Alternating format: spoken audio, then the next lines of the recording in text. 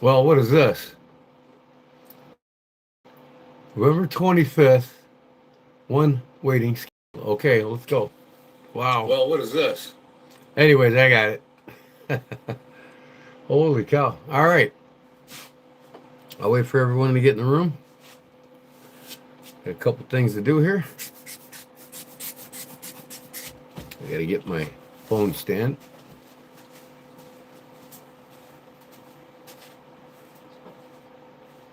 Oh, that's open, huh? I'm just letting it out, huh? Hi.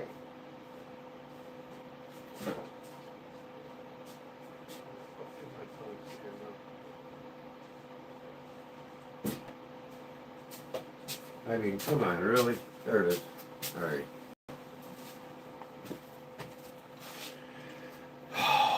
Wow.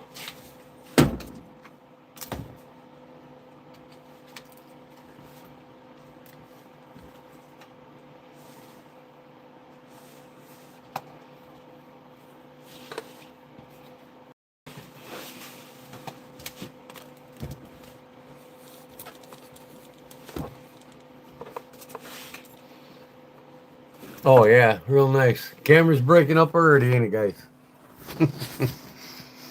What's going on, Brother Blades? Jerry? Oh, put my camera where it needs to be. Getting started is always fun. Okay.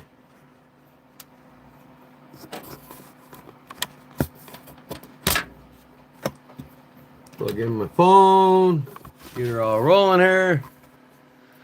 Pixel problems. Yeah, what am I going to do about it? I'll tell you what I'll do about it. Abracadabra. Go away. Let me check my Wi-Fi, buddy. Hold on. Well, I have Wi-Fi, but you know.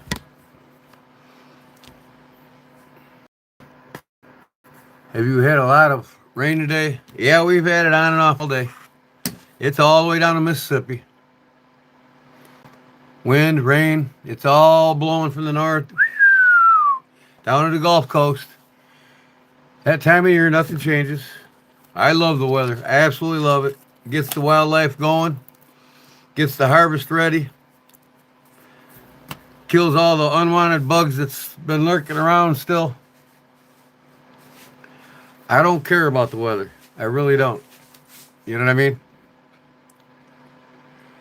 You know, so it's going like this in the Midwest. Down the Mississippi Flyway. See, that's the lowest. See, everything that comes from the north, from the Windy City down, it enters into the Mississippi Flyway because all the mountains and hills go like this from the east and west. And they create a valley. That's what makes that Mississippi go north to south, right?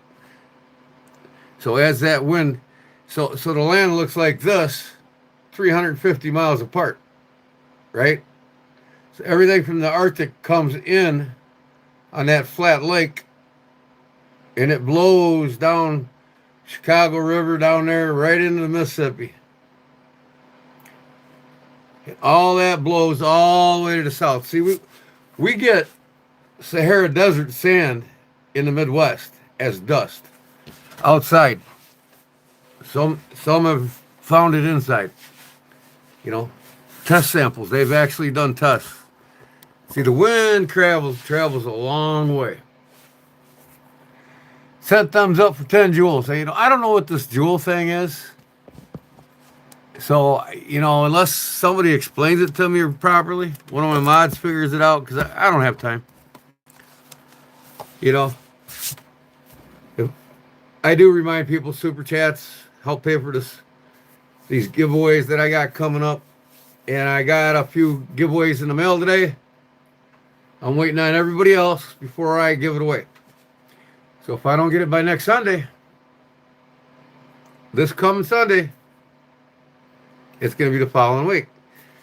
So when everybody decides to get their stuff mailed out to me and I get it all, if I get the next 3-4 packages that I'm expecting, I'll have the giveaway. If I don't get them, then I'll just keep accumulating the shit until I get enough to where I'm satisfied, and I'll give it away.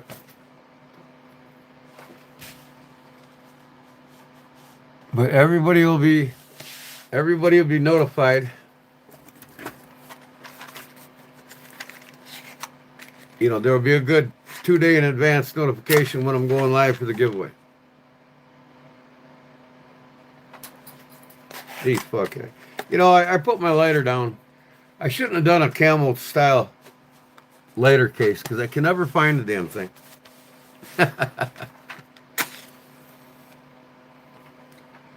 Off to a good start. I got to get to the doctor and get my thyroid medicine. My wife keeps bugging me about it. Slow me down and give me a little more patience with everybody and everything. And that's what I really need to do. So I've been lacking at it the last couple of years. And I'm going to take care of that for the holidays. Looks like the pixelization went away, huh, Jerry? What's up, Charlie? How you doing? And welcome, Jerry and AIDS, Rex. Kevin's out with 5. Welcome in. I hope you're all having a wonderful preseason holiday. I went to help pass out free turkey dinners in a box and free pre-cooked turkeys. That was my deed for the day. And I ran around with the Postal Service. Yesterday they didn't deliver my mail because they had a barricade in front of my street to turn on to. Even though you can go around the construction work they were doing. So I waited an extra day. And I don't even know if I got my mail from today. I haven't been out there yet. So I might take a run out there real quick. I have the oven preheating. I got some sugar cookies that I made. They're freezing right now in the freezer, so they get a little hard enough to cut with a knife. I don't use them cookie stampers. You eat it, it's gone. Looks are for rookies. So I'm only making a couple dozen. And then I'll probably make 2-3 dozen almond cookies and sugar cookies at my mom's tomorrow. Hyper or hypo? Hyper. My wife's hypo and I'm hyper. She takes her medicine and I'm hyper. I never rest. Until I decide I want to lay down. And I'm always on the go. I'm 60 years old and I got the metabolism of a 20-year-old. Which I like. And I don't smoke much anymore, so I feel good.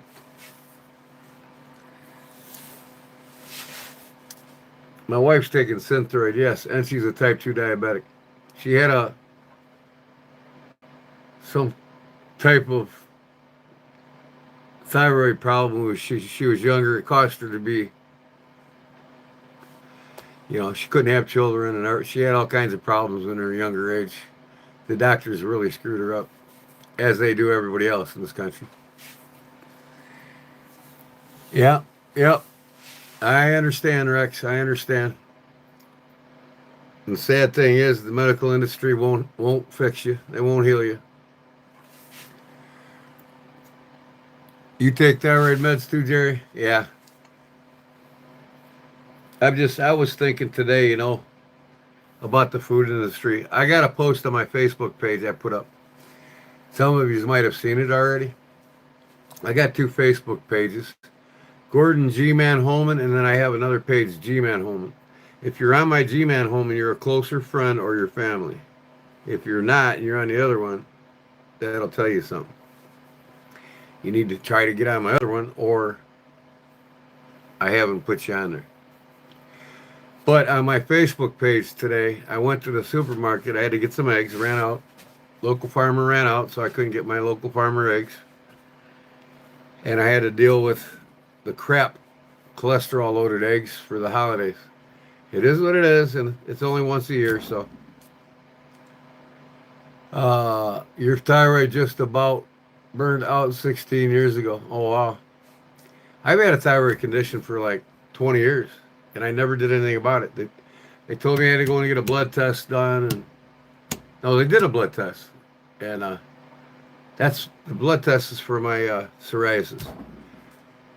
But stupid little things that I haven't done that I could have avoided some of these. But the good thing is I'm not on pharmaceutical drugs. I never will be. Synthroid is a natural substance. It's a natural. It's not man-made really.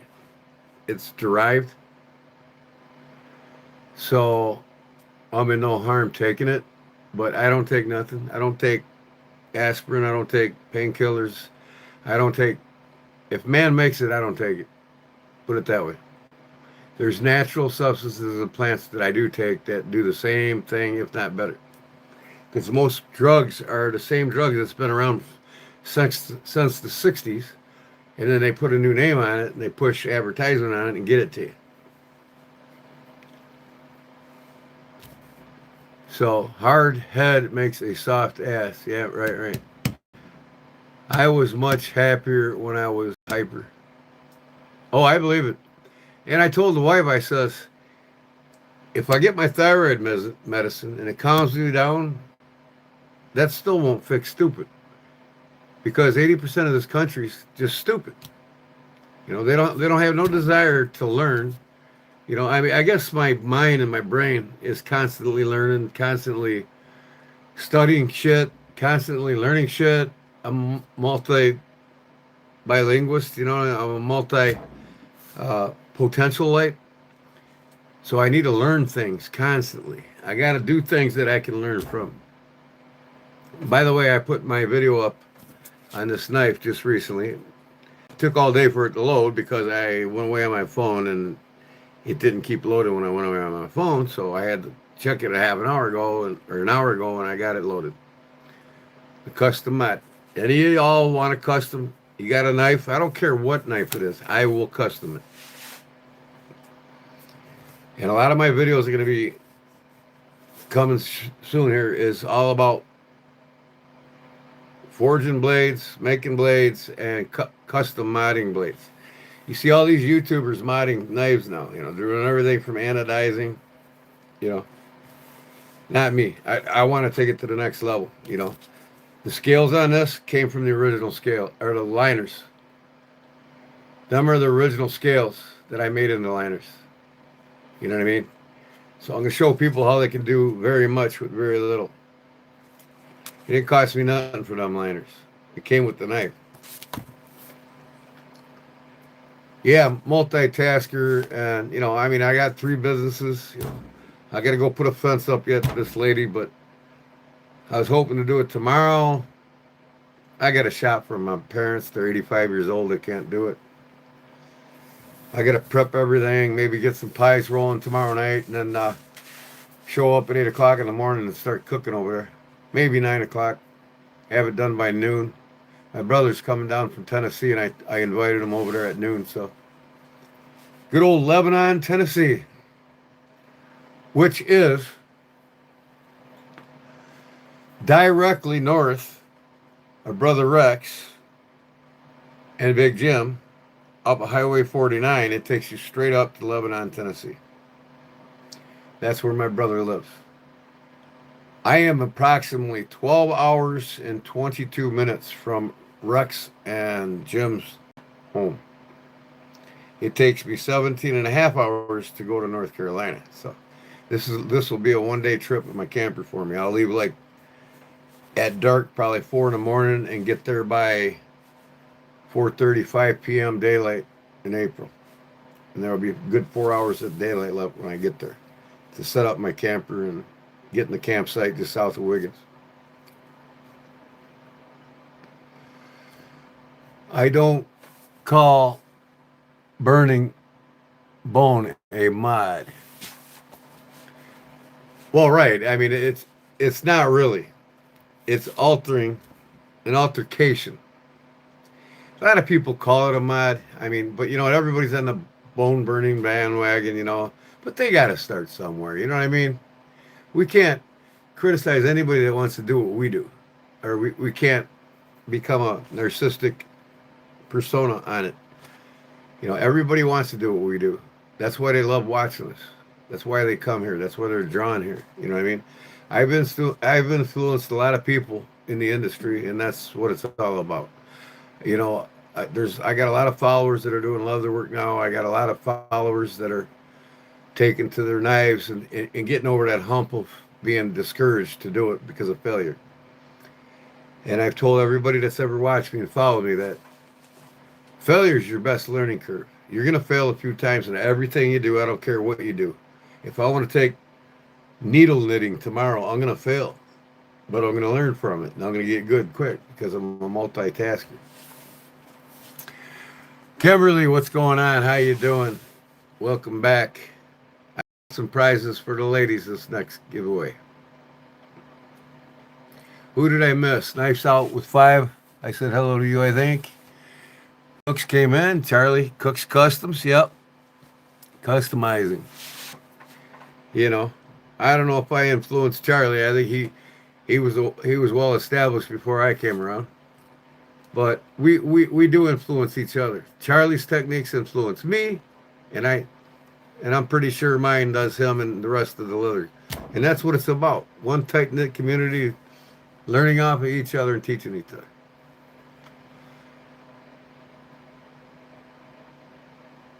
Yeah, I was on 9 hours. That's been the longest live I've had in 3 months. I looked it up. I was 9 hours and 20 minutes one time before. But I've got several 8-hour lives and a lot of 7-hour lives. My day's doing good, Kimberly. Thank you. I got to go up here in 10 minutes. I'm going to give it another 10 minutes. I got the cookie dough freezing in the freezer, so I don't want it to get it completely frozen, but just hard enough to cut up slices and put it on the cookie sheets. And I'm going to load 2 pans of cookie sheets. I only made a half a batch just for myself and the wife because I'm going to make a bunch tomorrow at my mom's. Now I start making cookies and Christmas treats at Thanksgiving, and I'll continue to make cookies and Christmas treats all the way through. I prep pie crusts, flaky Crisco pie crusts, and freeze them. Get them ready for the baking extravaganza for Thursday morning. And I won't freeze the ones for Thursday morning, but I will the ones for Christmas because then they'll be done. And this year I'm going to do I belong to a cooking channel. I'm going to do a pumpkin pie crustless, and it's really good. Have you ever been hunting with your 300 blackout? Well, Kimberly is actually a guy. That's right. He told me his name. He's cool. And you know what? But, just don't tell us your age, please. Don't type it here what you are. I will say he's a wise young man, and he's been taught by his elders well about hunting and fishing and knives. So just don't tell anybody your age, and we'll be all good. Okay? Because I really, you know what I'm talking about. You're a really cool dude, and just so everybody knows, Kimberly is not a guy, or not a lady. It's a guy, a young man, a real young man, and he's in his teens. That's all you need to know. So, yeah, I don't know what Big Jim's doing. I text him and tell him I'm live, and he does too much for too little. That's all I got to say about the man. He's probably lurking right now, but I love him to death. I love you to death, Jim. You need to get over here and spend some time with the brothers. Sometimes that's more important than an image that everybody thinks you have to achieve. I don't want to make Jim mad at me because I'm going to be meeting him in April. I'm going to be meeting Ollie's in April in Wiggins, Mississippi. Anybody else that wants to meet me, I will be at the April show in Wiggins, Mississippi. It's already booked. Ready to go.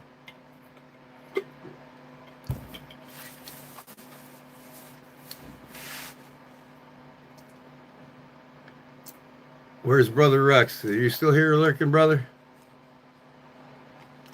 Just so you all know, I love each and every one of you, man. You all make this possible. I got like a lazy eye today. Maybe I should start doing mud faces, you know, and put collagen on me and get rid of the wrinkles and the droopy eyes, not from age. April 17th and 18th. You're correct, sir. I told Billy this morning. I talked to Billy Ray on the phone, and I told him I'm looking forward to seeing you all, Billy. You and Seth and Stubbs and brother Rex and brother Jim and all my brothers from another mother of the knife community. It's gonna be an awesome day. I wish I could go to Ellaville, but I just can't. I'm not gonna go there until I get an apology, and I done apologize myself. So,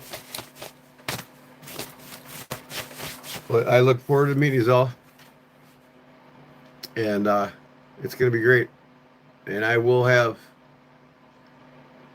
a big display when I get there because I also talked to the wife about getting a loan and getting the products I need. I got a person that one of my good friends is gonna help me pound some shit out and start getting inventory up in the spring for the upcoming year. So and also too, dedication of time, meaning I'm not gonna be 7 to 8, 9 hours lives after the holidays because my time and dedication is all going to be put into what I should be doing, making knives. You know, I got to get knives going. I got to get uh, make knives live, and that'll be the only time I'm live, but once or twice a week, and that's it. And while I'm live, it's going to be exclusive to members only. So the only way you're going to watch me make knives is a member live.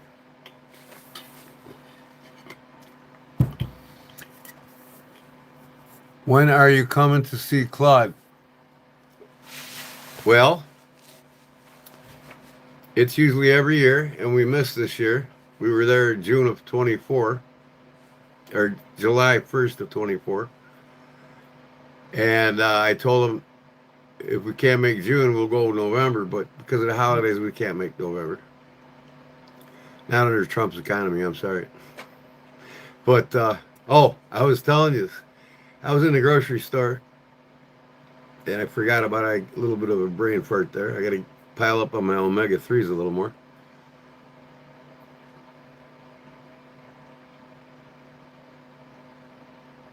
I want to hit that Gator Lakeland, Florida show, Knives Out. I spent my childhood in Florida. I know it well. Uh, when and where is it? It was $135 today at the supermarket for a 10-pound prime roast. $135. So that's roughly 13 something a pound, 13.50 a pound, right?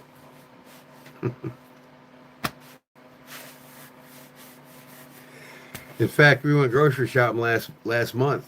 You know, last month, the first of this month, we went shopping, grocery shopping.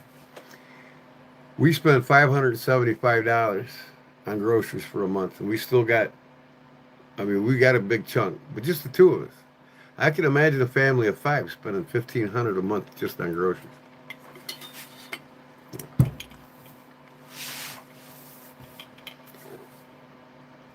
That's classy. I like that. God damn. That's a good way of saying it, man. Leave that Lord out of vain.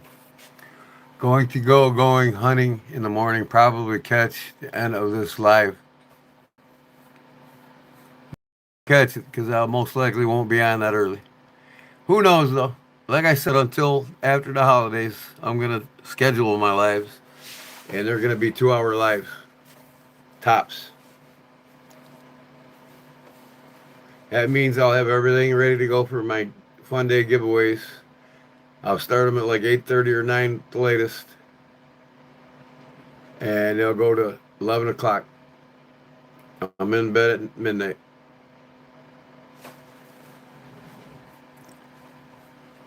Happy Thanksgiving to you too, young man. I appreciate it. All right, Charlie. Yeah, I'm actually gonna be I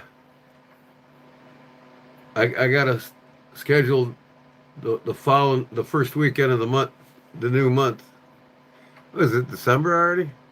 Hell, my birthday's in like 10 days, 12 days. Pearl Harbor Day, December 7th, 1965.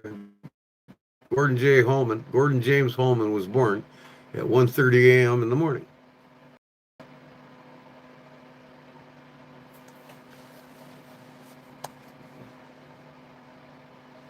I will be 60 years old December 7th.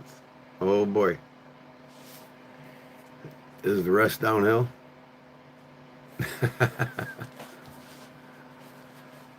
Can somebody text Big Jim, man? I like to have him around once in a while. And and not when I have my giveaways either. He shows up 10 minutes before the giveaway. 15 minutes or whatever it was last time. He did the same thing at Deep South the other night. He was in that one all night, and then he shows up right at giveaway, and he wins twice. Twice, not once, twice. The man has some luck, I'll tell you that. The good Lord is definitely blessing him.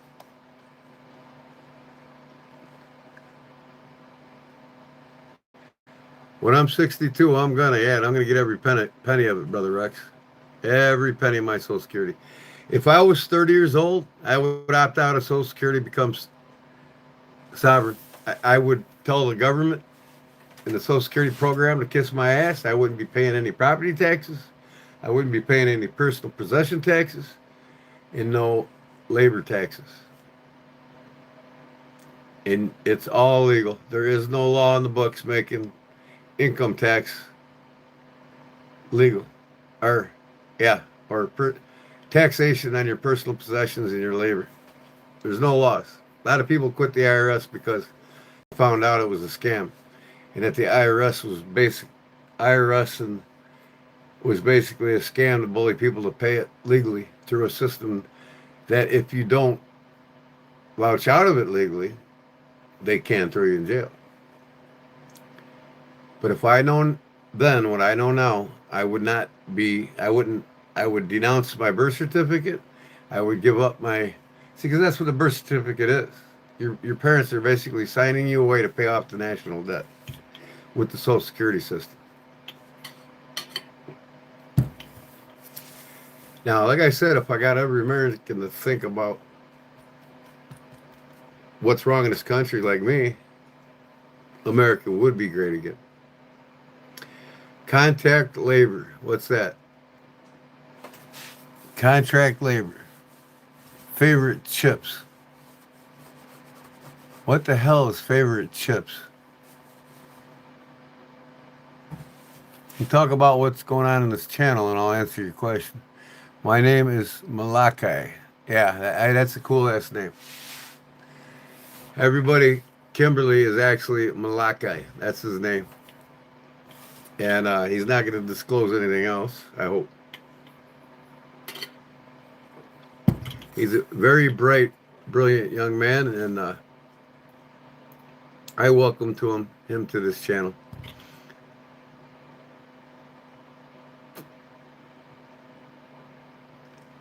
I'm not politically correct, if you know what I mean. And I'm also not a weirdo, if you know what I mean.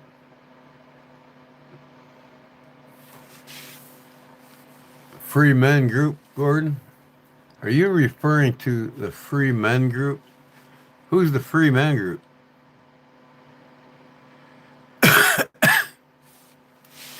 Yeah, just and Michaela, one of the best things you can do is just listen. Read everything, listen, you know. Don't be the center of attention. I wish I wasn't trying to be the center of attention when I was younger. I wish I would have took more advice from my elderlies when I was younger.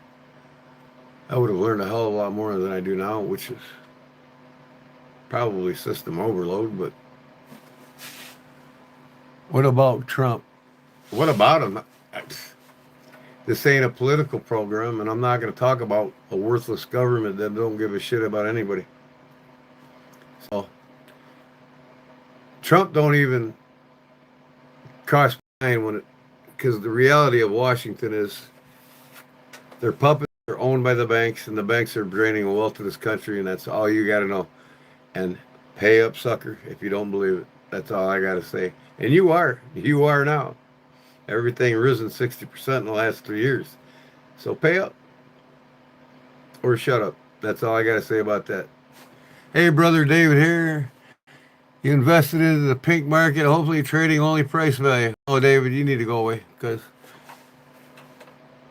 I went to financial investment classes and I have a bachelor's in it, so I don't need your help. Thanks for trying, though. Knowledge is power. Exactly. Barbara Howell's in the house. Welcome, Barbara. Uh, why haven't Americans collectively pursued financial sovereignty as a single group, investing together to achieve wealth independent of employment? And what impact would it have on the scale? Well, I got one answer for that question. Education system. That's basically it. Okay. The wealthy, the independently rich, they go to Harvard, Yale, Princeton, Yale, Harvard, Princeton, Cambridge, all of them, to learn how to do this to your children. And your children go to school to learn this. Next question.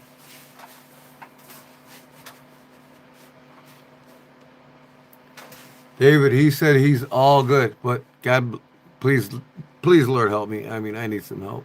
I know that, but I love you and I love everybody's children here. But I'm not gonna answer stupid questions.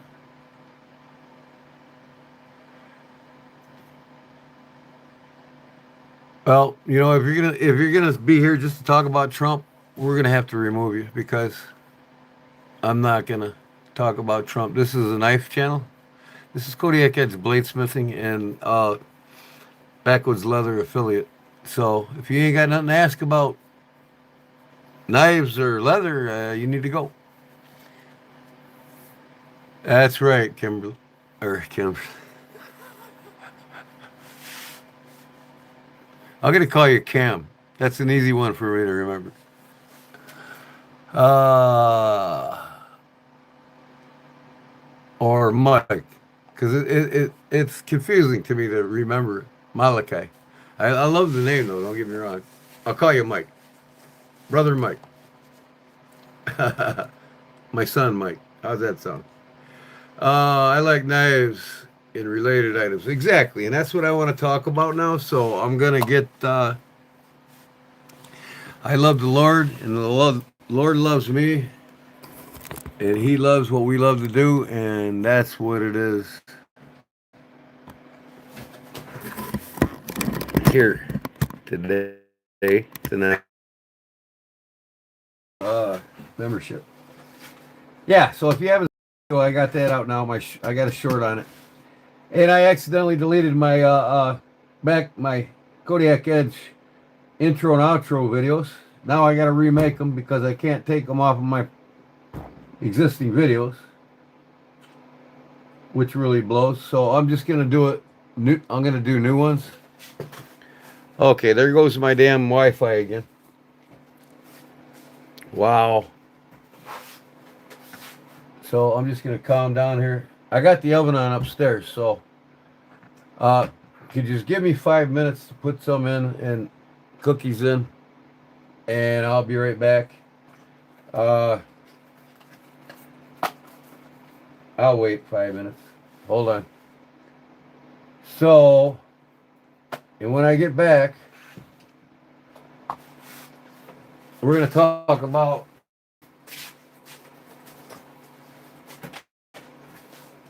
what came in. I got Barbara's in and Big Jim's in. And I made a bunch. If I can get some more of these, if somebody's got fridge magnets they want to send to me, I would like to put a couple of these on fridge magnets. So I did 3 of my own of each. that I'm going to be giving away. Old used fridge magnets. If you have them, please send them to me.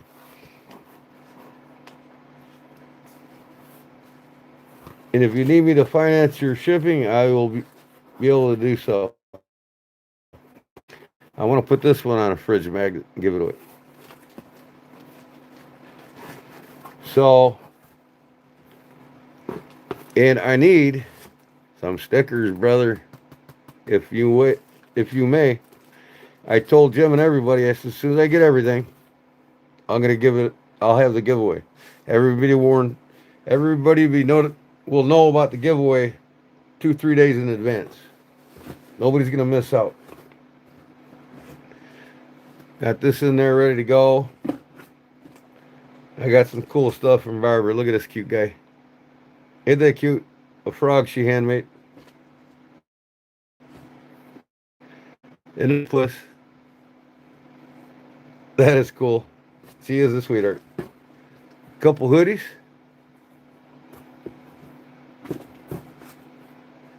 Some hair scrunchies. I know some of you guys with ponytails can. I think this is a hot plate thing or something like that. And some kind of nut for. I don't know. She'll explain it. So, anyways, I'll show you that when I get back.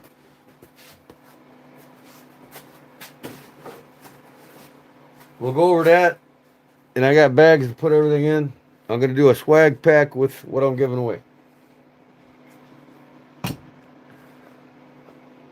Pixels. Yeah. I'm going to have to fix my... Let me see if I can fix my damn Wi-Fi here. I mean, this is really driving me nuts. I'll be right back, folks. I'm going to get my Wi-Fi back.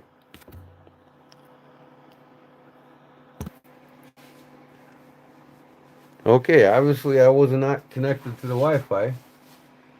We got bad weather here, so it's happening everywhere. Oh, there's a perfect picture now. All right. I was not connected to the Wi-Fi. Now I am. Yeah. Amen. So, did you get it yet, Brother Rex?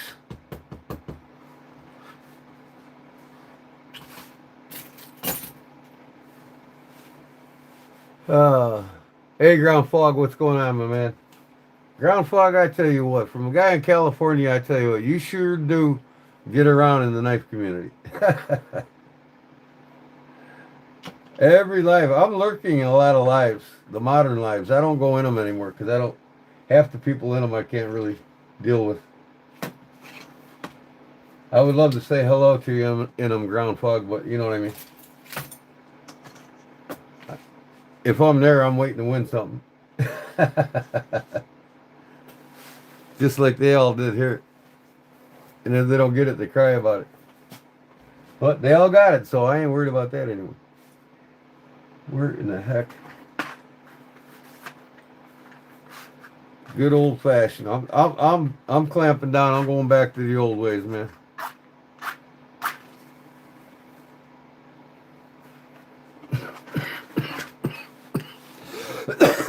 Oh, get it. That went down the wrong pipe. That's the sulfur from the mess. Woo! You learned quite a bit. Yep. You probably got a quadruple split screen at home, man. I bet you anything you're the techno freak that's got a quad screen. A big screen TV splitting quads with a mouse and a keypad for your television. With 4-channel split.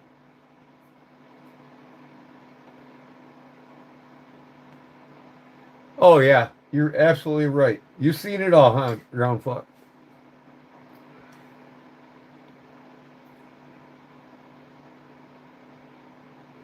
You live in Vermont. Okay, cool. What's my favorite material to work with? And I live in Vermont. Material.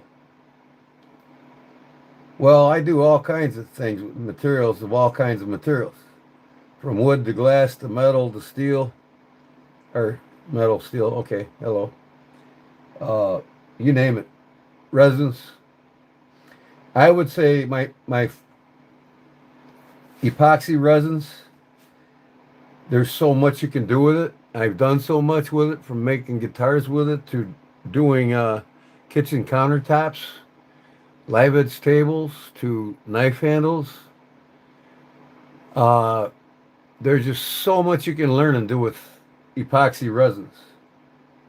And I've worked with the best of the best epoxy resins. If anybody's got questions and want to get started in epoxy resins on any aspect of it, I'm willing to answer any and all of your questions on how to be successful with it, because there's so much I've untouched to put together with it.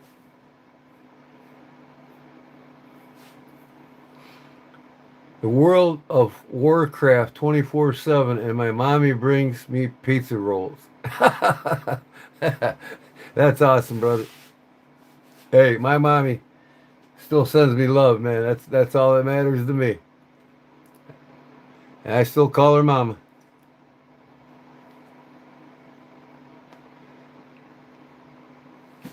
Well, everything that man makes, Mike, I'm going to call you Mike for short, Michaela, everything man makes is poisonous.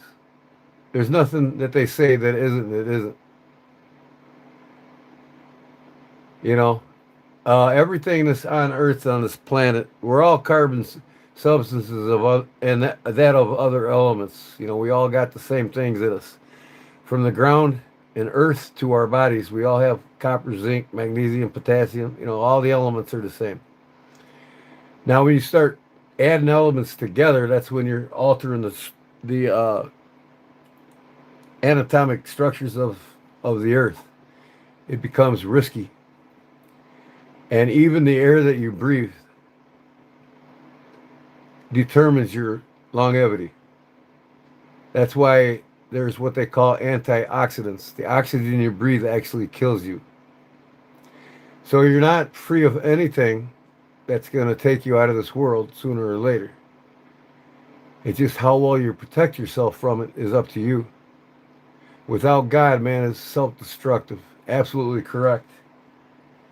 We need to tell that to the money mongrels, Brother Rex. See, them are men that hide from God and use them as their shadow of that's the ones I hate the most. The ones that call themselves Christians and use God as a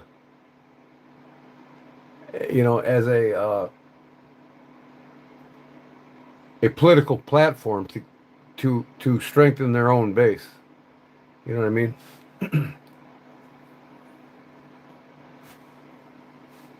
Money is the root of all evil. Is God's presence in itself, and only the honest man that follows their Lord isn't. So, you know, just because people's got money doesn't mean they're happy. They're happier than you and I. And the reason for it is they don't have a God in their life. You know, most of them. Some of them say they do, and some some do, but they're sinning every day. You know, I don't even think they repent their sins, to tell you the truth. My biggest knife, well, it would be a Japanese long samurai that I have, and a Japanese katana sword that I have. It's actually my longest blade. It's not considered a knife, it's a tool. But the longest blade I have one bow, you know. I used to have several, and I just don't care to have big blades or even make them. It's the root of all evil. Exactly, Barbara. I'm going to show these things that I got in from the two fine folks that sent them to me. I'm finishing up my cigarette. I'm going to go put some cookies in, and it won't even take me 5 minutes. And in 10 minutes, I go back up and take them out, come back down. That'll only take me a minute. What about biggest and width? Well, see, that's irrelevant. That's irrelevant. How about your jumbo opener? I think that thing's got 11 and a 9 3/4 inch blade on it, and its overall length is like, I want to say 19 inches.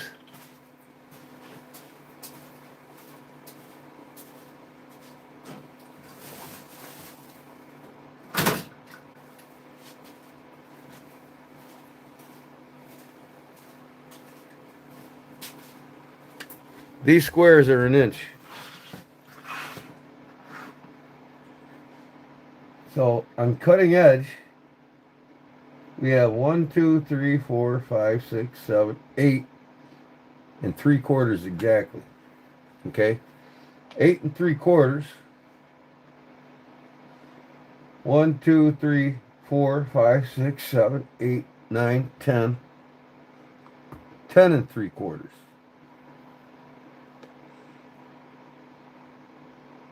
All right, so we go 1, 2, 3, 4, 5, 6, 7, 8, 9, 10. 1, 2, 3, 4, 5, 6, 7, 8. That's 18, 19 and a half inches. You add an inch and, or 3/4 plus 3/4, another inch and a half. 19 and a half inches. So this board is 1, 2, 3, 4, 5, 6, 7, 8, 9, 10, 11, 12.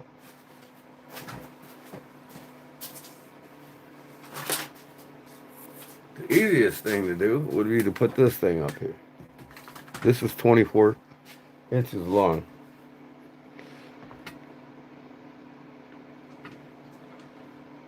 $19 3/4 inches.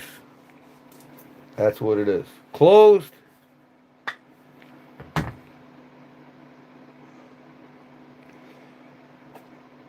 It's 10 7/8.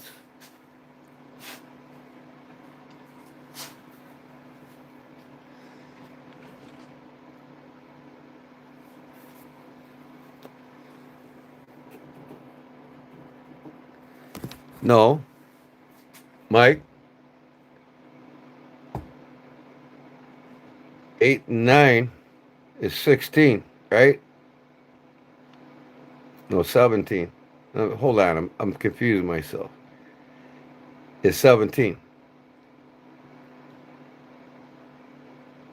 18 and a half. Well, what did I say? I said it right the first time. I said overall was 19 3/4.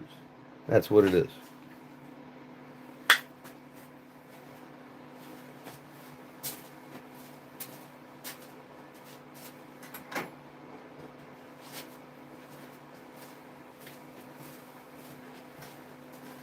This is my longest folder. This is, you can see.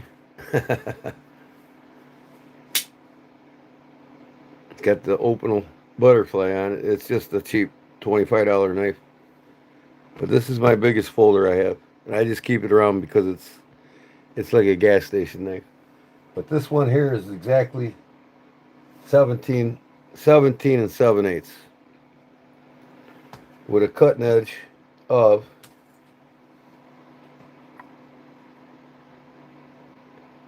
7 and just under a quarter, 3/16, 7 and 3/16 cutting seam from the bevel or the ricasso to the tip of the drop point. And this thing is hard as hell to close. I got to push it on the ledge to get it to activate. Just a cheapie, but I keep it around for a good laugh once in a while. That's quite the carve. Yeah, well, I won't carve nothing with that.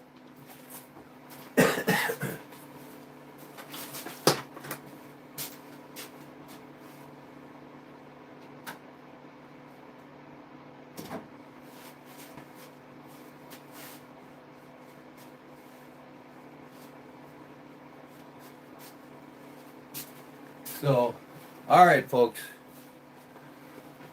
I'm going to go up real quick. Give me 5 minutes and I'll be right back. Now's the time to go to the bathroom, get you some coffee or whatever you got to do. I've got my Kodiak Kids bladesmithing,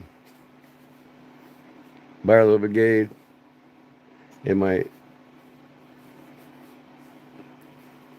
sweet tea here. And then I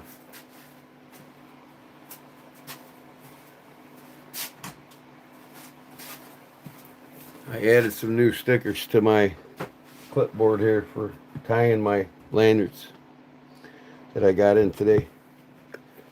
So, and I took that leather one off of here and I made it a magnet one and put it on my fridge. So, I'll show you my magnets on my fridge when I come back.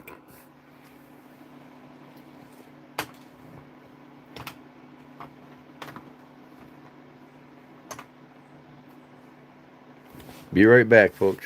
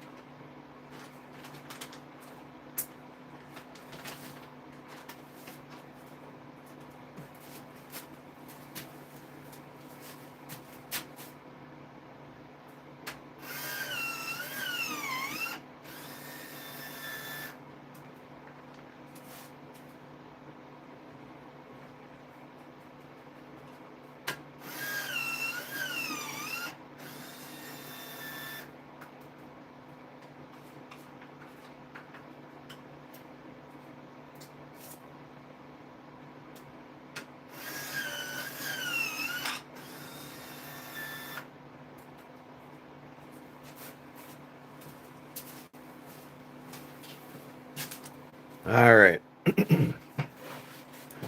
So I got till 25 after. I got another 6 minutes. I gotta go take the cookies out, and then that's it. One batch. Shut the oven down. Okay. Really be digging the blade shape on that buck knife. Yeah, I mean these are cool knives. I love Buck, man. I mean, if you'd ask me my favorite American company, I would say Buck, without a doubt. I've relied on them all my life. I've used them as tools all my life. I've always had one on me all my life. You know, and then take something they do and make it better is an honor to me and a privilege that I like to be able to achieve. But you know, this is just your classic knife blade shape that was from the folding knives, which were the Spitfires. It's one of my favorite pocket knives to carry. And the reason for that hole is because they wanted to do something differently from the Buck 110 where you had to put a thumb stud on it to open it one-handed. So they came out with that on the Spitfire. This is a fixed blade, so it has the same look of the Spitfire basically with the hole, even though you wouldn't use it for anything. You could probably pop a top with it or something. I don't know, but I favor knives that are typical of Buck with the long cutting surface, long cutting edge with a short, shallow belly. I don't like swooping belly knives. You know what I mean? When I get knives, I like them to be pretty much straight, just like this. You know what I mean? That's why I love the Warncliffe. I love these style of blades. So, what's up, Bengals fan? How you doing? Welcome back, brother. So after I get my cookies out and down, I'm gonna have a few here in another 3-4 minutes. I'm gonna bring out what I got for the giveaway so far, the 4K giveaway, and I'll let Barbara explain what everything is, and y'all know what pretty much what Big Jim gave away. It's a money clip knife, and it's the same thing that everybody's got coming. They're pretty cool, and I'll show that. And anybody that's going to send me something, please do so as soon as possible. And like I said, I want to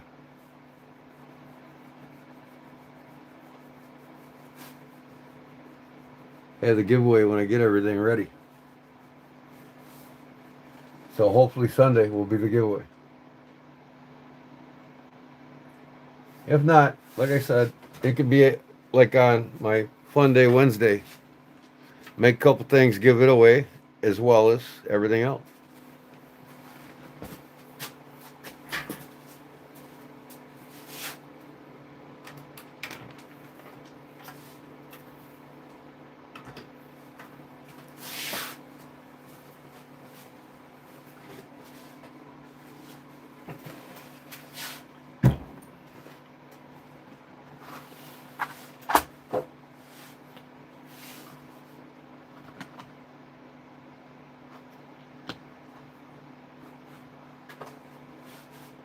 Hey, Scooby.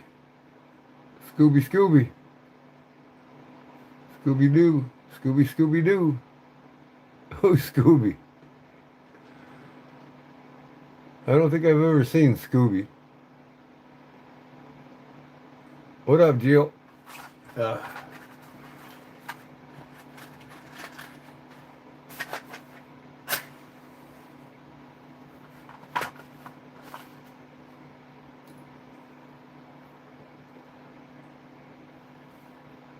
couple minutes. Take them out, bring them down, bring me a cold glass of milk, and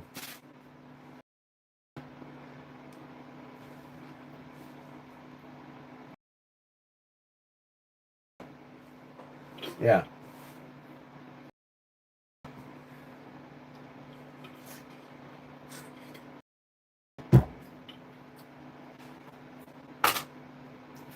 Where YFS.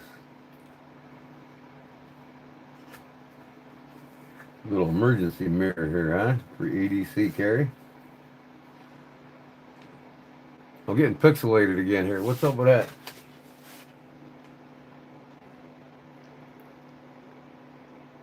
Hello. Hi.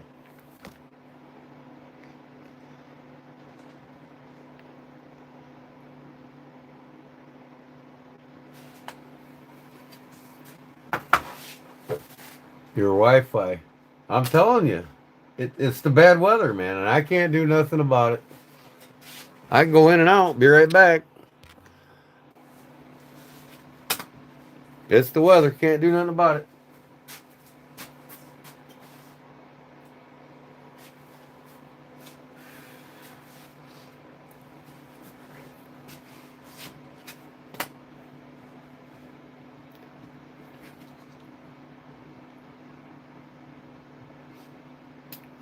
I asked Rex if he got one of these.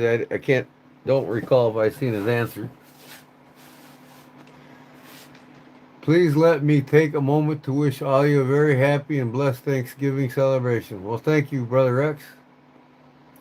I wish the same for you, and may the Lord keep us all safe.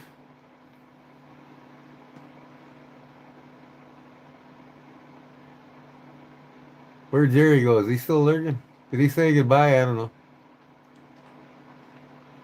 He's way up there. They claim that they're not subject to taxes and driver's license and such.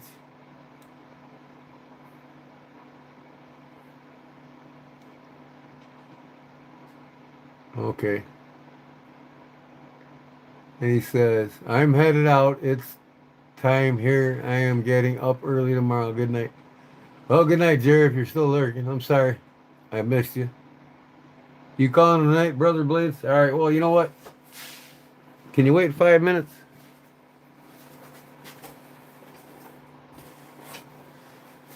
Or you can just go, you can go to bed and come back and watch the video tomorrow. I'm going to show this off to everybody. I'm going to go grab my cookies before they burn real quick, and I'll be right down.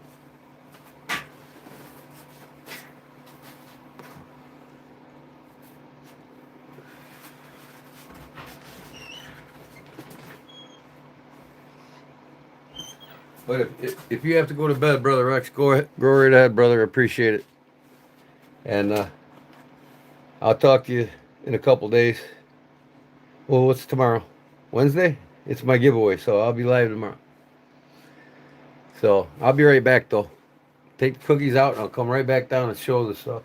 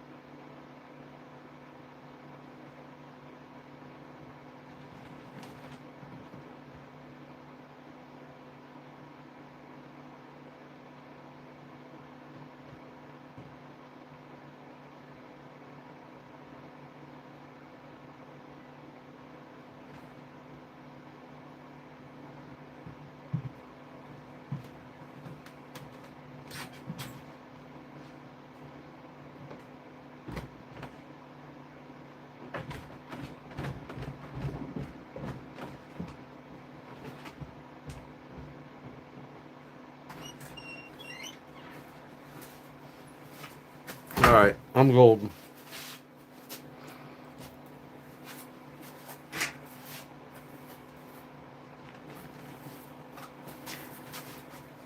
All right, we'll do Barbara's last because she's gonna let you all know what it is. This is easy here. I got one. This is from Brother Jim, Barlow Brigade. 2, 3, 4. I gotta put the stickers. There's some stickers inside these bags too. Whatever's missing, we'll get one. In the Deep South. Okay.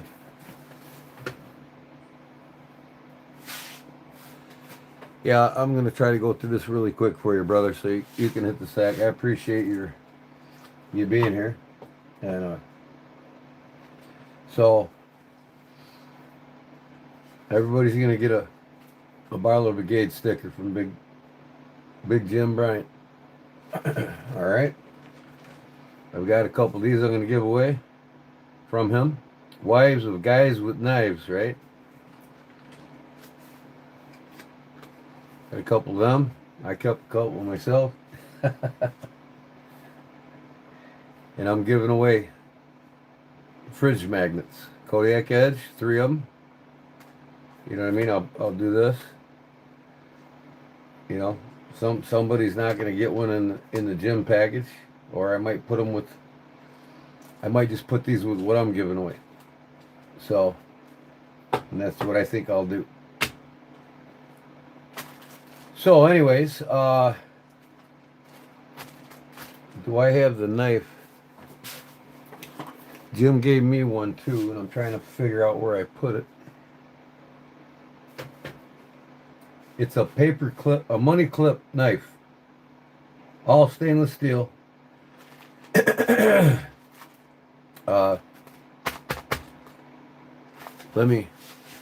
I'll just take it out of here. See what's in here. All these basically have the same thing inside. But I'll tell you what. Yeah, because I got to see what's missing out of here.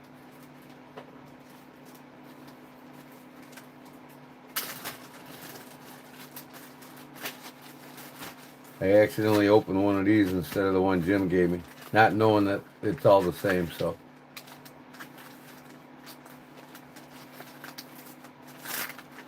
He wrapped them up nicely in paper lunch sacks, which is pretty cool. And these all will be getting them in it. Now, what did I do? Tape this whole damn bag together?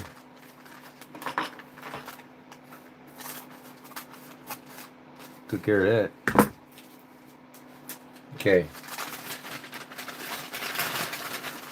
That's your wife sticker? Which one's that? The pink one?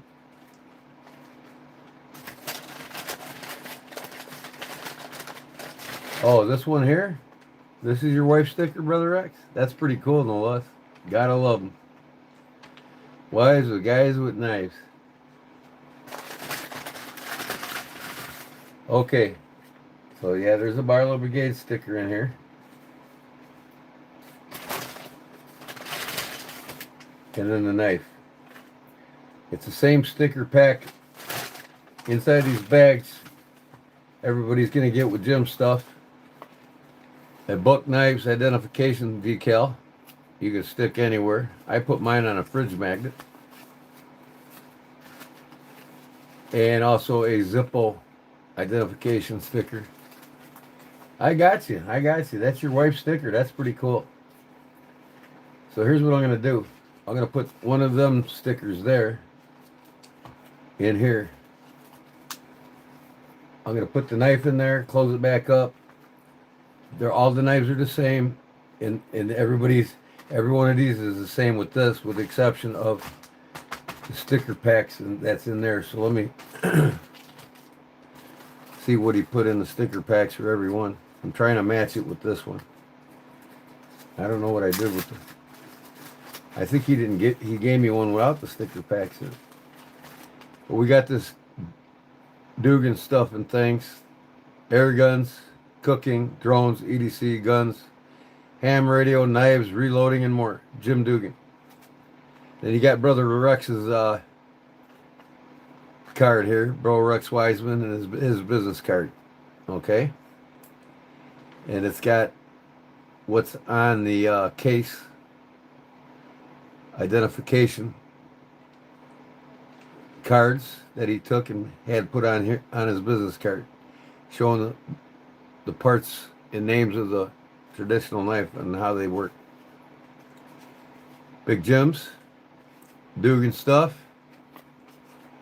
and a Deep South Cutlery business card. So you got Brother Rex here in the chat tonight. Appreciate it, Brother Rex. And Deep South Cutlery Outdoors. So each one of these bags have it. So I think I only got one of these, and I have two of them already myself, so I don't need it. So I'm going to give away this in a big pack with one of my knives. You know what I mean? So that'll be in one of my packs, as well as a Big Jim. So, and then these will be given and a couple of the other things I'm giving away, which are the slips and whatnot. So, and one of my custom knives, I'm pretty sure I'm going to do, starting this Friday, I'm gonna make another one of these. This one's mine, but I think y'all would really love to win something with a bottle opener on it, wouldn't you? Over the Sow Buster. But we'll talk about that Wednesday night, and then I'm giving this away. So this might be, you know, all together. So we'll decide that when I get the bags to package it up with her. This is going to be with my custom knife here, or with that one. It'll probably be with this one. But I'll also give two of these away for this knife that I already made. I'm giving away right here. And then I'll give these away to one of my slip winners. And then the other two slip winners probably won't get nothing but a Big Jim card and my regular stickers. I'll have my regular stickers for each slip winner. So we'll get her all together as I do it. And I will show everybody one more time what's being given away and everything before the giveaway. Okay, that's Jim's package. Let me show you that knife.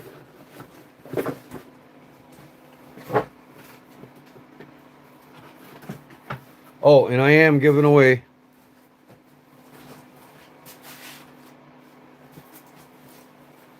these two hats, of course, and some other patches by Illinois Canarum. Okay, so in the bags, the knives from Jim are simple money clip.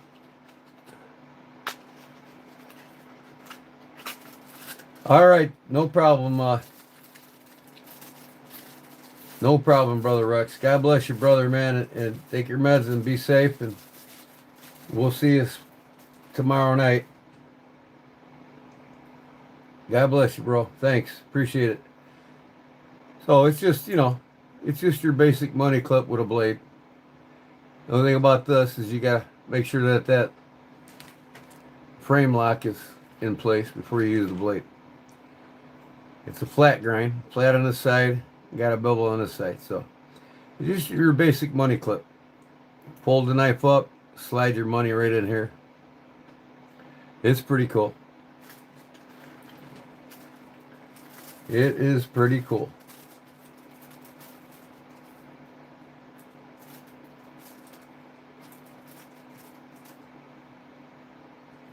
Yep, pretty cool, Brother Rex. Thank you, man. Appreciate it. So I'll be getting barbers out here now, and now take note, guys. The stuff the barber gave is awesome in itself. Some of the I have a few women in here that can win, But if not, the stuff that Barbara gave is all handmade by her, and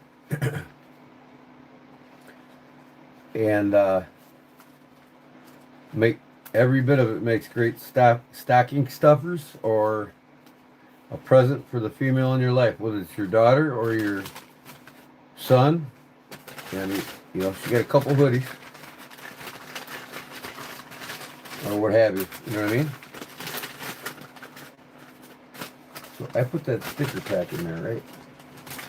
Yeah, I'm not gonna seal these up completely. So I didn't unseal the ones in the other packages. But I'll go over this again before I. Oop. Give it out.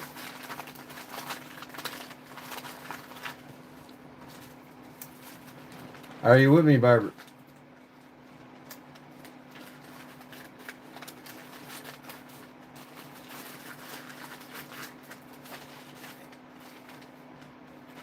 So everything's inside of there.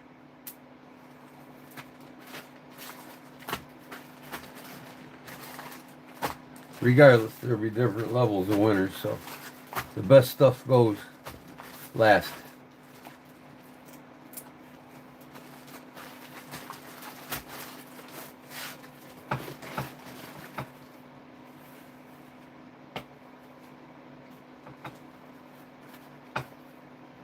Barbara. Is Barbara in the house?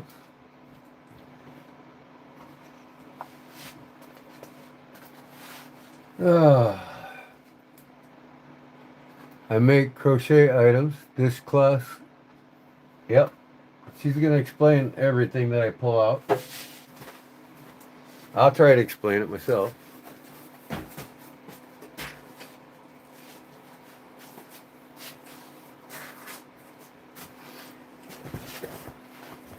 We got 2 hoodies, green and a gray one. And this is self-explanatory. It's the hair scrunchies for women to put their hair in. Like I said, you all got a woman in your life. You all got a mother. You all got a daughter. You all got a sister. Awesome Christmas presents. I believe this is a pot holder, and what's the net thing here? Opens up like a net.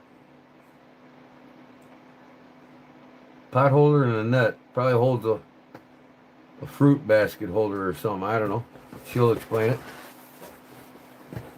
And then this cutie here, she made this octopus.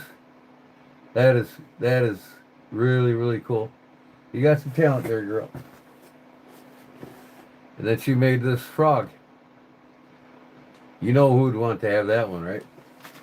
So if any of you win this and you want to trade it or gift it to Brown Sugar, you're more than welcome.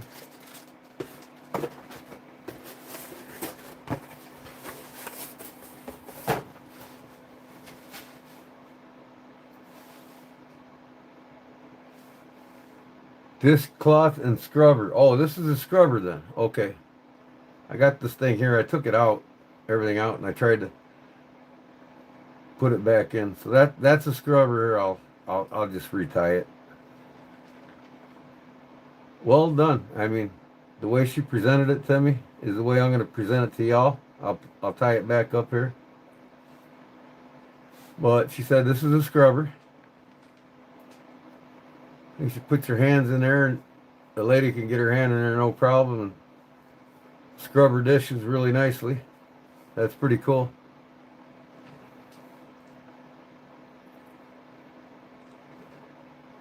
And then this here, dishcloth. Okay, that's what that is. And is this 50-50 polyester and cotton, or is it 100% cotton? All these.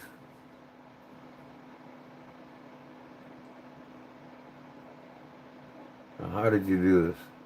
You widened it up like this, I think. Put it on there like that.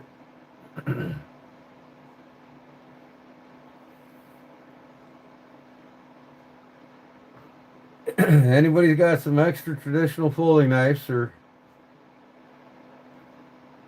they want to give away, or an extra knife or two, or whatever you want to donate to the giveaway, please get a hold of me right away.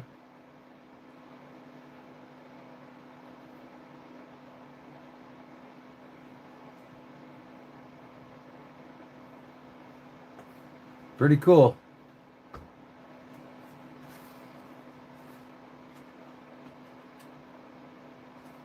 A little bit of hot glue on that, huh? These are for women's hair. Yep.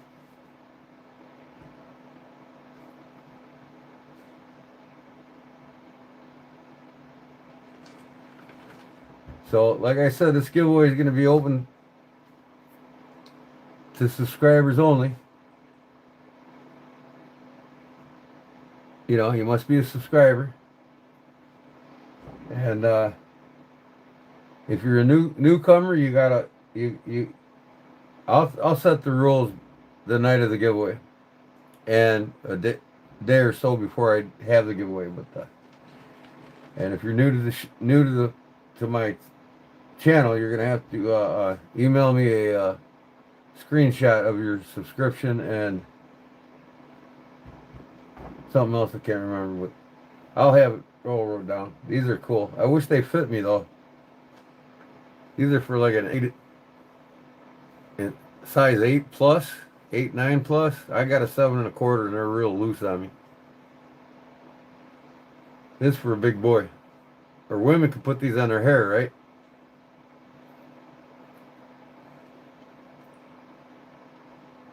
Well made.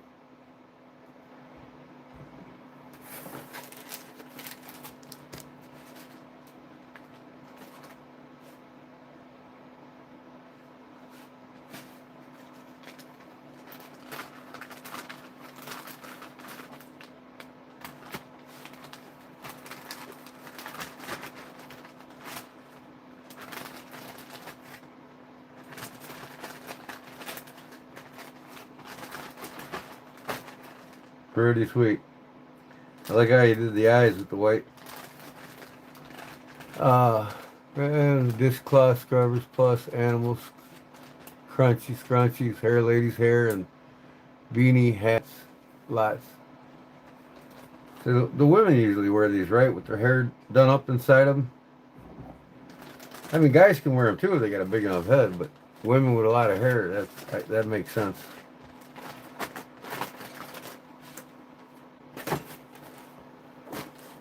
Well packaged too, you know. I mean, I wish I could teach John Adams and the rest of and SC Knife Monkey and all them bozos. This is how you package items. You know, you don't put it in a big ass envelope that can rip open. So I had it out today for a couple hours with the U.S. Federal Investigative Postal Master System about 2 thefts of 2 packages I've had now in the last few months.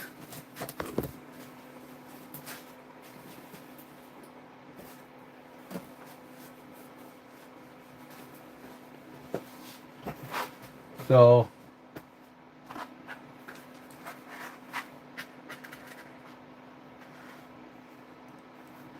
knives out of W5. Do you have a channel?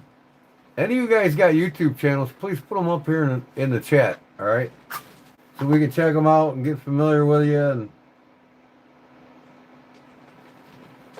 start watching your channels. I support those who support me, as always.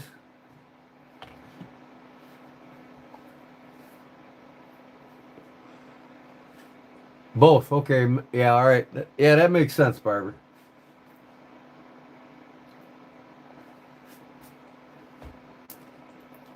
They fit both men and women, with hair or without.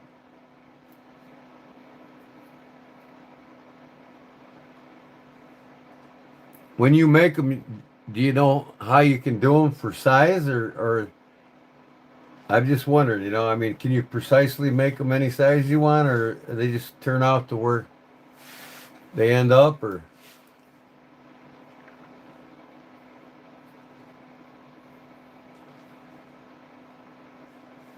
Yeah, guy colors on them. Yep, yep. I got you. I had one on today, and I love them. I would wear one. It's my style. It's the younger generation style. My wife's old school. She looked at me. She goes, "You look silly." I'm like, "Oh, okay. Well, hey, everybody wears these things now. You're just not with the times today."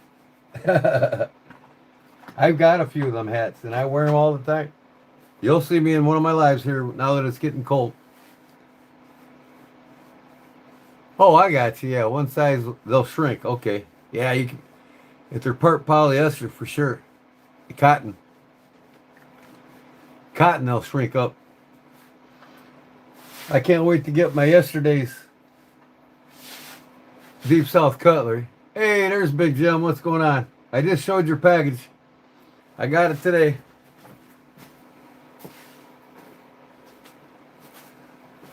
I duly appreciate it, brother.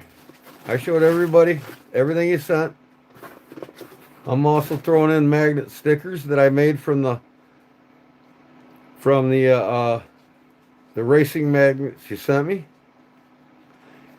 Do a couple years with magnets. Got lots to give away here, brother. Appreciate it. I got my knife I'm giving away in with it, just to keep it there so I know it's the giveaway.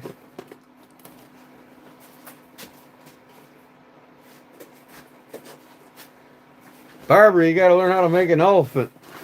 Big Jim's an elephant fan. This is from Barbara. Two guys, hoodies. We got gray and green. And they'll shrink to fit. One size fits all, they say. So you got an octopus in here. A purple frog. Some hair bonnets or whatever you call them. Hair scrunchies. And a washcloth and scrubber. Very awesome, very awesome. Very talented young lady.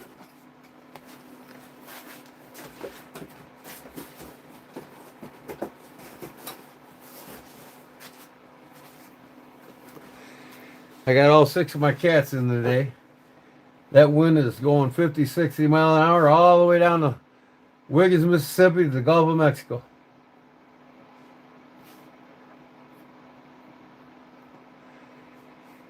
Oh, talked to Billy this morning, Billy Ray. Told him I'm looking forward to coming down and being with you all in April. I'm going to be down there for a full week in the campground that Jim told me about. I already looked it up, know where it's at.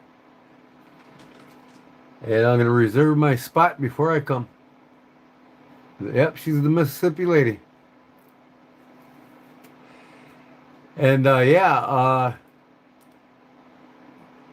I can't remember the town, but I believe it's in Missouri where it cuts over to 49. I-55 can take me all the way to Wiggins. It turns into 49, I think, in was it Missouri? Southern Missouri? But anyways, I can get directly on 49 and come dead south. You're dead south to me, Jim. 12 hours, 20 minutes. So it'll be a one-day drive. I'll leave at probably 4 in the morning and get there at 4:30, 5 o'clock, maybe 6 a.m. and there'll still be 2-3 hours of daylight for me. Set up camp.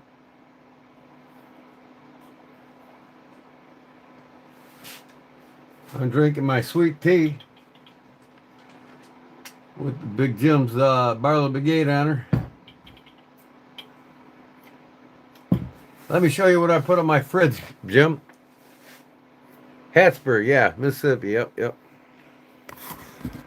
And Billy told me where he's located, just south of town, Old Wiggins there, off 49. And I already located it on the map. Oh, kitty, don't let me smash you. I had a damn cat under my feet. You don't want to go outside. It's 50 mile an hour winds. It's terrible. It's raining. Okay. I got this one off my computer. That was sent to me by Illinois Canary. Pretty cool. I made this leather one I had in my clipboard. I took it off and made it for my fridge. It's from Illinois Canary leather. I got the top of one of the magnets Jim sent me from 1725 Highway 49. Ballman's Auto Repair Incorporated with their number. My backwoods leather I put Barlow Brigade up, magnetic, and all the magnets he sent me. Thanks, brother. Appreciate it. And I got your card here for quick reference. So I don't have to Google search on it anymore. Appreciate that. Then over here, amongst my mess that's piling up, still got to record the video. But I worked on that one video today and got it out, so that was cool. I got my brother Rex here already. And got Dan Kemman's stickers in. Don't cut yourself. Big Red EDC, Saturday Night Live from him. Dan Kemman. Deep South Cutlery. Seeds are growing. Like I said, I got that and that, and then I got another Deep South over here, so I'm giving away that one Jim sent me. And I got my Zippo identification here where I have all my novelties in the cabinet. I don't have to look them up too often, so that's right there on the side. And also giving away these two hats and some other gibbies. I got to send these out on the 1st. Some of these all won these already.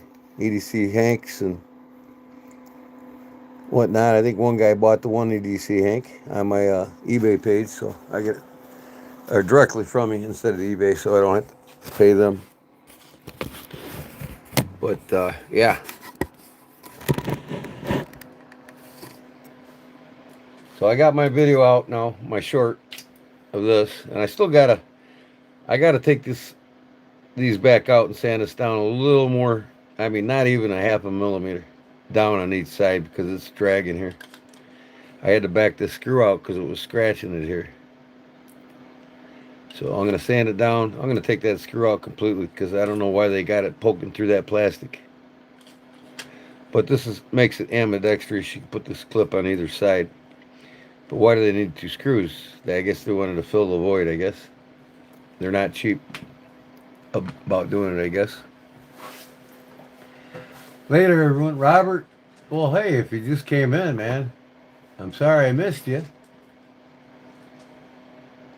I appreciate you being here, and I was hoping you could talk a little longer with us.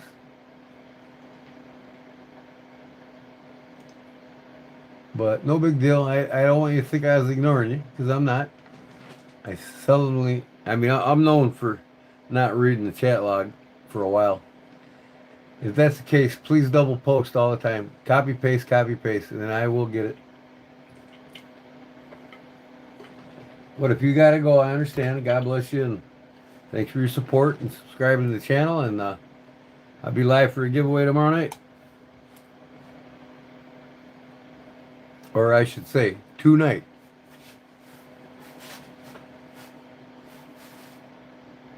Good night and God bless you. All right. So, that's that, y'all. I think now I need to go up and get them cookies I made and a glass of milk. I tried a new recipe tonight. Should have stuck with my tried and true recipe, and I was in a hurry, and I just decided not to get it out and hit the phone up and tried a recipe I never did before. And I like the crunchy brown rimmed sugar cookies. I don't like the soft ones.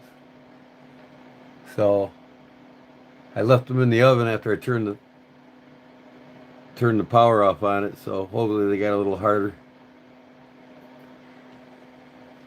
But anyways, Dean got a knife in today, and we got Deep South's last week's order coming in tomorrow.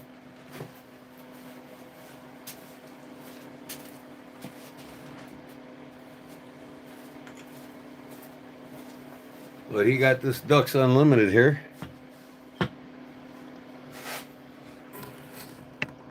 Colorado, Colorado Ducks Unlimited. 2014 Knife of the Year. It has no name on it, no maker's name, so we're kind of clueless to who made it. If anybody knows, please let us know. But he left it here because it's got the Colorado Ducks Unlimited on it. He left it here because they didn't want to touch the Stag, this genuine Stag here, and disrupt it by not getting the rough spots out. So I'm going to get the rough spots out without interfering with the Stag, natural Stag. And you can see here where it's really horseshitty put together. I don't know how it won 2014 Knife of the Year. I think it's just somebody got this blade. Looks like they ground the name off of it, sanded it down, made their own handle for it, and probably made it better than what it was. I don't know. So there's not much known about it, but he got it for $100, so it's a pretty good buy. It looks like 440 stainless. Pretty cool knife.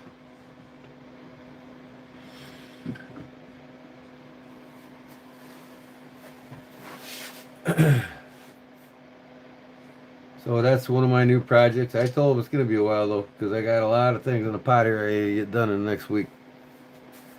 Not only do I want to get my gibbies done for my giveaway, but I want to get my two sow busters done. I can send to Jim for him and Seth that I've been promising for I don't know how long.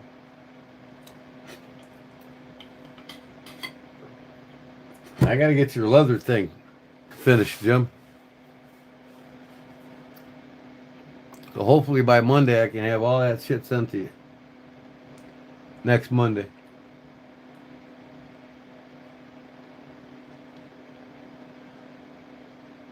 So I'll be right back. I'm going to go grab some cookies and some milk and see how they turned out.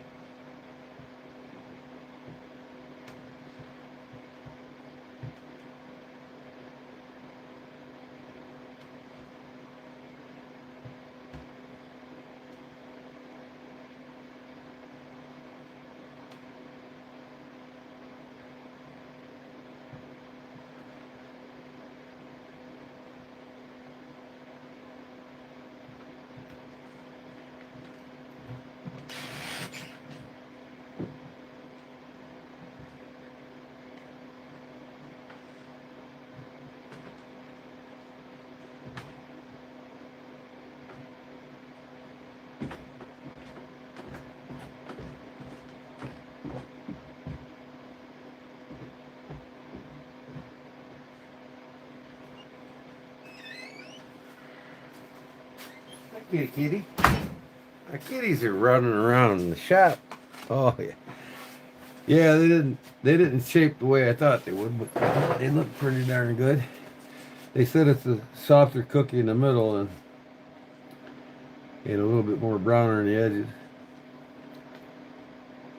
So we'll see how she dips.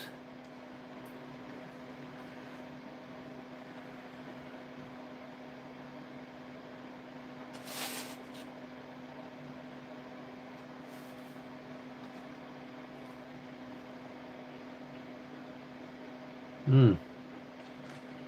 I like them. They are softer.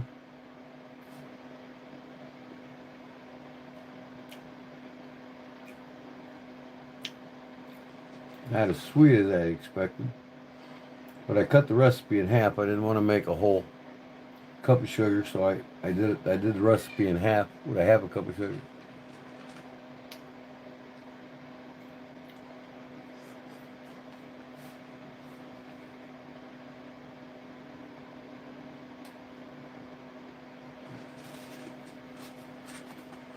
Oh yeah.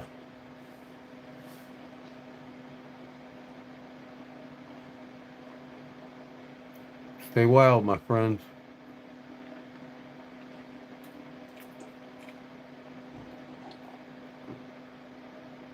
Oh, yum.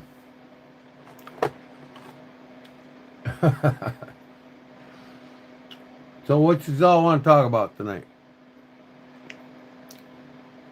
What should I pull out tonight?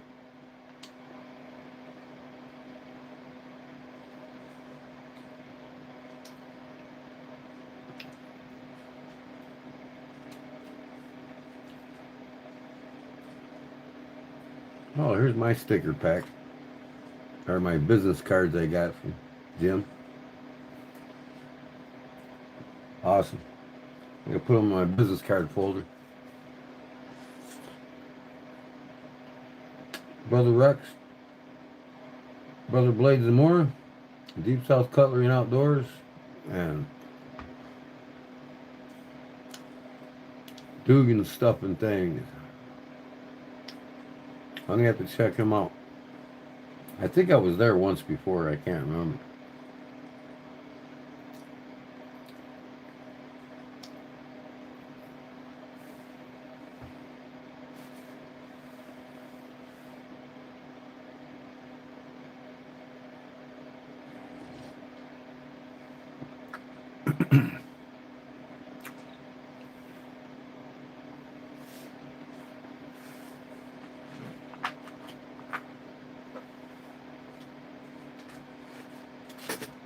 Pretty nice, Jim.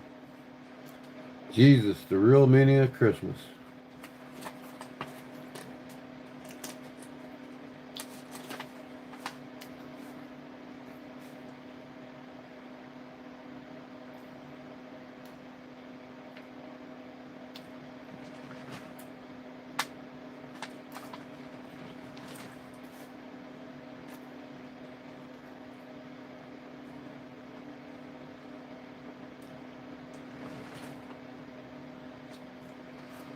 When you trust in Christ to forgive your sins and give you eternal life,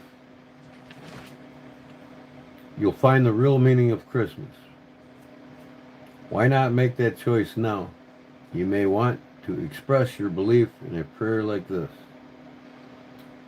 Dear God, I'm sorry for all I have done wrong. I believe that Christ took the punishment for my sins and died and rose again for me.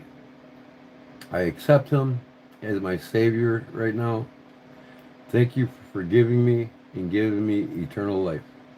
Amen. Thank you, Jim. Really appreciate it. I'll be reading this off several times here on my lives for the holiday.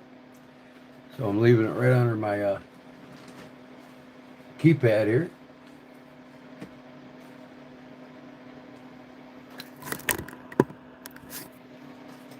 That'll stay there this whole rest of the year. But, yeah, what is it? 26, 27, 28, 29, 30, 31.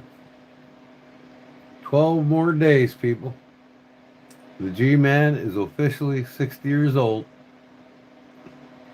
December 7, 1965.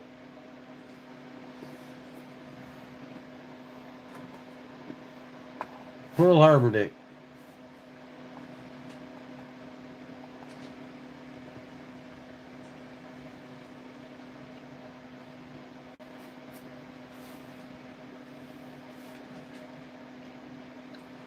Man, my chat log just like grew. I rebooted my live here. I'm 62, so there's life after 60. Well, you know what? Honestly, I don't feel a day older than 40.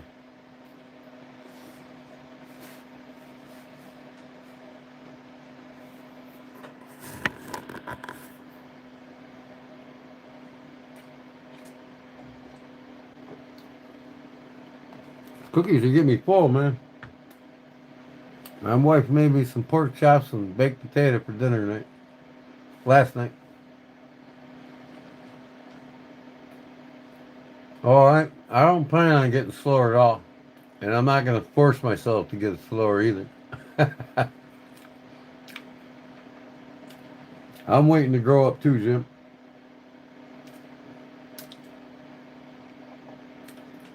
So the 4K is Sunday if I get everything in, Barbara. Most likely I'll have it Sunday. If a couple things are on their way and they're going to be late, then I'll just add them to the next Wednesday's show. You know what I mean? So most likely the giveaway is going to be on Sunday.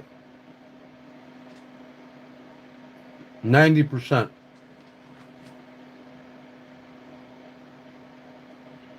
It'll be 100% if I get the next 2 packages in the mail.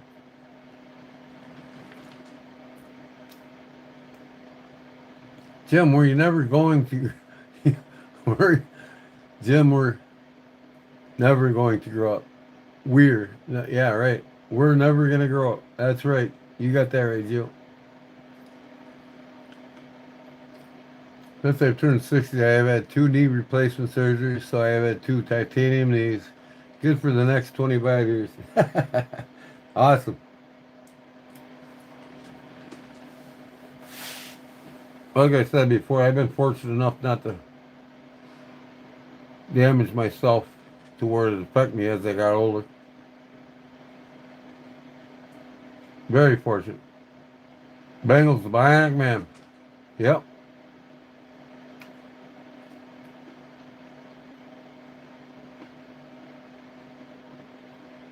We're all Toys R Us kids. We don't want to grow up. I found this channel, guys. I know Jim's going to tell me he's been there a while.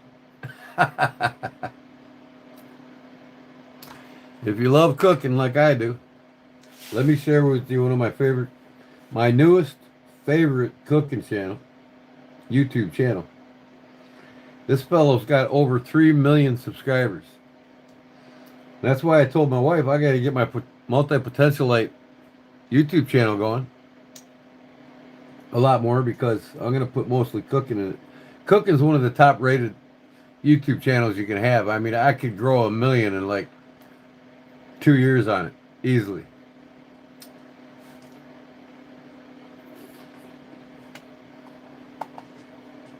So why not have both? Cooking and knives, right?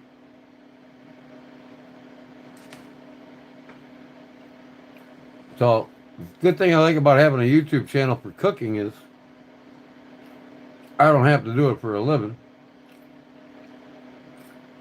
With the stress that's behind it, owning a store, restaurant, bar, or whatever. I didn't want to lose the passion. That's why I never became a chef.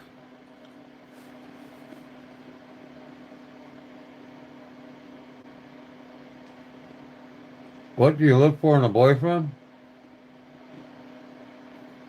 Well, all I can say to you, HD, is date all the men you can. You'll learn.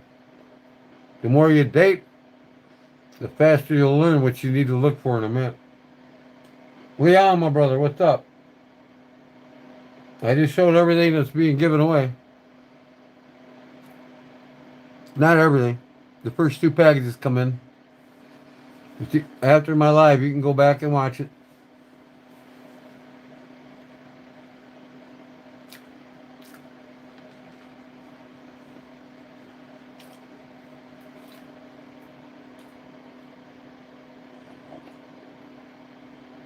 Oh, I must say, that was a good treat.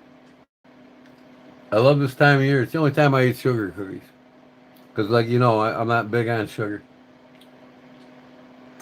After Christmas, I won't touch another sugar cookie for a long time.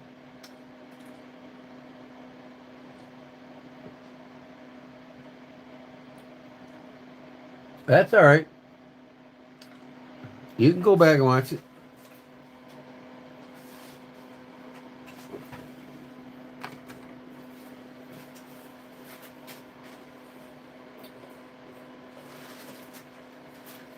Barbara Hall's handmade goodies. She made a couple of men's hats here. Pretty nice. She made an octopus and a purple frog. She made a scrubber and a washcloth and women's hair things. And then I'm giving this away with the, that I made completely. And I'm giving away another knife that I'm going to give away. A bottle opener. Not this one. I always keep my first one, my prototype. But whoever wins the one that I make, just like this, will be only the second one ever made. So I'm going to make one of these and give it away. And that. And I got swag packs for everything. For Jim stuff, my stuff, Barbara stuff.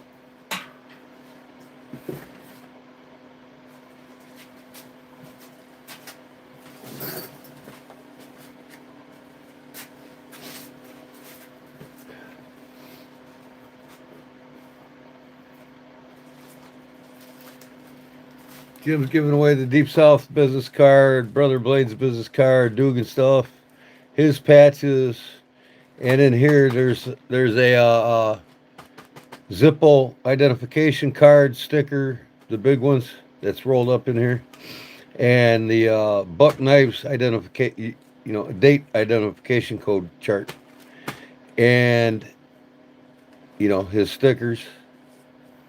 This is Brother Rex's wife's. Wives of guys with knives, gotta love them.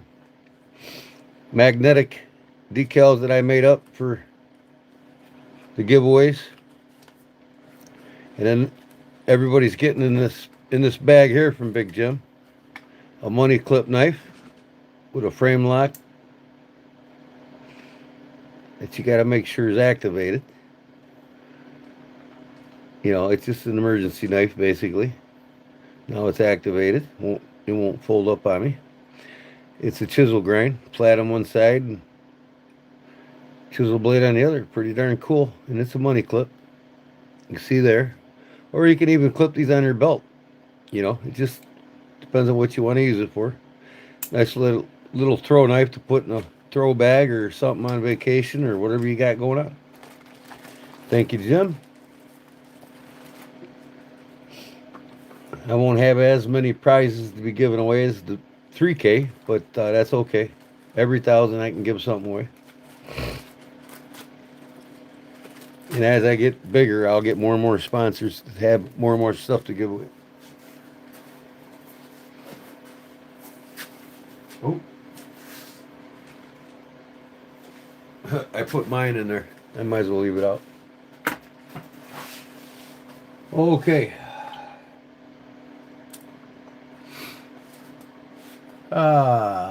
That's your hobby. That's correct. And a darn good one. You got to make an elephant, though. Jim wants an elephant from you, Barbara.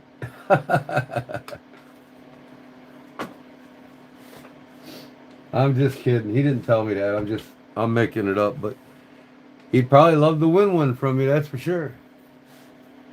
But you didn't know about that, and I didn't tell you, so no big deal.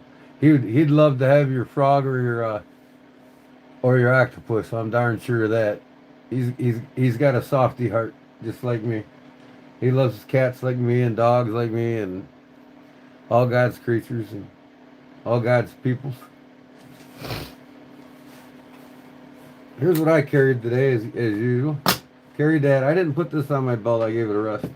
I did make the short video on it, and I did have this on me today in my pocket. The effects of that hasn't worn off yet. My mini Hubertus switchblade.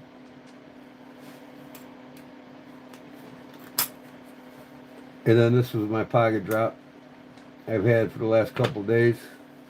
I was wearing this with it the other day. So I had all these with me. And then lastly, my toothpick holder. That's what I had on me all day. Oh, forgot one. My custom leather wallet I make. I'm going to start getting these on my eBay store too, guys. I'm going to start getting the exotics for doing everything. For doing my slips, mainly. Like I said, these are going to be given away. Oh, and I forgot to tell Barbara Howell. This is Big Jim's and Brother Rex's. And this is a giveaway. I forgot to tell Barbara.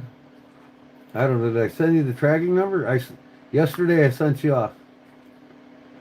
So your slips in your key fob's on its way.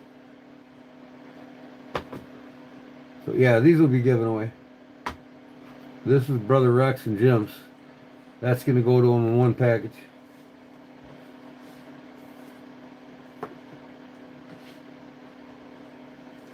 So I got Barbara sent out today, and I got Jerry sent out today. The next package is going to be Jim and Claude. I'm just waiting on my payday, the first. And then the 3 or 4 other things over there I got to send out. So, which piece is that, Gio?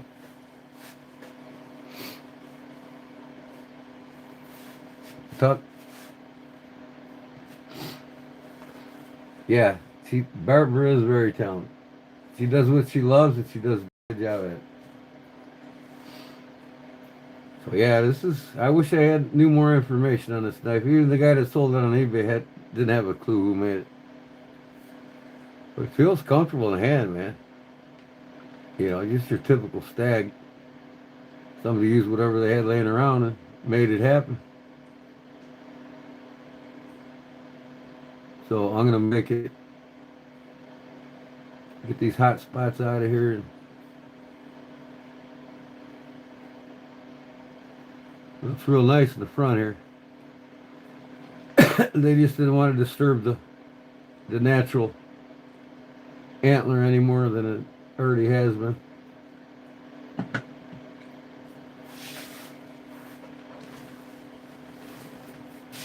This piece here, yeah, it'd make a good hunting knife. It's a collectible one though. I mean, I don't know what you get for it really. I mean, the guy, he bought it for $100. Colorado Ducks Unlimited. But anybody know who made these? I'd have to Google it and find out. Colorado Ducks Unlimited knife.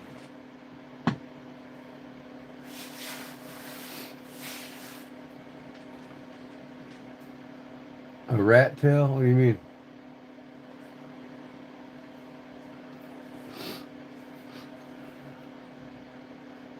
This is pretty much close here, but I'll just get it nice and smooth all the way around there. That'll be about all I need to do to it, really.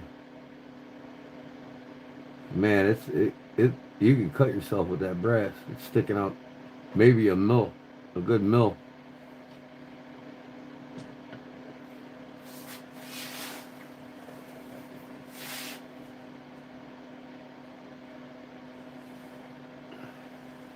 Yeah, there's no way of really telling because whoever did it, I mean, it could just be a compressed glued on, you know, could be a semi tang to about there, and that's about it. And I'm assuming it is a semi tang, and it probably stops about right there because see, none of this is lined up. If it would have been drilled properly and came all the way through and then capped off like it should have been, you wouldn't have this. So somebody's, it's a 3/4 tang, I guarantee you that. So the alignment stops about right here. So I bet you anything it stops right here. And then this was glued on. So, I mean, I have no problem taking the whole thing apart, welding a piece on it, and making it full through and peening this back on. But it's safe. For $100, it is what it is. It was a $250 knife. It wouldn't probably have that anyway.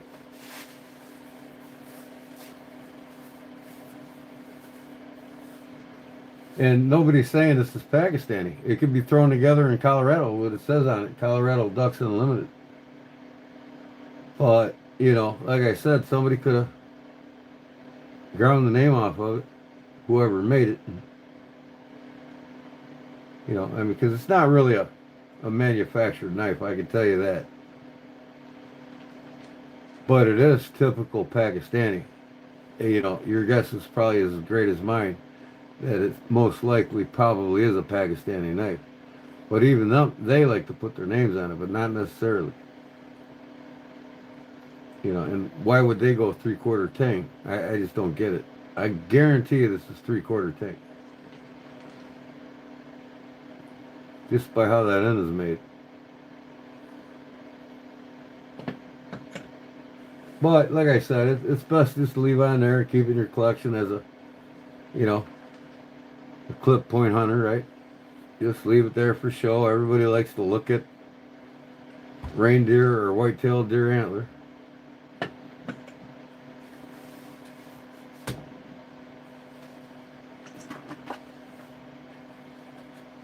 HHO sent a gift, Sunday 100 Jules. I appreciate that, but I have no idea what that is and how much it's worth. Nevertheless, I appreciate every penny that's sent. What happened to the super chats? I mean, nobody wants to give me super chats anymore. Or that function no longer exists. I haven't seen a super chat in like 10 lives now. Putting on a decent product, you know, it's just they try to skimp sometimes. Yeah, right. I mean, absolutely right. They skimp in a lot of areas. You know, and they like to use the 440A stainless a lot in a lot of the Damascus. And nobody knows how the hell hard it is. You know, I'd have to get the hardness files out to even figure out what the hardness is on them blades. Most, you know, with carbon steel, they're probably going to be around a 56 to 58 range. I guarantee you that.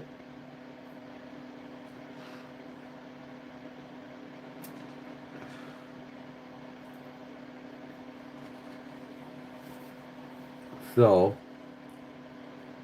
I'm not going to put none of this in my pocket. I always keep this in my pocket. I got to have a sharp knife. I'll walk off and do something and need it, and I'll be pissed I didn't put it in it.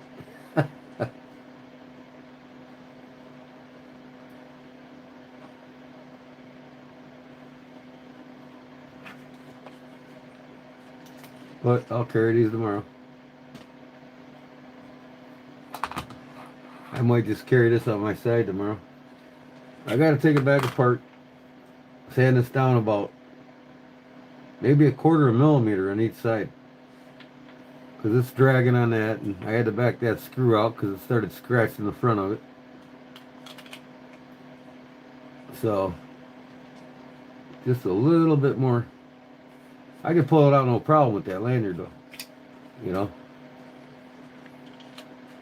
But this metal locks is what locks in place when it goes in that sheath, more than that up front.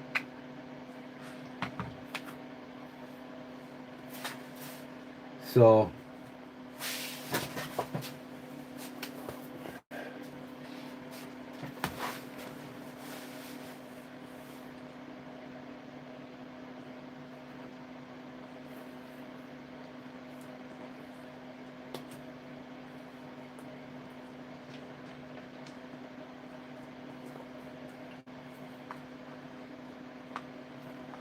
I gotta give this Seiko a rest.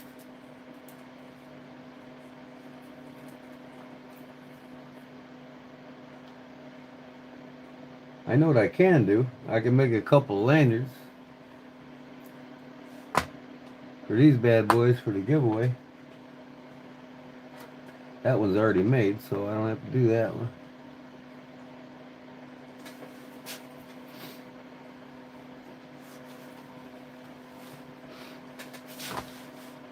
Come up with something.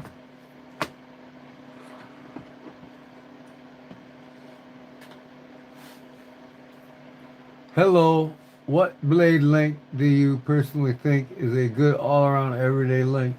Well, they're tools. Depends on what you'll use them for. You talking a pocket folder, a traditional pocket folder, or a fixed blade? I don't know what you do and what you use a knife for the most.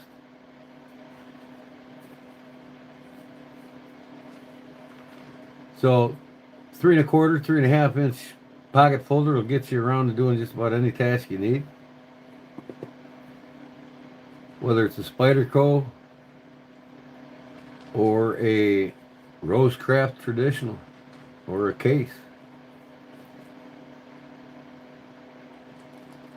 I don't know what style of knives you like. Lot of factors there, brother. So this Seiko is going to take a break for a week or so. My Seiko 5 Sport. Can't wait till the spring, man, when I get my loan.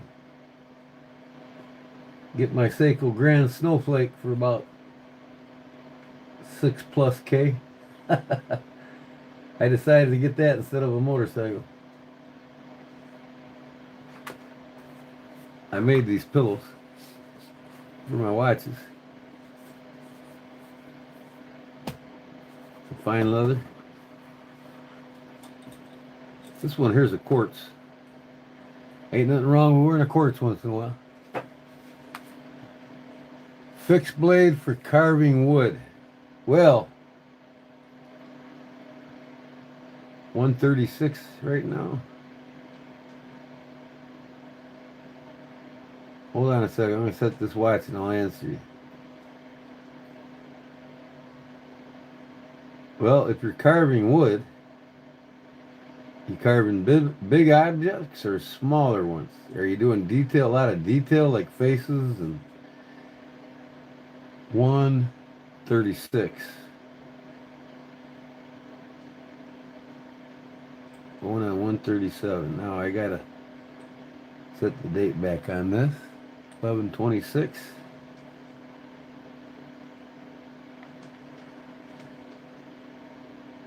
Come on.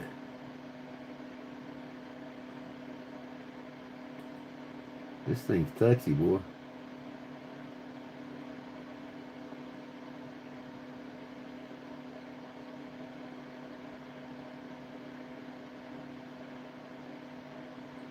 Man, I tell you. Here we go.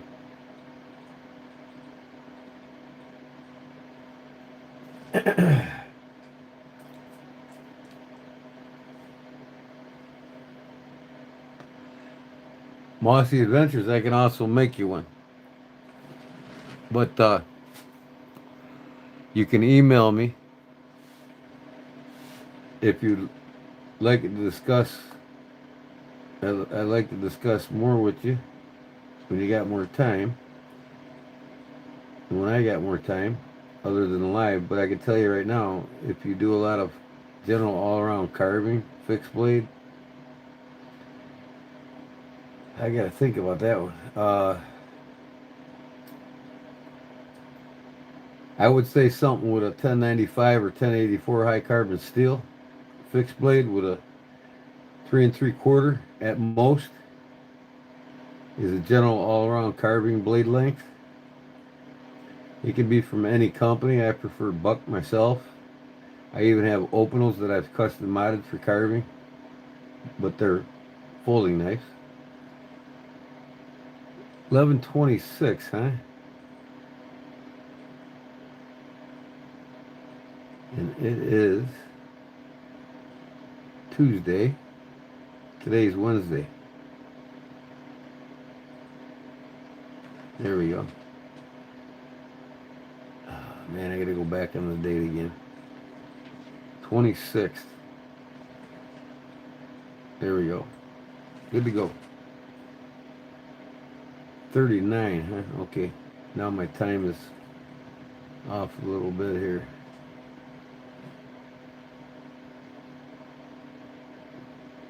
$139. All right. Going on 140. There we go. Yeah, I mean, because the simple fact that high carbon steel is quick to sharpen. And as you're carving, you can always stroke it like every keep the keep a good edge on it, stroking it. It's tough steel and it's sharps the quickest and takes a razor's edge. Stroke it every 20 minutes or so as you're carving, depending on how long you're carving or what you're carving.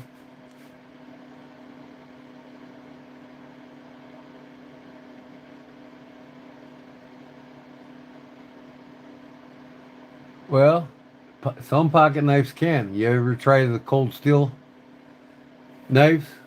Cold steel with the triad lock. It's as tough as a fixed blade. But that would be the only exception. The triad lock is what put cold steel on the map as the toughest lock out. You can't 800-900 pounds to break a triad lock. You can actually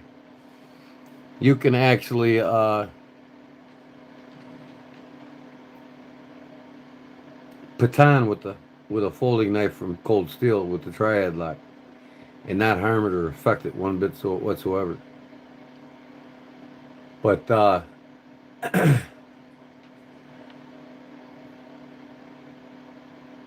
anyways, yeah, a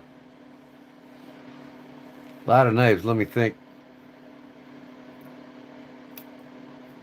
What I got.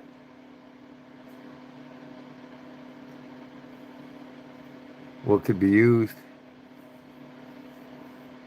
Uh, you got me thinking now.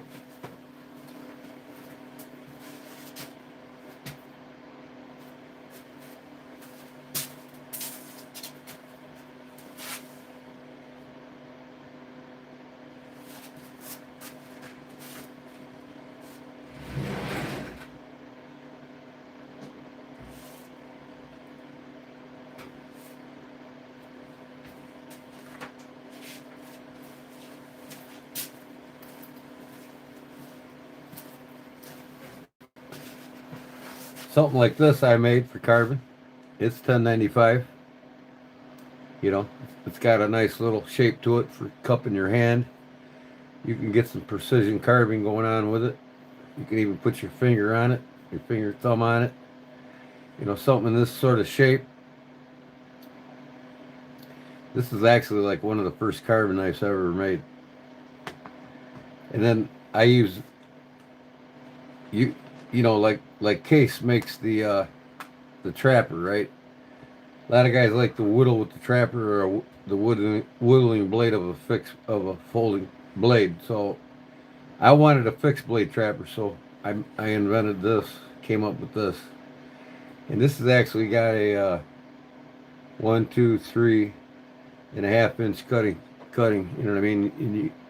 It's 1095, so you know, and it's all decored out, of course, with ironwood and brass. But this is what a trapper looks like when it's open. So I wanted a fixed blade trapper, so I came up with this. And like I said, Barbara put my email in there for you. KodiakEdge402 @gmail.com. I can either make you a custom one tailored to what you like, and that's really around your best bet, to tell you the truth, or just trial and error with a lot of different companies, you know. I can also make these with straight handles, shorter handles, you know. I mean, this is like a full handle, you know. I can make these blades with less belly, more sharper. It's what you want, you know. Oh yeah, I mean, I love this knife here. I need to start carrying it more. Ooh, I need to start carrying it more. Most of my knives I've made are just sitting in that cabinet.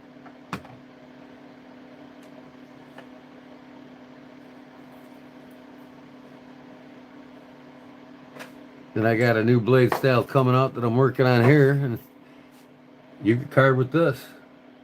You know, you can choke up on it, put your thumb up there. I got a thumb ramp right here, jump, or you can even put your thumb up here.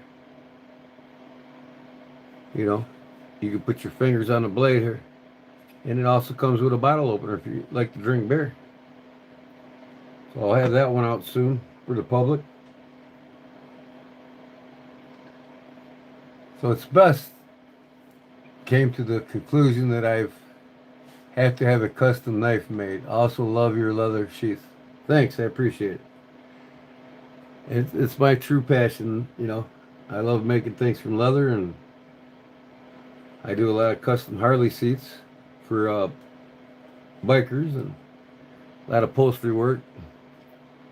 I work with a lot of leather,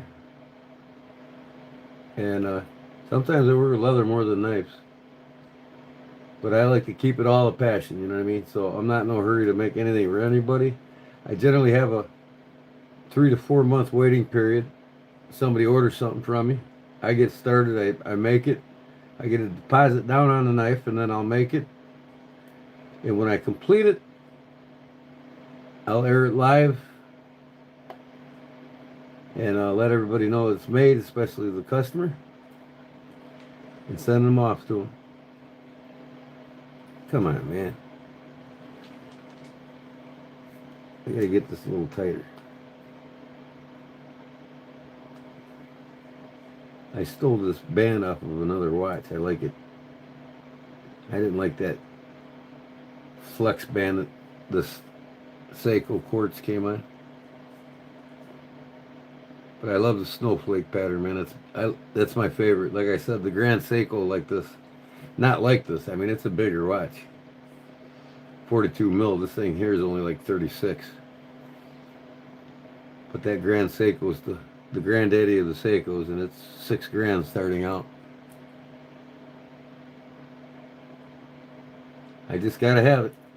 I collect watches. I gotta have the granddaddy of the Seikos.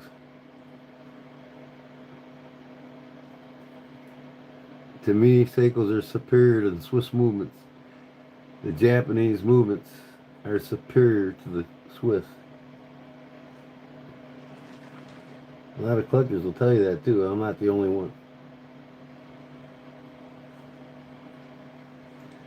The Japanese spend way so much more money on technology for making things than most countries can fathom.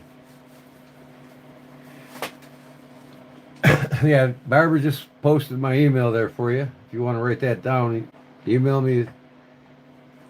If you want to get started on a one-of-a-kind custom for you to fit your needs.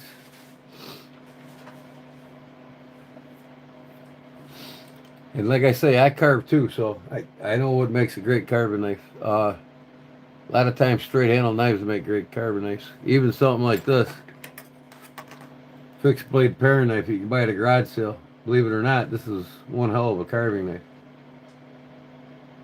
You know, Warncliffe blades are excellent for carving with. Straight, no belly on it, you know what I mean? But like I said then too, it depends on what you're carving and how much, if you need that curve at the tip, or you just like a straight bladed carving knife. 25-cent paring knife. I can carve all day with this thing.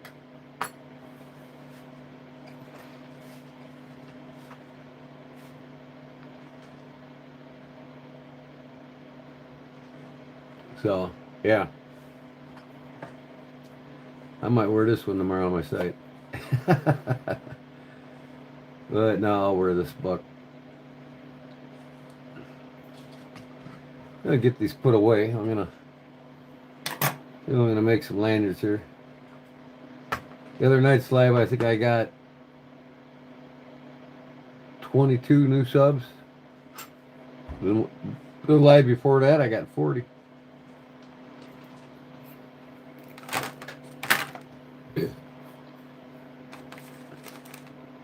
It did pretty good.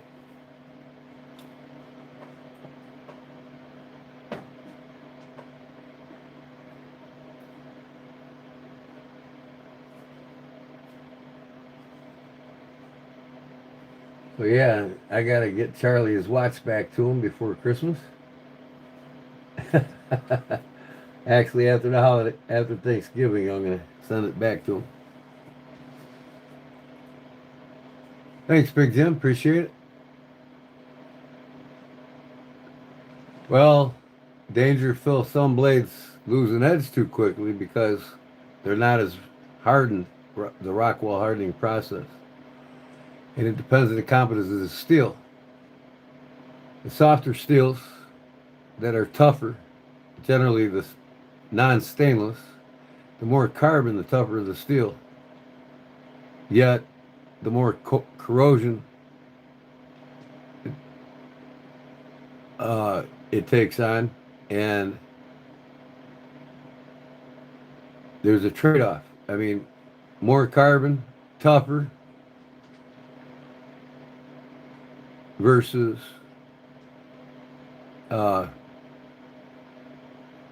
more chromium, more stainless, much harder. But the harder the steel gets, the harder it is to sharpen it. So, and I'll tell you right now that a true bushman, not a bushcrafter, they're bushman wannabes, and a true mountain man, not a hiker or a trail climber,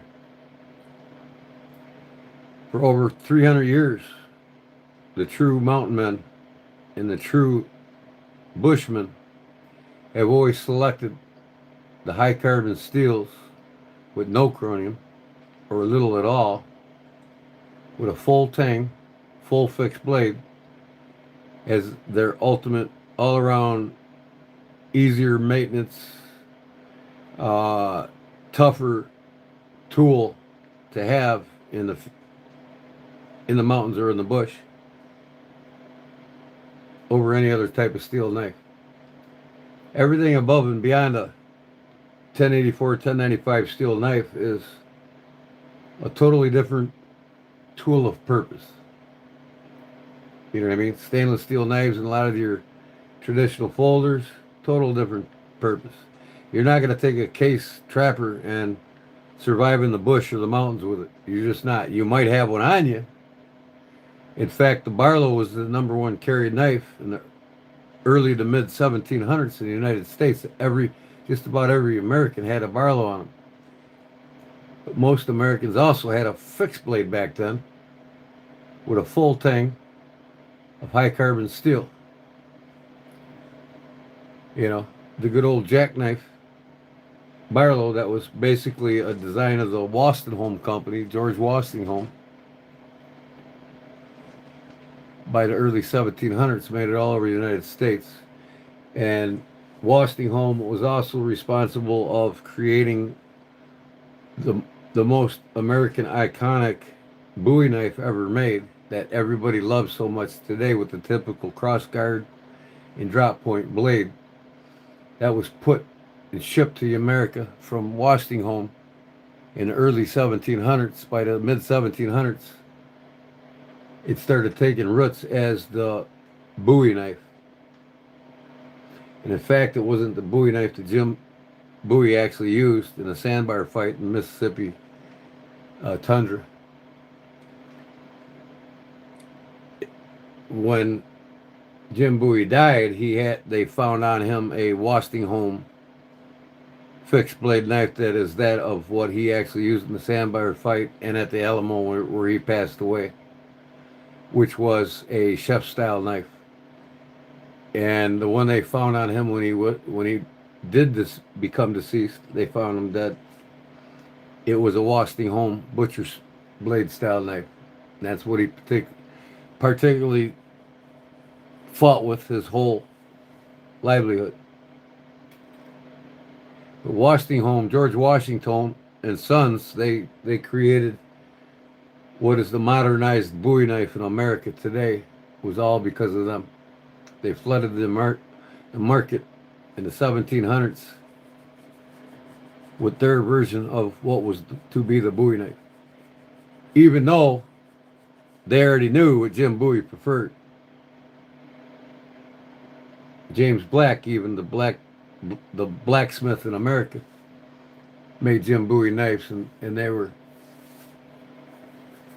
you know, and then all the other companies took around roots around the Westinghouse Bowie knife. If you look at, just let me get a few out. We'll just do a little history thing here, I guess.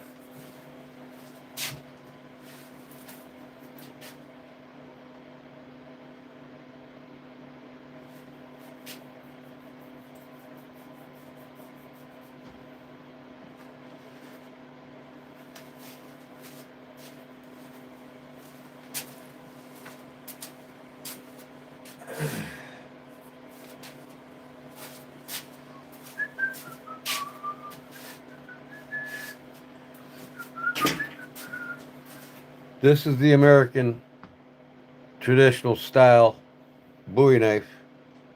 That was the invention of George Washington, okay, and Sons. And you can see the DNA. Here's another. These are both German made, by the way. But, the Germans were in the English, and the Brits were making these knives like this well before any knife maker in the American market. Here you go, typical, right? You see the DNA of the Bowie knife, right? Cross guard, swing, drop point, right?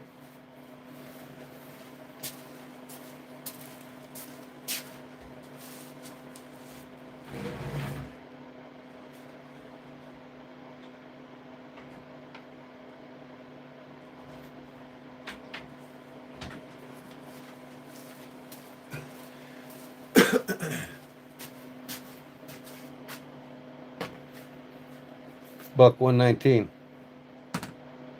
That's your typical Bowie knife right there. And that's where, the Buck family originated this style of knife from the Westinghouse style of Bowie. Same crossguard, right? Same with K-bar, right? So you see the DNA. And same with a Buck 110, right? Excluding the crossguard. But every knife that's out is a mutt of the last one before it. You know what I mean? Or a rendition of their own style, the knife maker, see? Ontario SP2 Survival, right? Same thing. Now, I'll tell you, the Fuller was an invention of the Marbles Company. You got the Fuller on the 119 series, right? So ideas from the previous knife makers before. And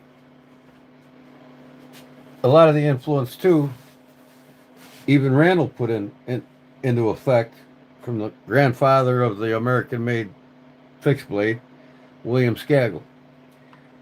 Randall was Skagel's student, mentor. Skagel was Randall's mentor, and so all the DNA here comes from that Bowie knife, and that Bowie knife, this crossguard drop point design came from George Westinghouse and Sons Cutlery in Sheffield, England. Any of these can be throwing knives if you get proficient with it. You can throw any knife you got in your pocket or in your possession. You can throw a case trapper as a throwing knife. You know, Chinese darts, they've been throwing them for hundreds of years. And it's got the same weight and about the same balance as a trapper does from case. So it's what you want to throw, what you want to practice with. But yeah, I mean, if you're gonna throw a knife for self defense, you better be profoundly proficient with it and accurate as all hell, and have backups on you. But you know, you're talking about things that are made for the movies. When realistically, and even these knives here, you know, these are field knives. They're tools of the trench. They're tools of survival. I mean, meaning when I was in the military, when we carried these, you know, the K bars and the Ontarios and the Camilluses, you know, with the bent guards. This is just a cheapie here, but you know, they were used more for digging holes. They were used more for busting through barbed wire. You know, they weren't too practical for self-defense, but even though if it was the first means of grabbing it, it was used for self-defense. But the smaller style fixed and folders are the ones that most military and service personnel, even today, prefer even the most, is a folding knife over something this gaudy. But these were still carried and are still carried even by the SEAL teams and the recons and the Green Berets and all, you know, all your elite fighting forces as a second means of defense with a knife, and mostly as a tool of survival and getting out of tight situations, whether it be cutting through something like a chisel, you know, because the 1095 on all these, you know, this ain't 1095, you know, it's 428C, which has high carbon in it, just like these, which makes this tougher than any of the other class and easier to sharpen, and that's why Buck switched over to the 428C. As long as the blade is heavier than the handle, it would work as a throwing knife. Well, yeah, correct, because, and it depends on how you throw it too. If you throw it end over end, like say with the blade first, well, it's got to come across, so being balanced would be more idealistic. But the best way to throw a big knife like this would be with a heavier blade, because you can do that wrist snap to where this thing will just stay in flight like that until it gets to its intended target. But realistically, you know, in the military and combat, nobody throws knives. You know what I mean? You just don't throw your knives. And most of your battles were close quarter, and I'm talking within 10, 15 feet at the most. Generally within an arm's reach. That's when knives were basically used as self-defense. And, you know, the SEAL Team 6 that I worked with when I was in, they had these cross draw over here, right? These tools here, they would use these on their belts. They'd have them on their belts either like this or like that. You know, if they had to reach in and grab it, they could, you know, however they wanted to carry it. But this was generally out of the way, you know, and it was a means of getting through tight situations with it. And then most of the SEAL team members always had, and they still to this day have, a fighting knife right here. And it's generally a folding knife because it's light. And the reason behind it, this was carried down low towards the center of gravity of your hip, where the weight didn't mean much there. You know, they don't put them up here. You know, they don't want anything that'll overweigh them, because a lot of them were carrying 60 pounds. And that was like the max weight in the field in combat. Was you didn't want to go over 60 pounds, especially if you're trekking 200-300 miles sometimes in some of these conditions, or 100 miles, or even 25 miles. Commonly 25-50 miles. You might have, and usually did, go to get out of a situation or to not get ambushed. But like I said, preferred fighting knives in the military today are folding knives. And I will tell you that the steel SOG knives are carried, and a lot of the Spyderco and the SOG knife, folding knives, are utilized by the SEAL teams today. And they just reach here, boom, they got their knife. They got it. And when they're grabbing it and they're pulling it out, it's already opening. You know, and they can kill people within a split second with them knives right here. So the thing is if you're a bushman or a mountain man, not a bushcrafter or a wannabe bushman, lighter is better. And you see these people on YouTube showing all this EDC gear. Well, you need this in your bag. You need that in your bag. By the time you finish this fucking bag, it's 90 pounds, 70, 80 pounds. Idealistically, 60 pounds max, period. Never over. So you don't need 3 different means of fire starter. You don't need 3 different types of knives. 2 good knives. A good high carbon steel for any situation, and a good light folder for fight or protection. So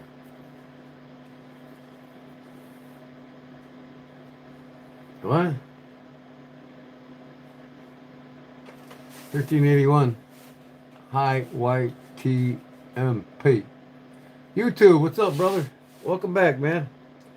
So like I said, these knives took on the DNA of the Westinghome factory in Sheffield, England. I mean, this is all DNA except for the fuller, like I said. You know, that was from Marbles Corporation. And its purpose was to hold the blade in a place and at the right angles where your thumb hit the sharpening stone on the Scandi grinds that most of these were. All the marbles, the field knives and the soldiers' knives, they sharpen them really quickly in the field. Or a second handle with the handle to sharpen it. And your thumb gives you that perfect 5 nickel height of 17.5 to 23 degrees. But most Scandis were about 17. So when your thumb hit that stone, that was perfect where you locked in, and you could sharpen this knife in less than a minute, you know, in a tight situation. Whether you're out in the mountains, you're a bushman or military survival combat techniques with them, you know. These were tools. They were mostly tools. But like I said, that every one of these knives has the DNA of that knife there, the common American Bowie knife that was designed by George Westinghome and Sons, actually, and Sons Cutlery Company, but George invented that knife, and he made damn sure by the early 1700s that it flooded the American market, and that's what everybody took the loving to, with the swooping drop point, the cross guard handle, full tang. This knife here, even this knife, the K-bar, the Ontario SP2, especially these two, okay? These 2 knives here are 1095 steel with a powder coating on them, keep them from, you know, they're tougher than any of these other knives here. These are stainless, but they got the same DNA on them as the Westinghome Bowie knife. Is that a kitchen knife? Yeah, it's a kitchen knife. You take that son bitch right in your kitchen, cut anything you want with it. A knife's a tool. Any knife can do the same job as any other knife. Some easier, some harder. So yeah, I mean that was CJ, not CJ Buck. Man, why am I forgetting his damn name? The old man Buck started the company. His inspiration for this knife's from George Westinghome. Okay. And like I said, here's the James Black story about the Bowie knife, right? After Westinghome come out with that, James Black came out with his rendition of it right there, right? And this was after the fact the sandbar fight took place with Jim Bowie, right? I'll show you the knife Jim Bowie carried at the sandbar fight.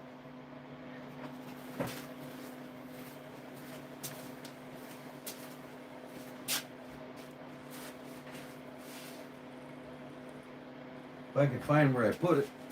I think I put it over here. Where does he go? Where did he go?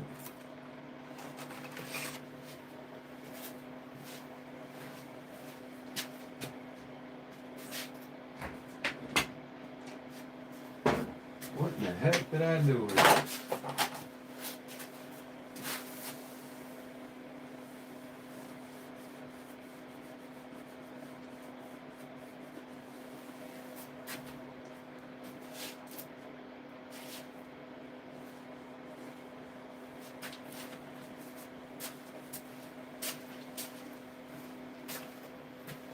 Well, anyways, I can't find it. I put it somewhere. It's near me. I just don't know exactly where.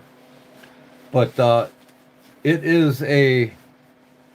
Just think of old hickory. Hold on, I think I got it here.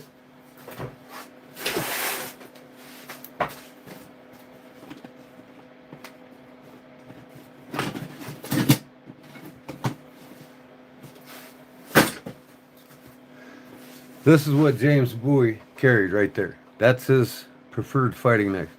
Not the old hickory, but George Westinghouse, Sheffield, England. They used the same material, which were the saw blades from the mill, the lumber mills. And that's how they were able to make these at such high rates, is because they got all the used blades that didn't last long in the lumber mills. And that kerfing in the blades you see in all these old hickories and all these knives that were made similar to them from the other knife companies throughout Sheffield, England, and even in America and the USA, the old hickory. Same DNA, same shit. This is from the saw blades that were used and they just left it. And it took on that pattern that everybody come to love so much, collecting these knives or any of them from Sheffield, England. Much cheaper, much more affordable, much more profit being made getting the blades from the old lumber mills that just discarded them. But this is exactly what was found on James Buoy at the Alamo in Texas when he passed away. And it said George Westinghouse and Sons Cutlery Company, Sheffield, England on the blade. And there's been many reports that this was the same style of knife that he used on a sandbar fight in Mississippi Delta, Mississippi Valley. So, like I said, Westinghouse got busy making his rendition of the Buoy, which is that, and then James Black wasn't a bladesmith, he was a blacksmith, and that's what he come up with in reference to what he thought a Buoy knife was that was put before him by George Westinghouse. All right. Oh, we got that story. I could tell you more about the Buoy knife with this little booklet here that's like 5 pages long if you want to hear it.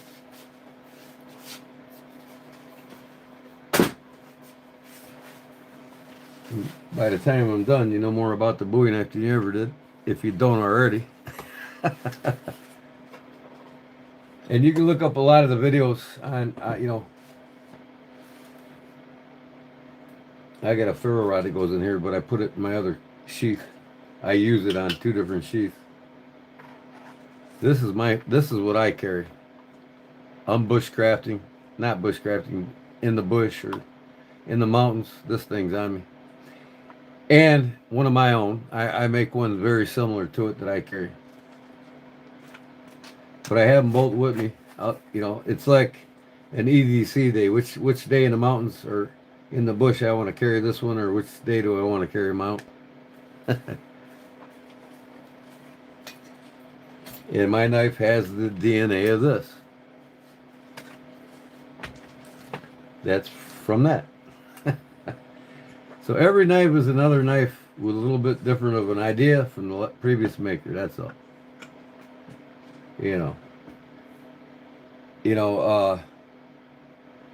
Randall, he grew up in northern Michigan. And Skagel, his mentor, was a Canadian, lower Canadian, moved to northern peninsula of Michigan and didn't claim to be Canadian. and he got Skagel got Bo Randall into the interest and love for making knives. Bo Randall didn't have no tools for making a knife, but he wanted to set out and make a knife that he seen his mentor using, scraping the side of a boat with so aggressively that didn't understand why he was using that knife so aggressively. Why would you take a knife like that and, scrape a boat down so violently with it? Well, he found out that he was the maker of the knife, and he made knives, and he become and Skagel didn't like too many people. He was more of a hermit, quiet guy. He didn't really want to know and like a lot of people. But Bo Randall, 18-year-old kid, come along, and he decided, he's going to share some of his talents with. Took him on, and then when Bo Randall got started, he didn't have no equipment for making knives, so he only had to use what he had available. So he did have a wood turning lathe, so he put an 8-inch stone on it, and that's how he turned his first blade. Randall turned his first blade with the wood lathe. And the rest is history.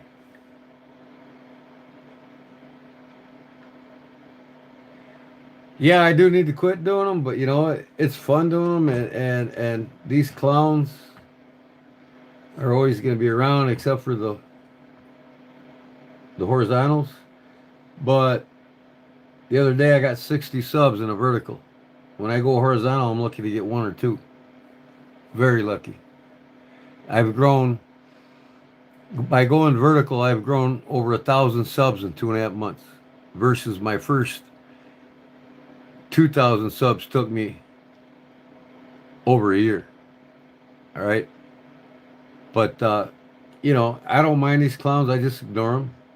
Just delete them. They're always going to be around.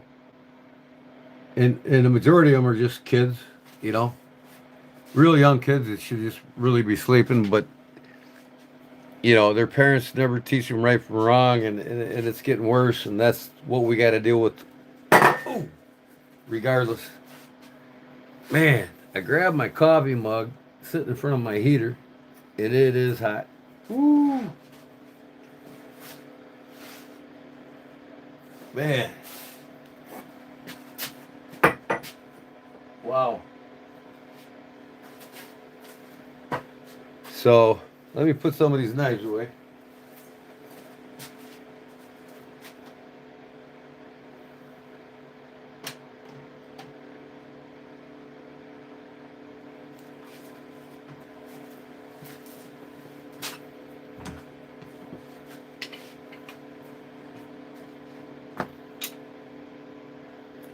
I got a video on my playlist on the history of the Buck 119 series knife.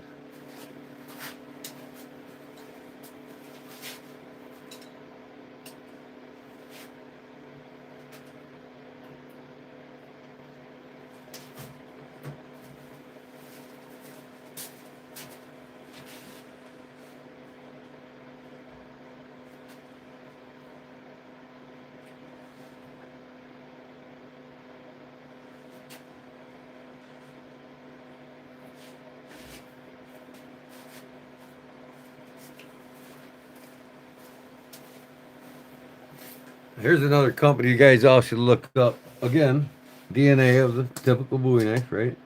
Cross guard. You really need to look up this company.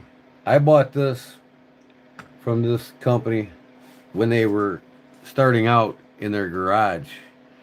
And they already had orders for a big gun and knife chain here locally. It's called Megasports. And now they're national. Megasports is. But I bought this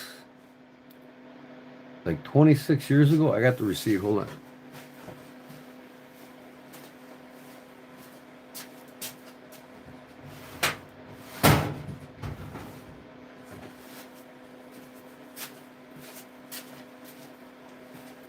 I've got the original box, receipts, and everything when I bought it.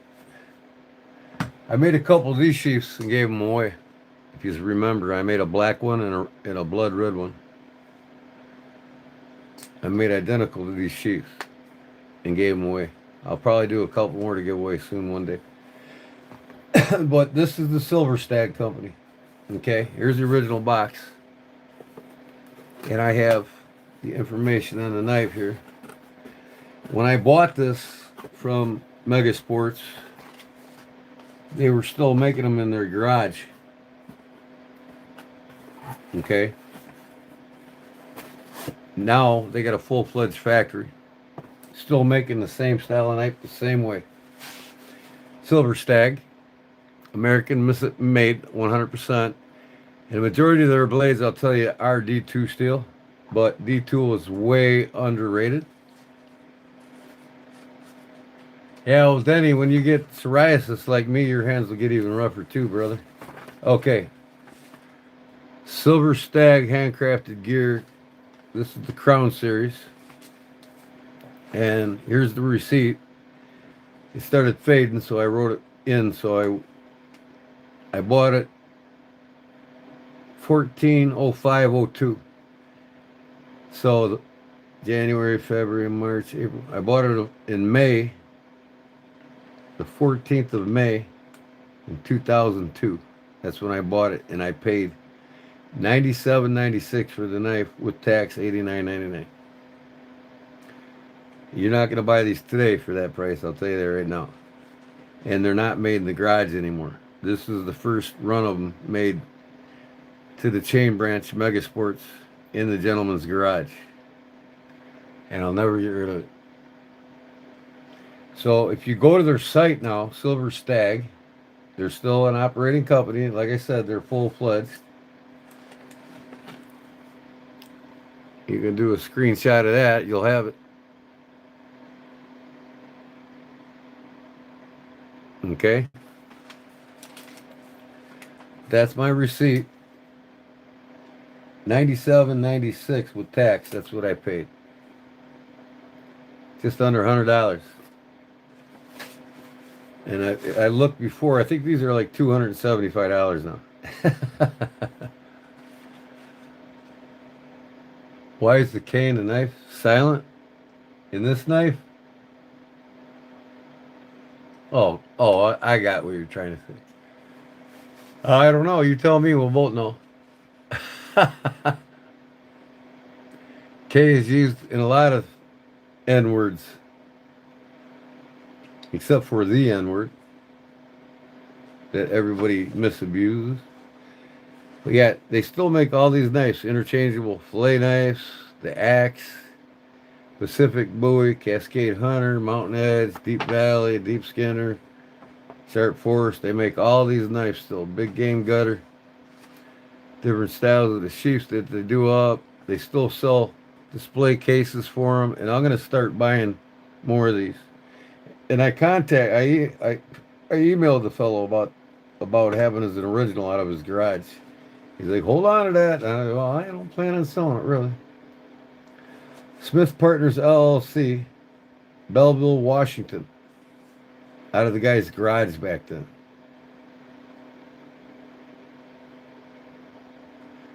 $12,728 Northeast 15th Place, Belleville, Washington, 98005.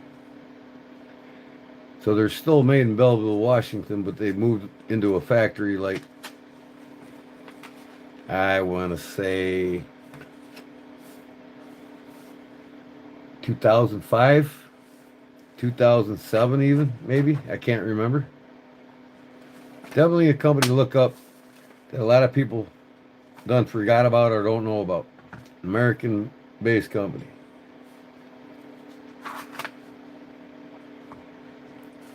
It's 2:22 in the morning here.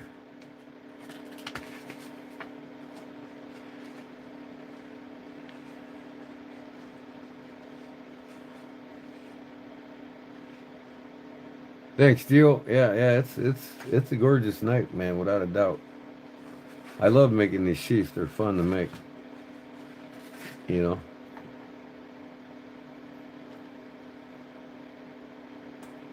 Mexican round weave is what they call that. Being out west, you know, they would take generally to the Native American art style sheath. But see if they're showing the steel in there. I know for a fact a lot of their blades are D2. Okay, the JT 420 stain resistant steel used in the fabrication of our products. JT 420 stain resistant. Blacktail or mule deer antler handles with JT 420 steel blades. I think they, since the last I watched about them, that they switched to D2, if I'm not mistaken. I think I do have a video on my playlist in my YouTube channel. You can on Silver Stag. You can watch. If not, I'll have it in there. Now that I'm thinking about it, because I want to get my next one. I actually think I want to go bigger and get the Buoy. But I like this Cascade Hunter too. I'm a sucker for a good sharp finger. I even make them myself. And this deer skinner is more typical of a buffalo. Or the Cascade even. A little bit wider of a blade. Considered a buffalo skinner. I like the sharp forest too. That's like an ultimate bushcraft style blade and handle. Black mule deer or Silver Stag skinners feature North American elk, blacktail or mule deer antler handles. JT 420 steel blades. Each knife comes complete with the hand stitched top quality leather sheath. The JT 420 stain resistant steel is used in the fabrication of products to provide a superior blade stock. The steel is new crucible powder metallurgy steel with 2.38% carbon. Wow. So they were using crucible back then, you know, what, 22 years ago, 23 years ago. 2.38% carbon.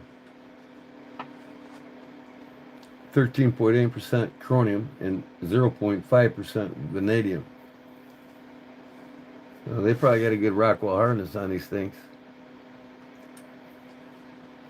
I would say in the 54, 56 or 64, 66 range with the vanadium and the chromium in it.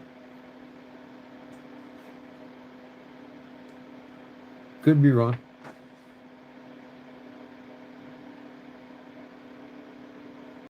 Various of shape, shades, and grain antler handles creates a unique, one-of-a-kind product.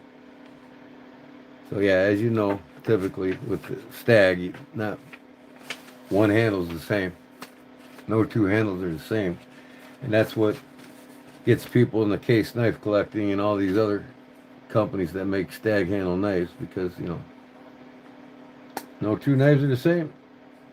That's why you buy a custom made by me, and you'll have one-of-a-kind Sabenza or one-of-a-kind Spyderco if I customize it.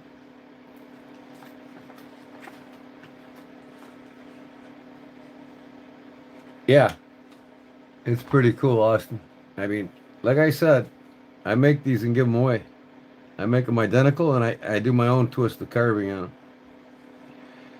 You can see them in my shorts and a couple of my live videos where I actually made it live and gave it away. I made it live and gave it away 2 times. I got 2 live videos. I should have a thumbnail showing the sheath too, so if you shouldn't be having a hard time finding it. Yeah, so I got the original box here. The original sticker is stuck on my knife cabinet. So I just keep this together in a box compartment, and this gets put on display.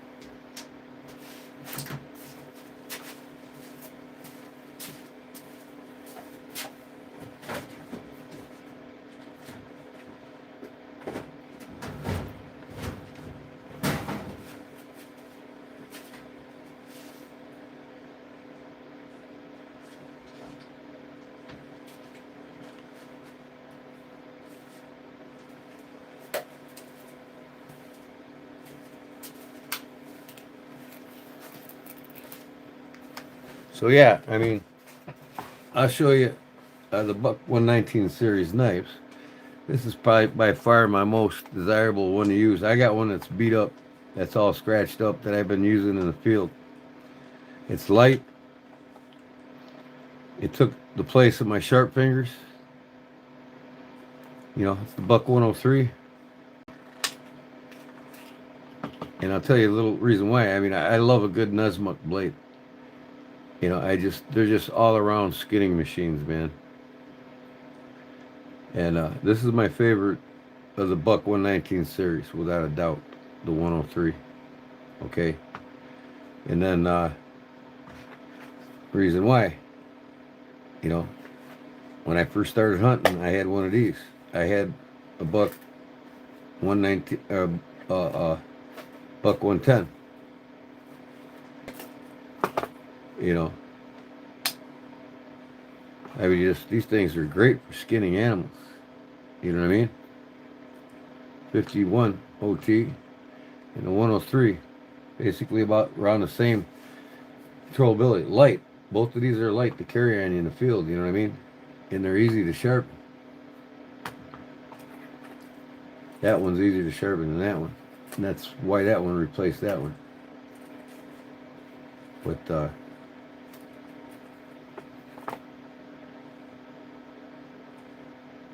yeah, it's a classic. The old 51 OT. But this is the Taylor China. I got one coming, and I don't know why I haven't had one. I've lost the original ones I've had over the years. I don't know why I haven't been able to, in the last 30 years, been able to hold on to one of them. But, you know, they come and go. They're tools. You use them, you break them, you lose them. So I finally got another original with the silver bolsters coming and the Dunlop scales. These are the Delrin scales. The original ones had the Dunlop scales, which took on a patina. This, you know, Delrin doesn't take on a patina. But, well, come on, man. Damn computer. Haven't touched the thing in a while and it went black on me. Alright, let's go. Where's my live at? What happened to my live? There it is. Now what the hell is this? I have no idea what's going on here with these jewels, man. This is crazy.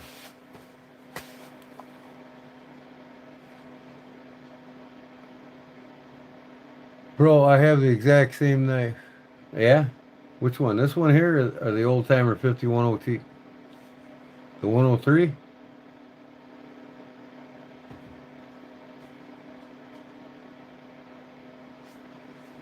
was from your dad. He was born in 1935. Oh, I got you. Yeah, he's 5 years older than my dad.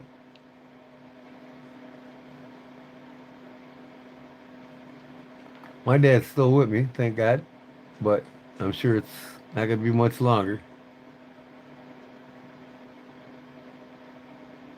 He was little when he lived on the farm. Yeah. The Skinner? You mean the 103 Skinner? Yeah. Custom knife, it's a work of art. A noble costume knife, it's a work of art. That's cool.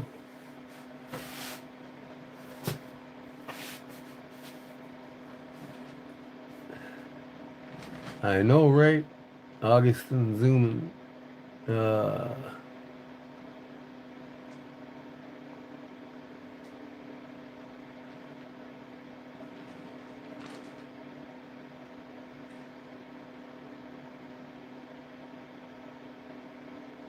Yeah. You know how I could get a sheath? You know how I could get a sheath? From me. I custom make them. I can make you a sheath. I can make you this sheath. I can make you that sheath. You know, I can make you a knife slip. I can make you a wallet. I can make you anything you want out of leather. Any kind of material. Stingray.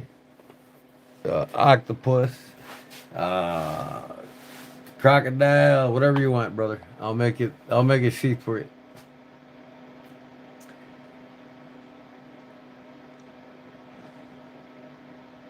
Green tip buck can provide a sheath. What fun is that? Are you promoting Buck or are you promoting me, Jim? Some people got money, but most people are broke. So yeah, it'd be better for him to go to, if he's broke or don't have much money. You know what I mean? But if you collect knives, you got some money. You can afford to get in the custom once in a while. It'll last you a lot longer than going to Buck. I'll tell you that. This sheath won't last as long as my sheaths. That's why it don't get used.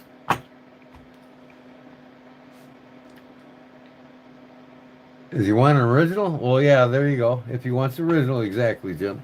Just as Jim said, if you want original sheath for it, go to Buck and ask for the one that says USA on it. See, this says 103. This is made in Mexico. If it's a USA original and a new original, it'll say the 103 USA.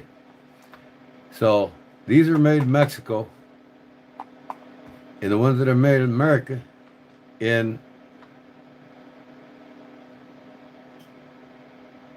are labeled USA on them. Not that these are bad. These Mexican ones are pretty nice for the dollar. I mean, you'll spend less on them than you will the American ones, that's sure.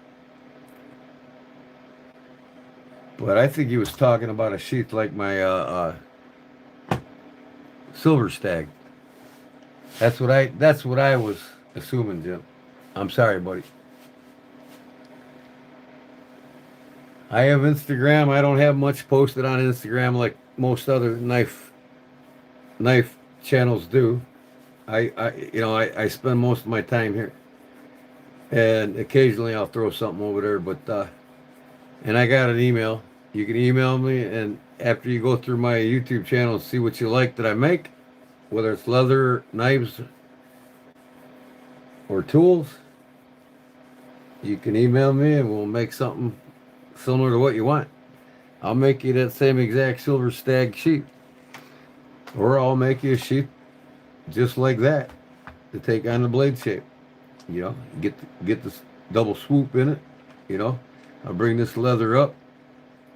Either give you a belt loop, or I can give you, like this, little thicker one coming up, protect the whole ass end of the knife. Or I got patterns for this one too. And of course, I make my own patterns, but yeah, I can make these identical. I can make it identical to that with this body. See what I mean?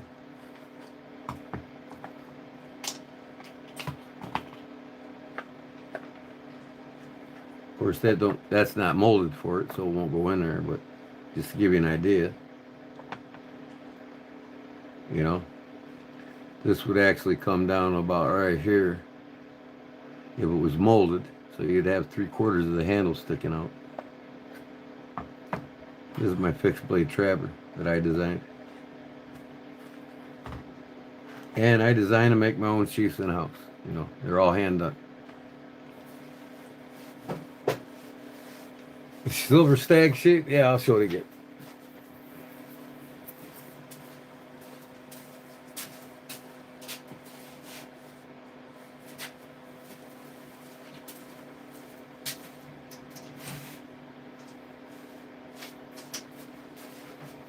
It's got the Mexican round weave in it, because the company's out of Washington, right? Western Indian art style sheath.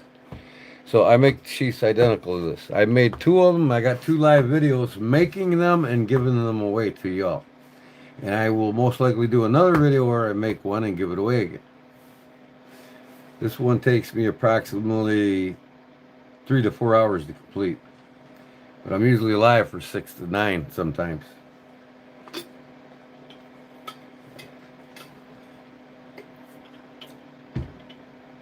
But yeah, see here, this has got a guard on it, so this ain't longer than this blade.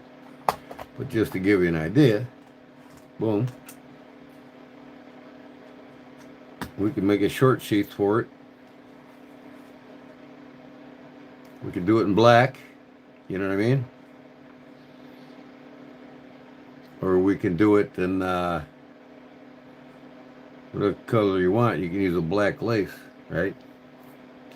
In this case, this has got a, this one here is the black G10, but a lot of these have the maroon G10s and the spacers here. You could do the sheep maroon to match that, and then just do the black lace along it. But you can see me making 2 of these and giving them away in 2 of my lives, so the thumbnail will show it. Show me making and giving it away. So if you want to find the video on my playlist, you'll find it. Not my playlist, but my live playlist. And then I got a couple shorts with this sheath that I made. And these ain't cheap dates, you know what I mean? To make a sheath like this would be about $65. No, $55. Basic, unstamped. All right, to make this sheath here with the carving and the lacing on it, you're looking at $105. You know what I mean? If I carve more on it, you're looking at $115, $125. So, even for a smaller knife like this. Or you just go buy one of these for $40, made in Mexico. American version I think is $59, and the Mexican version is like $34, I believe. I can't remember exactly.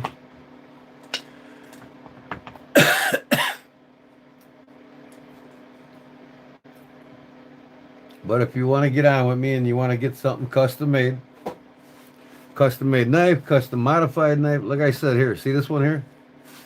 I just finished this up and I just put my video out for it. All right. This is a buck knife, fixed blade. These are discontinued now. This is the Bob Molo, I think. Is that right? Molo. I'm trying to think. Molo, I think it's called. It's got the DNA of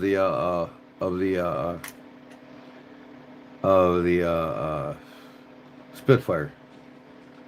So I took the original orange scales off. They came with orange scales. Didn't really care for the orange. But I didn't let the scales, I put the brown burlap micarta scales that I made for it on it. And then I took the original scales and I sanded them down to 1 millimeter thick and used them as liners, see? That's the original scales ground down to 1 mil thick. Instead of G10, I just used the original scales for my liners. This is brown burlap micarta. So now I'm probably going to make me a nice little leather sheath for it. I don't really care for this molded nylon. I might even make a Kydex sheath for it. I don't care for molded nylon. It is tougher, but it's not forgivable. I don't really like that.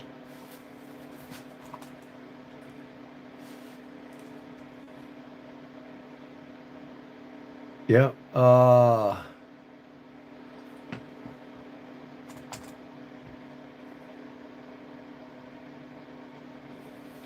Yeah, go ahead and email me. I'll make anything you need. Or like I said, if money's an issue, do like Jim said. Buck does have these. What looks better? That or that?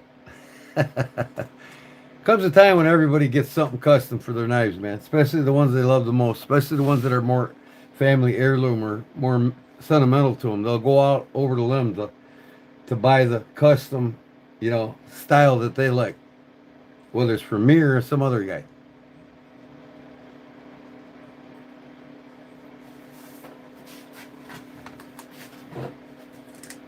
Yeah, go check out my live videos on this. You'll enjoy it. I did one in ox blood with black lace, just like this, identical to it. I even stamped it the same. And then I did one where I think I did a weave pattern on it, and I did it black. I can't remember. I know Arizona EDC got one of these off me, and I can't remember who got the other one off me.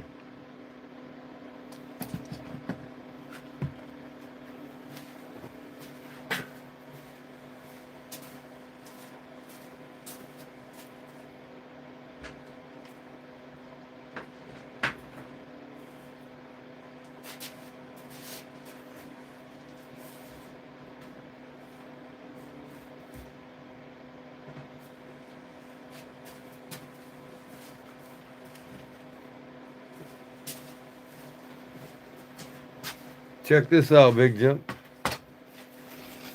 Now's your chance. You tell Harold HT to come and see this video if he wants to see how this looks. I took this 51 OT apart. It's going to get a makeover. A complete makeover.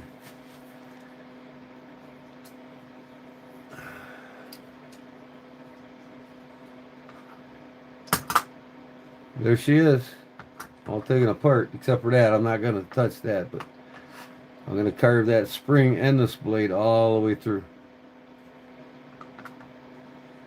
And then the old Delrin's got to go. Now you'll see how this knife works. It's typical of like the Buck 110, except it doesn't have a round spring in it. It's got the flat spring. More commonly of the Schrade old timers.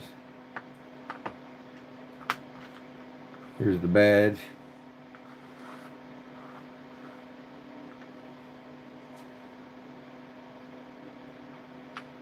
Just to show you, this would be underneath this liner. I'm just showing you what it looks like if it was inside the knife.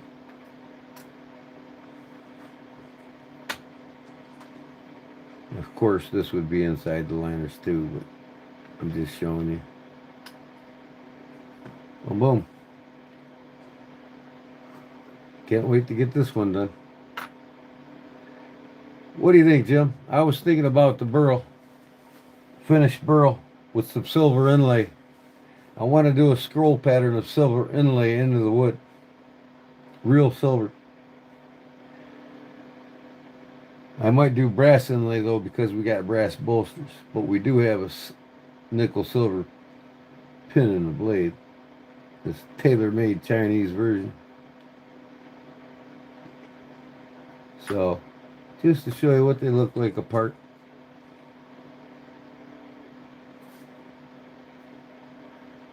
I'll make that happen for you, Keith. Write down that email there and just give me a holler. We'll make it happen. I have a 3 to 4 month waiting list, though. I will tell you that. When I start your knife is when I contact you. And then when I contact you after 3 to 4 months is up, then I'll take a 50% deposit on the knife. We'll get her made, and then I'll contact you when it's done within a week.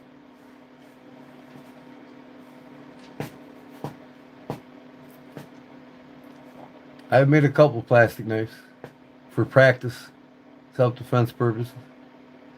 I also make a wooden Swedish butter knife because I'm part Swedish, I'm part Finnish. I make puukko knives.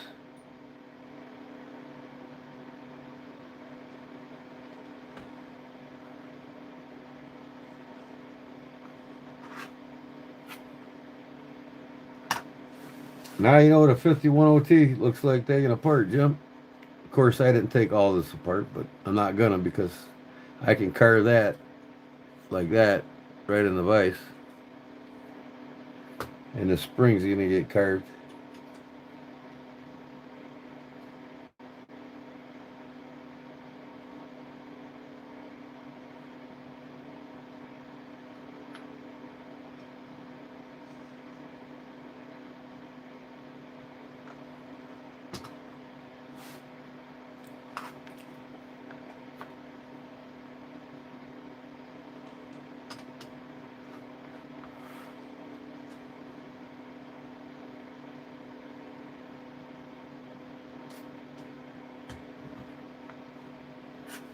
So I'm going to put this back in here so I don't lose nothing. I got to plug my phone in, man. I keep forgetting to plug it in. Damn. 71%. That's cool.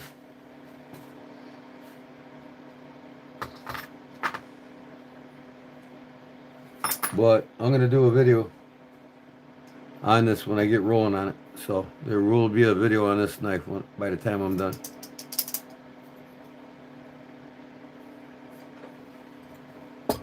I got this knife in video now. I got to put the video together yet.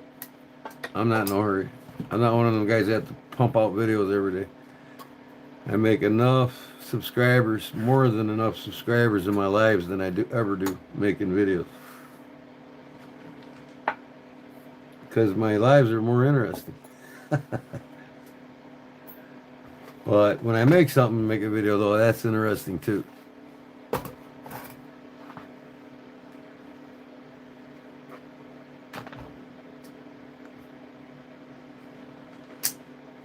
Love this knife.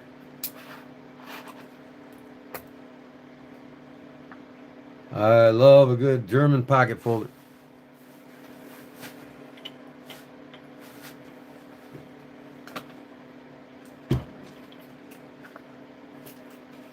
All right.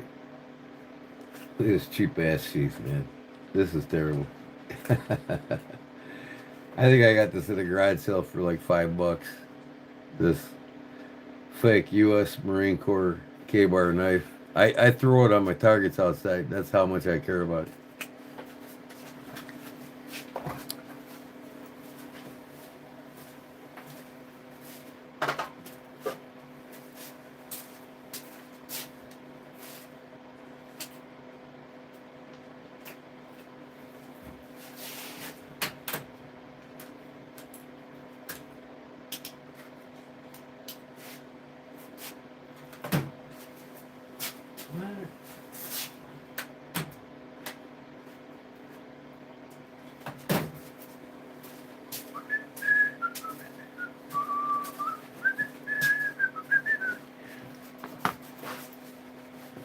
I gotta do something with this knife.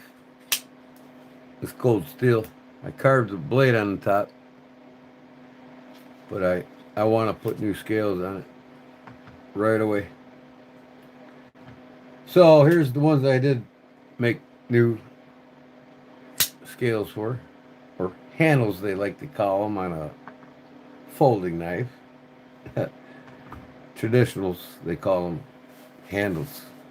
Modern folders, they call them scales. And then this one here, I did this one out of zebra wood. Formax Scout. I only carved this here SR1 Light. But I'm thinking about putting some burl on that one. And then this Recon 1 here, I gotta redo it. Actually, I'm gonna reset some epoxy in there. I accidentally, my drill press blew the hole out, but it stays together. But these are carbon fiber copper, and I made a copper leather lanyard for it. Barbara's hitting the sack. Okay, Leon, thanks, you too. I'm gonna go, guys. Good morning, everyone. You too, girl. I'll see you tonight. I'll be live tonight, my giveaway. So, I'm about ready to close her up here now anyways. I got a few things I want to do. And I'm trying to force myself to go to bed earlier every night, and it's starting to happen. I gotta make it smoke. God bless you, girl. We'll see you tonight. Thanks.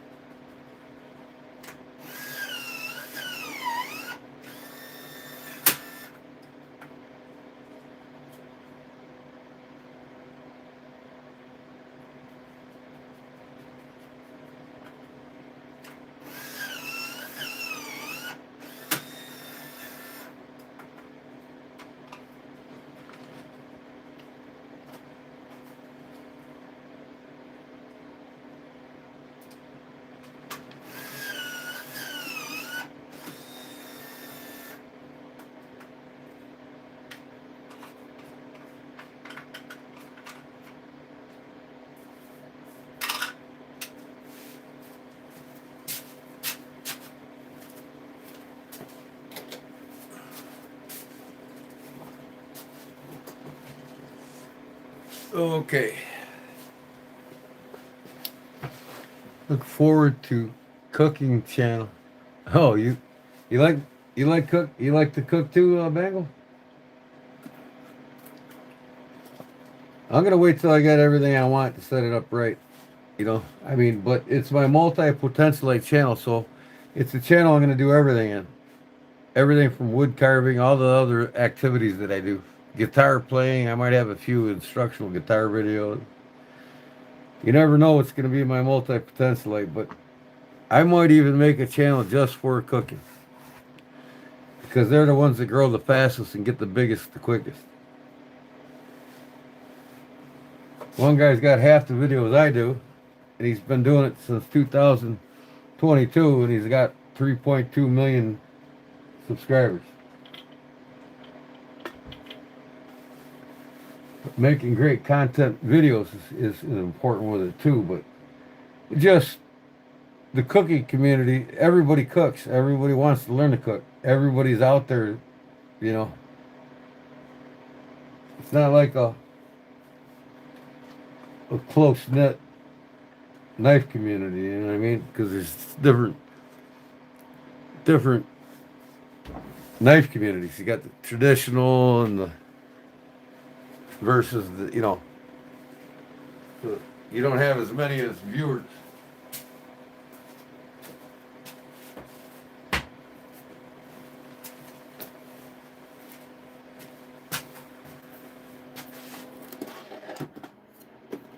Oh man, getting cold out again.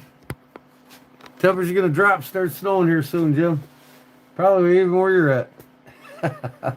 This one here. I'm still deciding if I want to make the other side look like this. I think I'm gonna though. But I do want to take it apart, carve the spine on it in the blade. The old farmhand from Bear and Son. I think it's kind of cool though with the contrasting colors.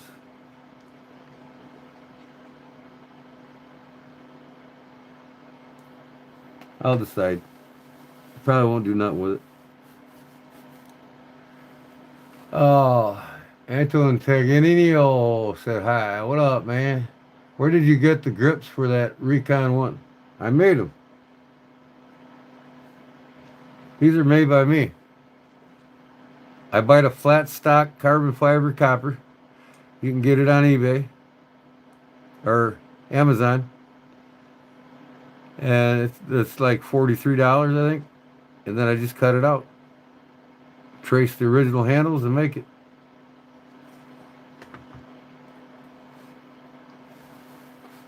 Made the scales for that too. That's ironwood. Zebra wood, I'm sorry.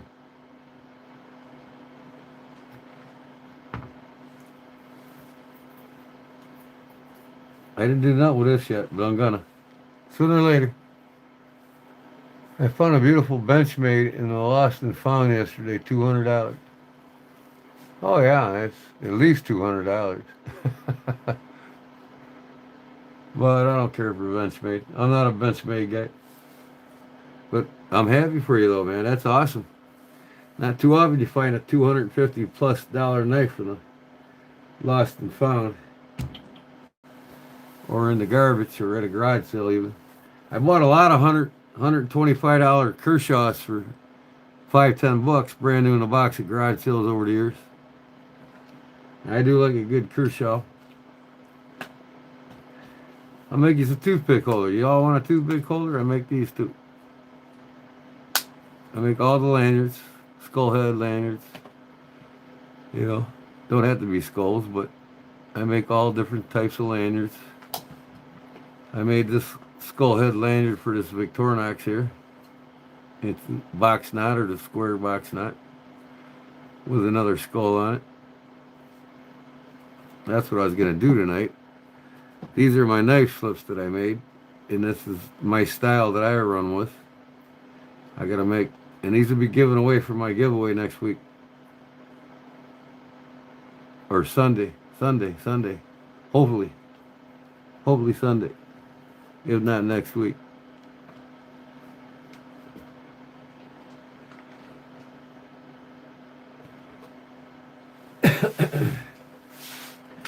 This one here, Swiss Tech from Walmart. I didn't like the red G10, so I put blue in it. Made me a little blue lanyard for it. I made blue G10. I still had the original red, so I could switch them out whenever I want. They just bolt right on. I put a ulti clip on it instead of that stock plastic they had.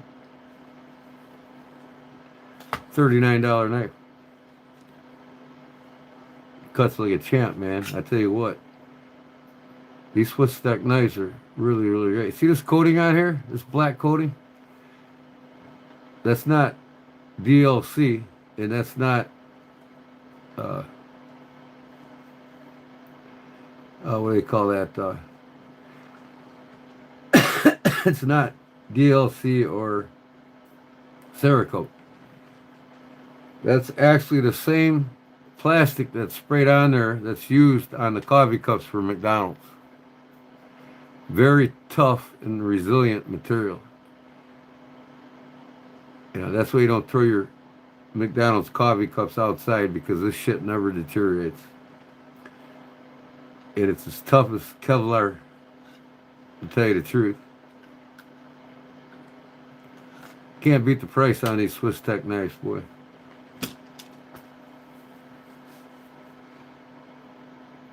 Giovanna Sanchez Zanvez said hi. What up, man? What up?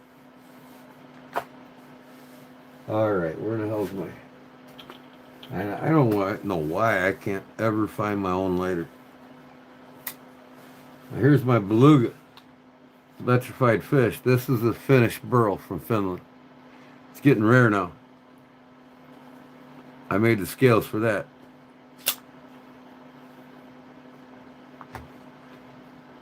I made scales, pine cone scales for a buck 110 mod I did, and I used the leftover to make beads out of. That's the stem of the pine cone, and I made the lanyard for it too.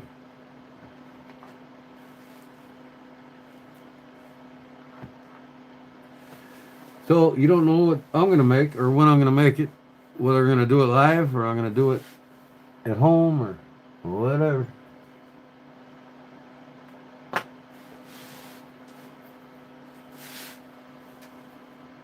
Oh, where in the heck did I put? They're there. Looking for my kitchen box matches. Oh, shit. Pardon me.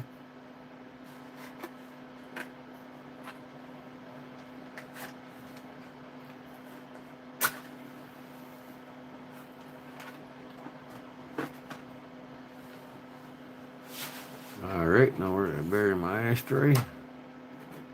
Here it is.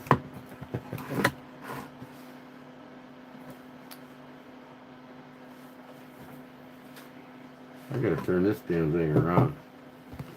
Got it the wrong direction.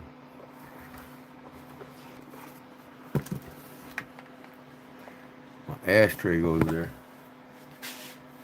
So it's 302, right? Like a Ford Mustang motor. 308, 3:02 a.m. in the morning. We're one day away from Thanksgiving.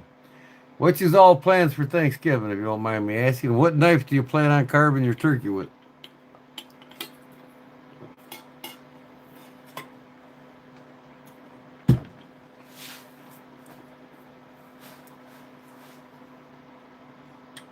Yeah, that's the Hubertus Auto. This is the small. I've got the large. I need to put a new spring in, but you betcha. Handmade in Germany. I collect German folding knives. They're superior to most all American folding knives. The ones that are actually made, handmade in Salinage, Germany, they're still hand forged from raw steel. Unlike Case, Berenson, and all them other companies, they fucking stamp everything out. They're 95.5% machine made knives, whereas that one is 99.9% handmade.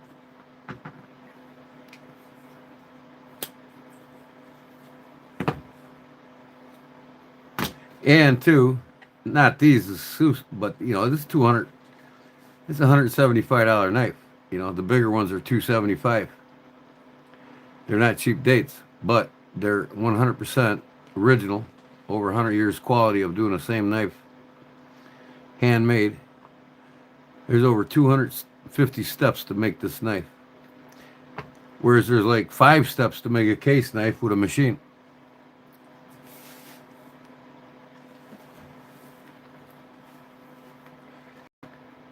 Oh, I hear you. It's kind of like here, Leon. I mean, my family's originally from Ireland, my mom's side. My dad's side, they're from Sweden. But St. Patrick's Day, it took the American tradition took on making the corned beef and cabbage, right? And then the Irish took a liking to it, and they do it now in Ireland, even though it was never a Irish tradition. Okay, here we go again with these stupid things. What the heck is these jewels? You know what? I'm gonna have to find out what it is. Jewels, jewels, jewels. You're taking my chat away from me. Quit, damn it. The trolls are doing that. They're sending you 10 cents at a time just to flood your damn chat. The shell puller, beautiful knife. Shell puller you're gonna use? I got you. Where's the lighter with the nice pouch you made for it? That's what I'm looking for. It's upstairs, I think. I put it on my coffee table and I don't want to go up there and get it. If I do, I'm going to bring down some more cookies I made. And I don't want to do that. But,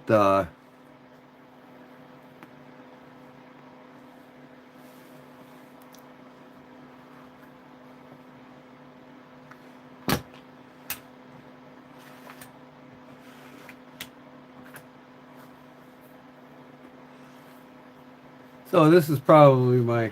I love to carry this when I'm going out in the woods. I'll take that one with me.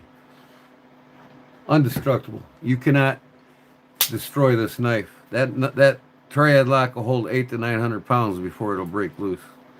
And no other knife from any other manufacturer will withstand that kind of force on a locking mechanism.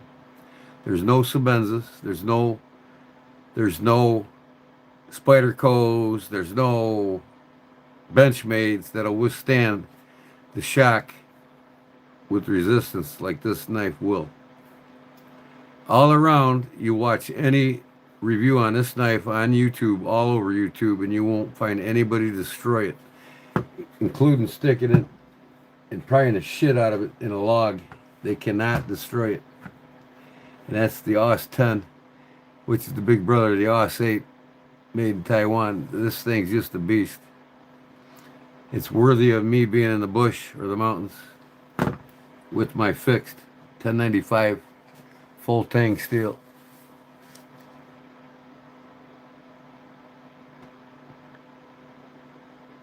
I have the shell puller, beautiful knife. Where is your lighter with the thing? Thanksgiving is not a thing. Okay, yep. I get donations, but what are they? 5 cents, 10 cents? They flood up my whole live stream. You know, it's just cheap people being funny is what it is. They like to clog up your stream. I mean, come on, made in China, really?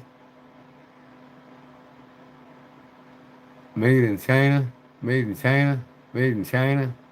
Go away. 10 cents at a time, true. Yeah, but don't waste my time. I mean, send me $10. I send $10 all the time when I'm in a live stream. Can't afford $10. Don't insult people by sending them 10 cents and flooding up their live stream so that you can't read your comments. I mean, I just don't get Google, why they allow stupid shit like this. I'm going to turn an option off on it. I think that's what I need to do, and I'm going to figure it out soon. So you said KGB 111, no switchblades. Oh, I got plenty of switchblades. There's a switchblade right here. But which one you like the most? The Italian stilettos?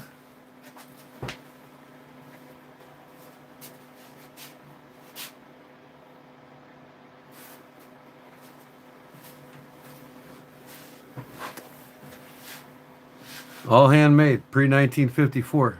After 54, they were made by machines. And how you know that? You got to hand unactivate the butterfly spring. After 1954, they went 1955 and newer. They went to the twist bolster lock mechanism to unlock the butterfly. This is an original 1954 right here. Last year of the handmade Italian stilettos. And it's not for sale.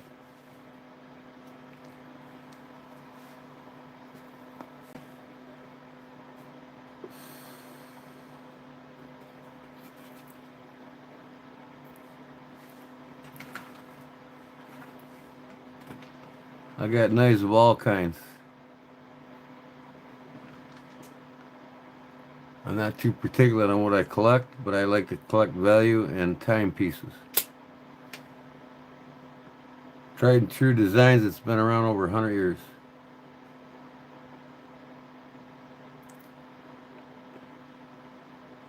Then I got companies that's got great moderns that I love to get, like this one here.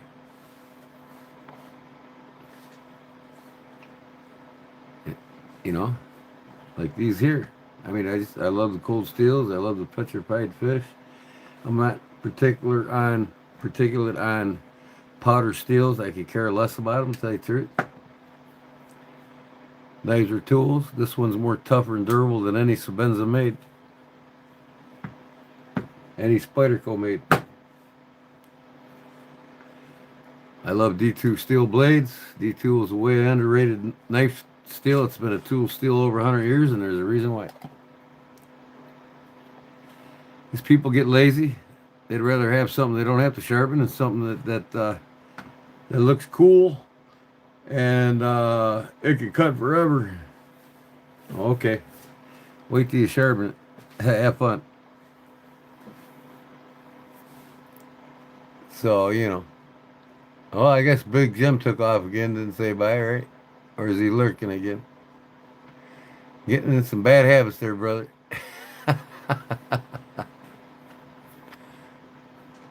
Come on, brother. Where you at?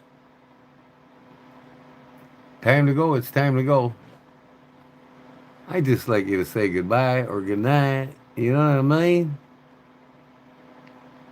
Because I'm ready to get off here.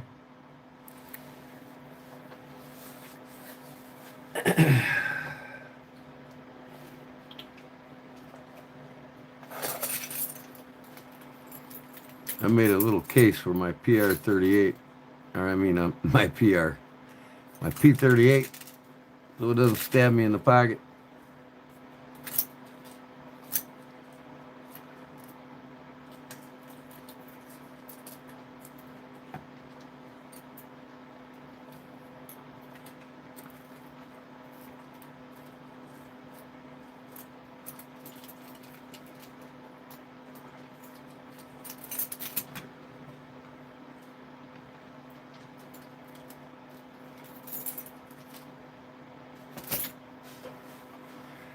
Any more questions? I'm getting off here, guys. I gotta tie in so I can get up early and do some shopping for the holidays. That can opener works. Uh, yeah.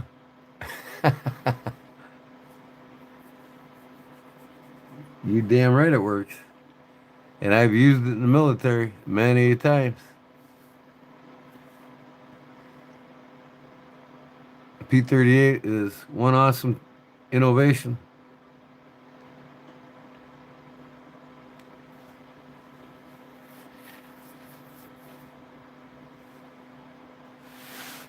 I carry one on my person. Oh, you got to, you know, especially if you're ex-military or you just got common sense. Have necessity tools on your lanyard, right, or on your keychain.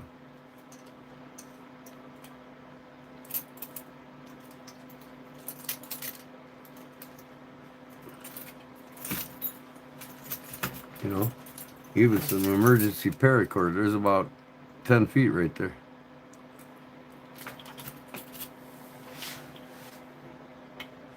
Yes, it was.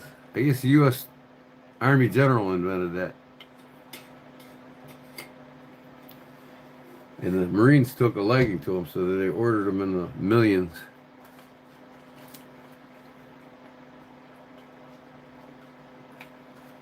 Oh, I know what I was going to show you guys.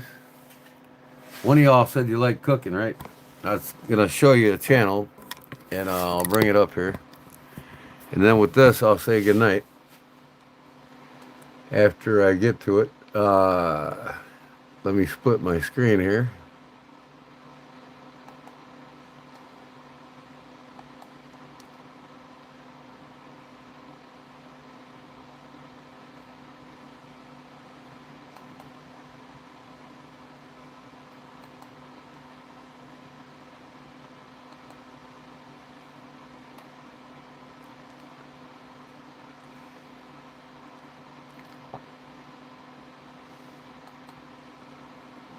Check this channel out. You guys got to subscribe to this. Now, I got to turn the volume down because of the music. I don't want to get copyright strike. They're always drinking. They're never eating. But people did eat at Old West saloons. Not only did they eat, but often Tasting History with Max Miller. You guys got to check out this channel. Sandwich to oysters to a big bowl of the classic cowboy dish. Food that was served in the Wild West saloons. Sponsoring this video as we see what it was like to eat in an Old West saloon. This time on Tasting History.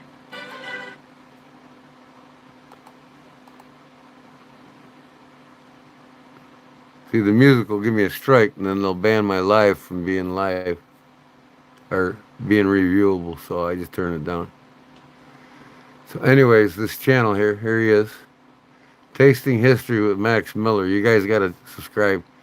He's got less videos than me, and he's been doing this a year and a half longer than me.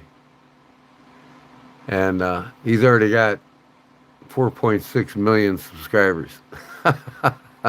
That's why I want to get my channel, my cooking channel going. But yeah, the PR-38 Geo was definitely one hair banger. Now, I watched one earlier on Spam. I had no idea about Spam. He shows you a recipe in here how to cook Spam. 1951 recipe for cooking, or for serving Spam. And I also watched one on if you were in school in the 80s and 90s, the schoolhouse pizza recipe. I'm going to make that, man. The dough wasn't so great on them pizzas, but man, we just love the combination of spices and sauce on it.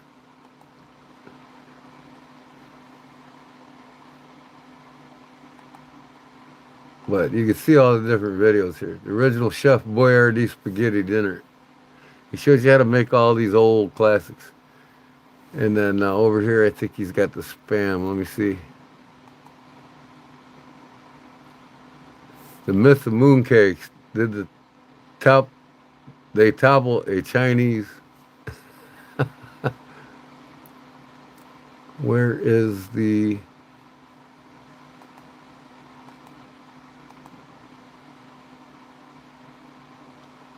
airline food during the golden age of the air tran?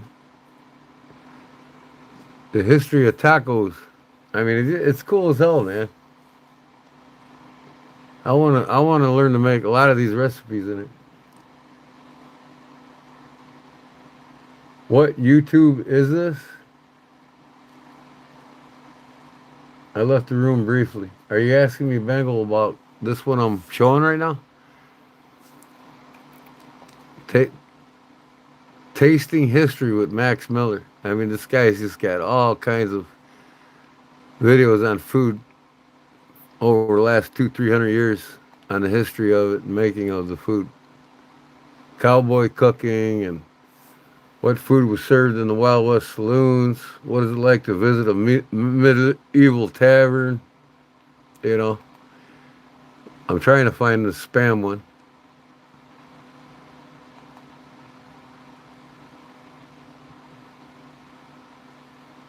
War food videos, Titanic and other disaster episodes.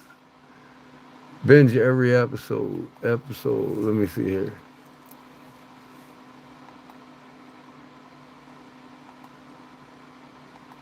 Oh, he shows you cornbread. How they made the cowboys made the cornbread. It was real dense, but man, paired with the beans, it was actually very tasty. Why vampires hate garlic, the Transylvanian recipe. Let me see here. Let's go to this playlist here. Where is that spam, man? I like spam. Mom cooked it, brown sugar in a skillet. Yeah, but you know what? When your mom cooked it, I think they added like more sodium or something to it, or they did something to it so there wasn't so much lard in it, some fat, you know, because it was spam itself was a product that was cooked in the jar in the can before they sold it, so it took on a lot of residual lard as we know of when you open the can, but in the last 20 years they've changed the recipe to where there's a lot less lard floating around the outside of the spam, and a lot of people will tell you it doesn't taste the same. I mean, I can notice the difference myself. So where is this one about spam? 9 videos. Let me see here. What's this one? I don't know. Cooking on the American home front during World War II.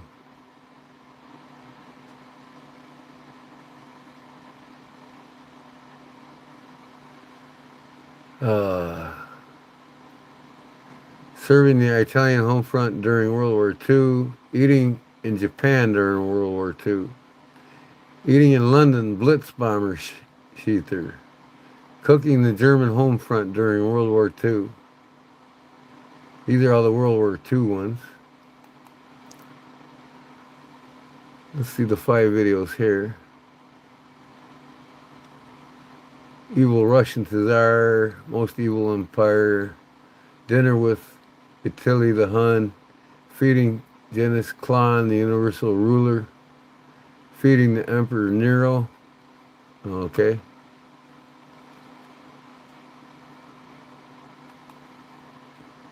Oh, it's very interesting. Did you go to it yet? I subbed, and make sure you ring the bell. All. Because he's current with his videos. Another lady I belong to is the Hillbilly Cooker. She's a lady of God, too. She likes to talk of scripture at the end of each one of her videos, if you don't mind. War Foods. I think it was in War Foods. There's 30 videos here. I'm pretty sure it was. Because spam was bought by countries all around the world to feed their soldiers in time of war. Even the Chinese bought them to feed their troops. And they even had the classic pack of spam you can get in all different types, from red hot chili spam to pepper spam, to all kinds of different types of spam they used to sell in a kit. Hanan's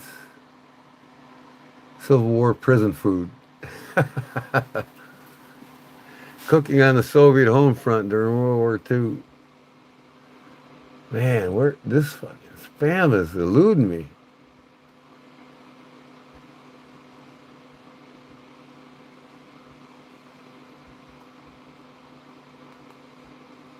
4 million members now.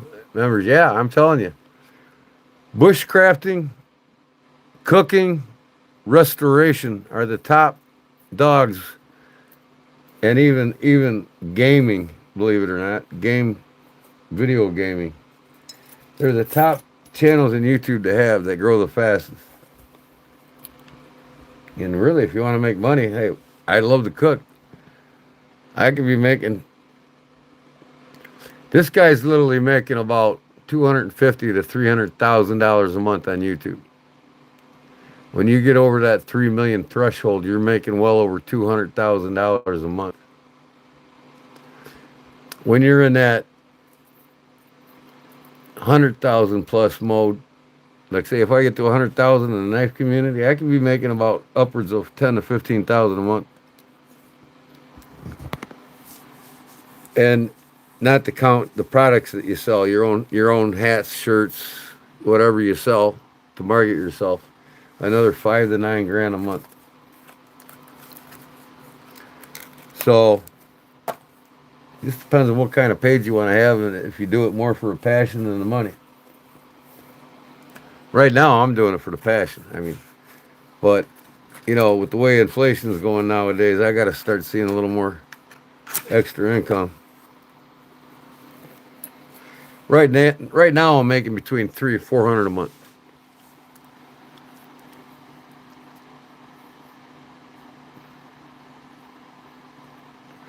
You know, for being on a retired pension, I'm not hurting, but anything extra I make is my knife money, is my leather money, you know, it's stuff I want to spend on myself.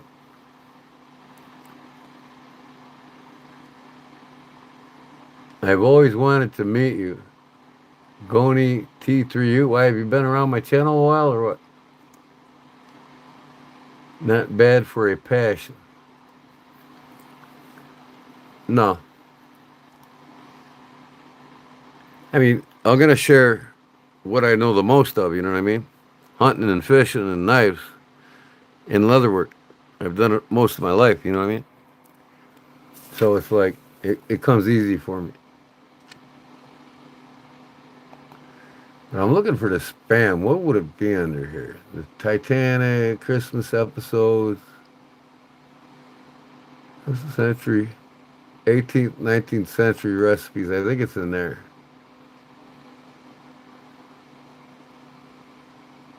The original PB&J from 1901. Peanut butter and jelly. How to eat like a pirate. History of the power bar. Macaroni and cheese from 1845. The great molasses food. Boston brown bread. History of ketchup. So there's a lot to learn in here, man. Where our foods come from, you know what I mean? What's inspired a lot of dishes throughout the country and around the world, even based on American cuisines, inspired even the Asians and the Russians. How do you start up like me? You just start a channel, man. Start watching YouTube videos that'll teach you how to become a great YouTuber. I still do. You hang those to where you want to be. Those that are already there will help you get there much quicker. You'll find them. You'll find guys that'll teach you a lot, and then you'll find guys that are just average. I've got several guys that teach me lots of stuff about it. I mean, it's now on YouTube. You got to deal with AI now, you know. If you don't get involved with the AI and don't become an AI creator, you're going to get buried in the algorithm by the guys that don't. That do.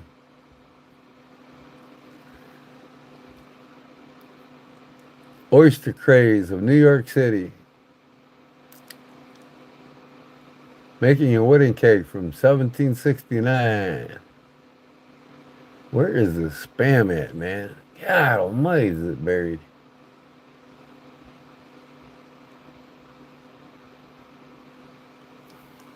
Okay, let me just do a search. I bet it goes right to his channel. Making a classic 1951 Spam recipe.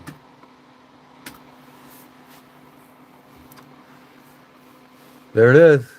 Right on his page. I found it. Right here. And while it does have a reputation for being cheap, because it is, it also deserves credit for saving millions of lives during World War II and the years following. So, to celebrate Spam today, I'm going to be making a recipe from 1951 for a Spam and cheese ribbon loaf. Spam! This time on Tasting History.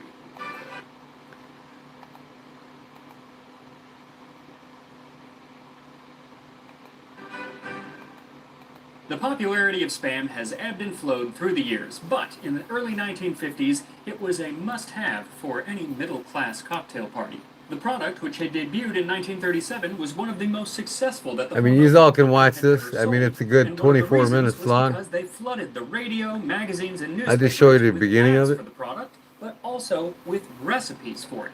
This recipe appeared in 1951 and, when in color, was definitely eye-catching. A zebra-like amalgam of canned meat and cream cheese, though they used the more charming tagline, "Tender, pure pork Spam joins with a zesty cream cheese mixture for memorable eating. Serve for supper or lunch, or as a noteworthy appetizer."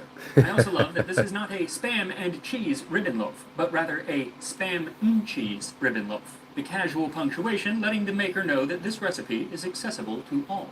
Even better, I love that at the bottom of the ad, they suggest that you tune in Saturdays to CBS to hear music with the Hormel Girls. The Hormel Girls. There are meat-themed girl groups around these days, and I think that should change.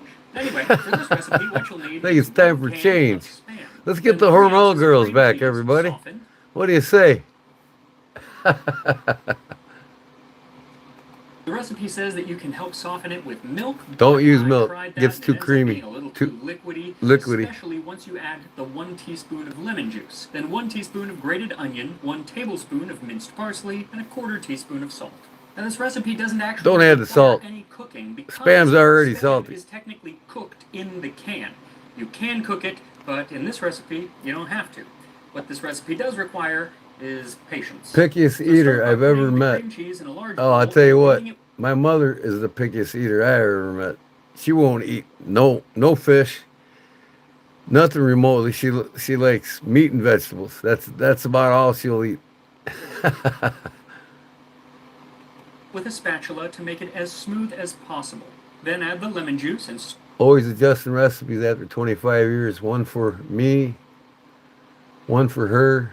She hates cooking with onions, garlic, etc. Well, I'll tell you what, that's the healthiest thing you guys can put in your mouth. Garlic is a superpower. And onions right behind, really. You know. Peppers, man, they just extend your life. Mushrooms would be a number one. Mushrooms is the fountain of youth when it comes to eating. My mom hates them. We live minutes from Lake Barkley in western Kentucky. She hates fish. Oh, man. Well, hey, load your freezer up with fish. If you like it, eat it. You know? Tell her it's ladies' night out when you cook fish. Go visit with your friends if you don't want to smell it. My wife loves fish, so I don't have to worry about it. My wife eats a lot of my cooking. I'm very fortunate. stir it in, making sure it is fully incorporated before you add the grated onion, minced Lake Barkley, one of the favorites of the professional anglers. I fished there many times in the back of the boat with the pros. parsley, and salt. Then continue to mix until everything is fully combined. Also, this is the first time I have ever grated an onion, and it really makes the whole house smell like onion, and my eyes were just... it was not pretty. Once everything's mixed, you can open your can of Spam, and let the Spam come out of the can, and then pat it down with a towel to remove any gelatin on the outside. Back when this recipe was written, they would have had even more gelatin on the Spam itself, because at that time, the only ingredients were pork, water, salt, sugar, and sodium nitrate. But in 2009, they added some modified potato starch, which doesn't affect the flavor, but it does help absorb some of the gelatinous layer that accrues. See that? They changed it in 2009, so it doesn't taste the same as it did before 2009. When it is cooked in the can. But even now, there will be a little bit of gelatin, so try to get that off. Then, as evenly as possible, slice the Spam into 8 equal slices. Then set them all out and get your cream cheese filling ready. And by that, I mean measure it out Look at it. into He measured them out in every cup to get it perfect. equal portions. Now, you can eyeball this, but if you want to make it I look I as can close to eyeball it that just fine, picture buddy. as possible, they really need Use to my Swedish butter knife, my wooden Swedish butter knife that I made. I might give one of them away for the giveaway Sunday. I think I'm gonna make a Swedish butter knife from red oak and mahogany. Give it away. I'll show you guys tomorrow night or tonight when I go live. Remind me, please. Bengal and Geo and whoever's left in here. Oop. Then it is time to spread that filling onto the Spam slices, and this does take a little bit of practice. First, it's best if you spread it all the way to the edge and try to make that edge flat. Also, while the recipe implies that you should assemble the loaf and then refrigerate it, I tried that, and frankly it did not work. It made a horrible mess as the filling just Well, that's because you spilled added out milk. the sides. And this is why I say the recipe takes some patience, but after I calmed down, I gave it a second shot so you can learn from my mistakes. One of the things that I learned in my second attempt was to leave out the milk. It just does not need the extra milk. Cream cheese gets very soft on its own if you 8:30 between 8:30 and 9. don't add the milk. Also, on my second attempt, I spread the filling onto the That's when I give away. I make something and give it away. So if I ain't got nothing to make, I'll just give some away. I won't BS like I am now. 7 slices, and then I set it into the Mostly I make refrigerator for something. 20 I come up minutes with something I to let figure the out. filling firm up just a bit before trying to assemble the loaf. So I laid out some plastic wrap and then rather gingerly set each slice beside each other in order to form the loaf. That way gravity was not tempted to completely destroy what I was attempting to make. Once it's put together, then wrap the plastic wrap around it and set it in the refrigerator for 4 hours or overnight. I did overnight so it would be nice and firm, all the easier to slice up. And while the layers of cream cheese, I don't know. But in 1946, there was a Life magazine article where they interviewed one of the family members who was in charge of the company. A can and he of said that it was pre-2009 hormel, as it spent. rhymes with normal. But since Yeah. the company today says Hormel, that's what I'm going to See if we can find a can of So the company was pre-2009, founded right? by George Hormel in Austin, Minnesota in 1891.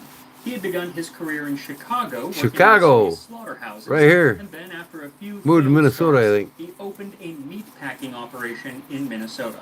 He Yep. also sold animal hides, wool, and eggs to make ends meet, and then added dried sausages to the mix and found financial success through World War I. But in 1921, George's son, Jay, returned home from fighting over in Europe, and he sat down and was kind of looking at the books and found some irregularities. First, he noticed that a lot of the executives who had been there for a long time weren't really necessary or doing anything and were just collecting paychecks.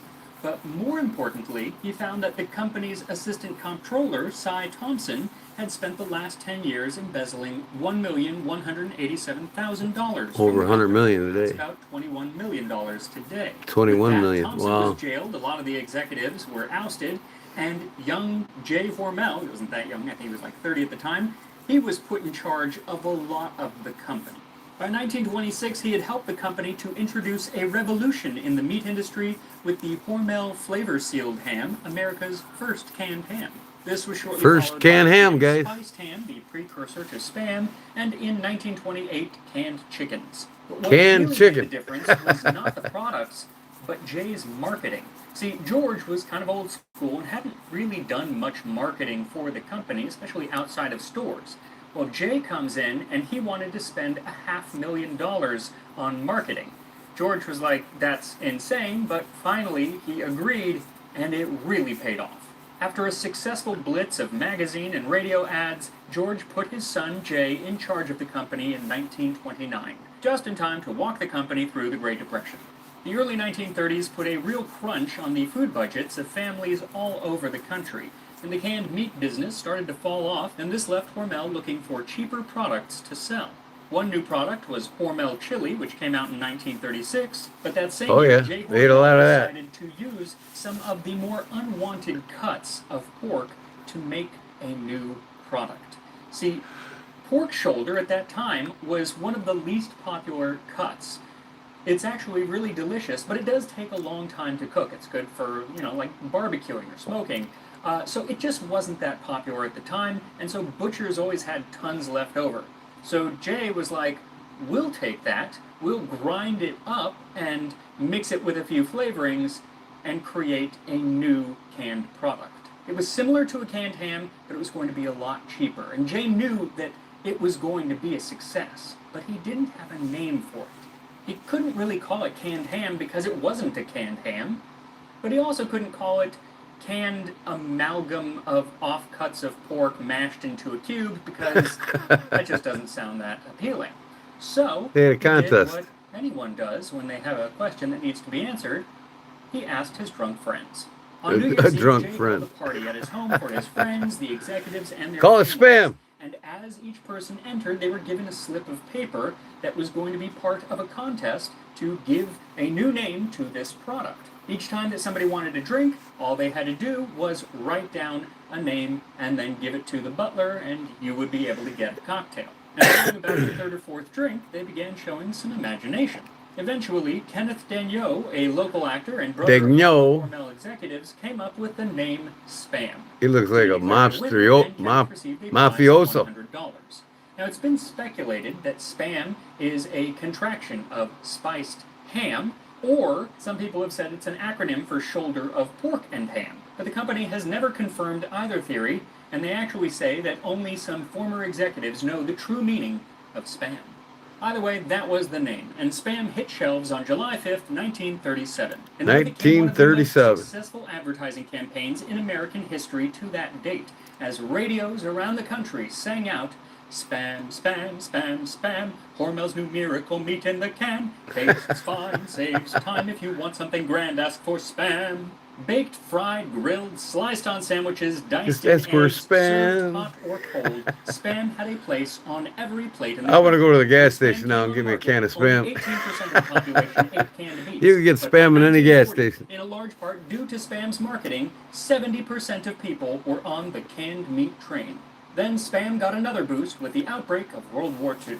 In March of 1941, 9 months before the U.S. entered the war, President Roosevelt signed the Lend-Lease Act, which would deliver food and supplies to those fighting the Axis powers. When looking for food to send to places like the Soviet Union and Britain, the government required a product to be easily transportable, it shouldn't require refrigeration, And that was and Spam. it needed to be able to be eaten with little to no cooking. Spam to the rescue! In the Soviet Union, they called it Roosevelt sausage. And years later, the leader of the Soviet Union, Nikita Khrushchev, wrote of eating the Spam when he was in the military as a general. He said that there were many jokes going around in the army, some of them off color, about American Spam. It tasted good nonetheless. Without Spam, we wouldn't have been able to feed our army.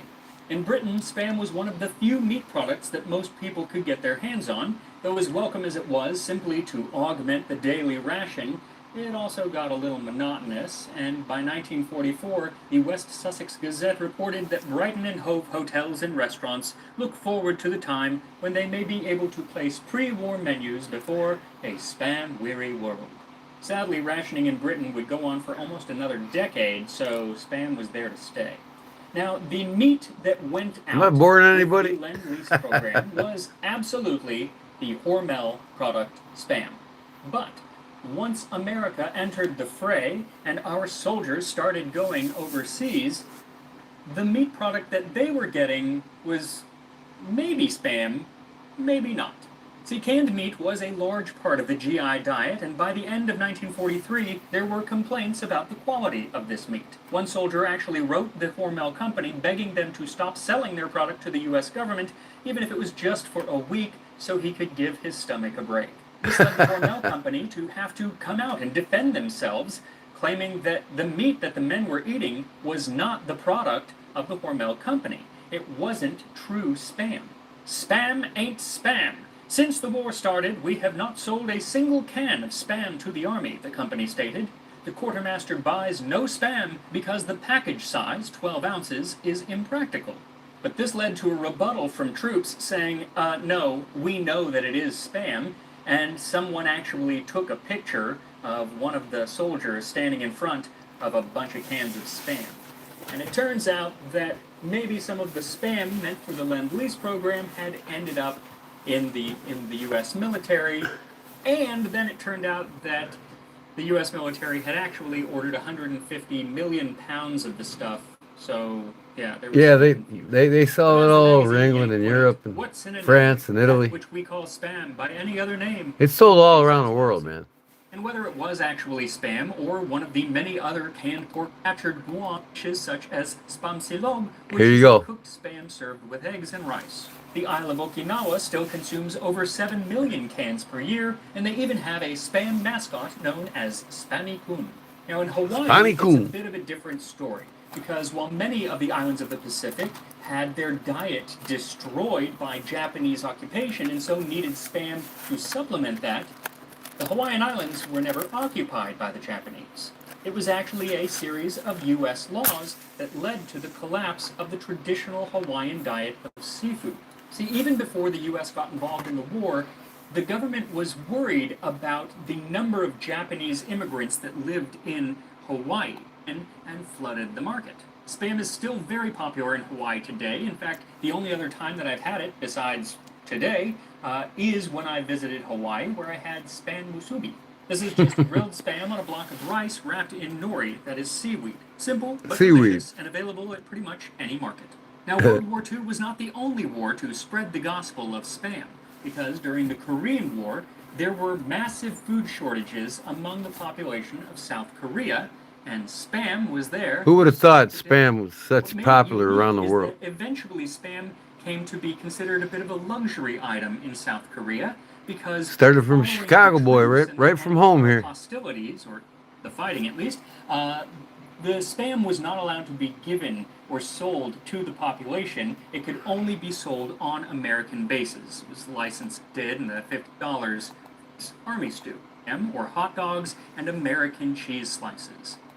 Kimchi, mushrooms, tofu, and good use of Spam in Korean cuisine today is in a traditional Korean hot pot called budae-jjigae, which actually means army stew. This was created during the war and blended traditional techniques and ingredients with those ingredients brought over by American soldiers. There were Korean ingredients like noodles, kimchi, mushrooms, tofu, and gochujang, which is a fermented red chili paste, and this was coupled then with Spam or hot dogs American and cheese. American cheese slices. It remains extremely popular in Korea to this day, and probably actually deserves a whole episode all on its own. So, if you want to see that, let me know in the comments. Monty Python sketch from 1970, simply called Spam. It was a cheeky commentary on the ubiquity of this food in the diet, especially in more working class establishments, and on its divisive nature. Again, you either love it or you hate it. In the sketch, the waitress at a restaurant rattles off the menu to a couple who has just sat down. It starts with different combinations of eggs, bacon, Spam, and sausage, but by the end of the list, it's dishes like Spam, Spam, Spam, Spam, Spam, Spam, Spam, Spam, Spam, Spam. At this, the woman in the couple admits that she does not like Spam, and this admission causes a chorus of Vikings, who also happen to be at the restaurant, to start singing Spam, Spam, Spam, Spam, lovely Spam, wonderful Spam. Why there are Vikings in this sketch, I'm not entirely sure, but I have learned after watching many, many sketches of Monty Python, it's just better not to ask when something doesn't exactly make Monty sense. Well, the Python. sketch became Boy, I missed them extremely episodes. popular, and it is actually where the term spam, when it comes to emails and messages, comes from. See, computer enthusiasts in the 1980s applied it to French fries? No, I'm just kidding. I do a lot of Italian cooking, more so than French. And if I've cooked some French recipes, I just don't remember them. But, man, I get all my flour from Italy, the double zero flour in the corn flour for doing the bottoms of the crust.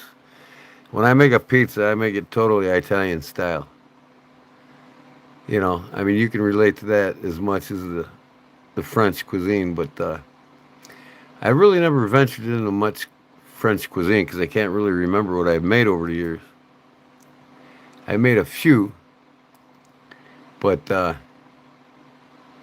make a lot of Italian dishes, sauces, pizzas, breads, stuff like that. Probably a lot of it's derived from the French and Italian. Oh yeah, I've eaten a lot of snails and frog legs in my time. I don't really prefer them. Crepes. I can make. I've made crepes. Yep.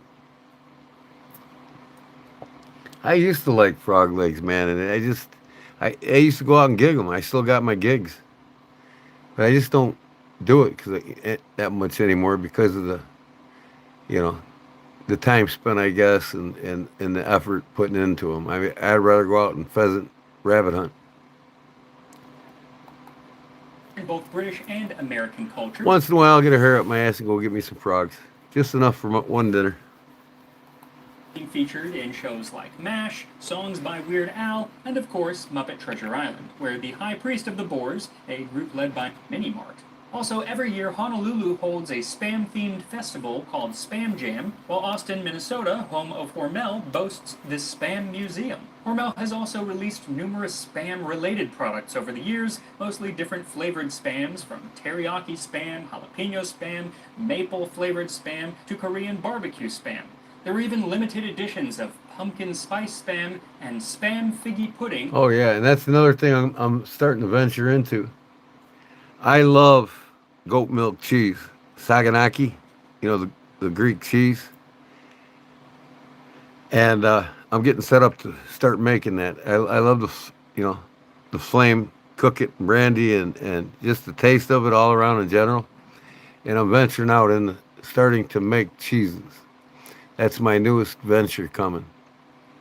I'm getting everything that I need to get set up to do it. I mean, like mozzarella is the easiest thing to make.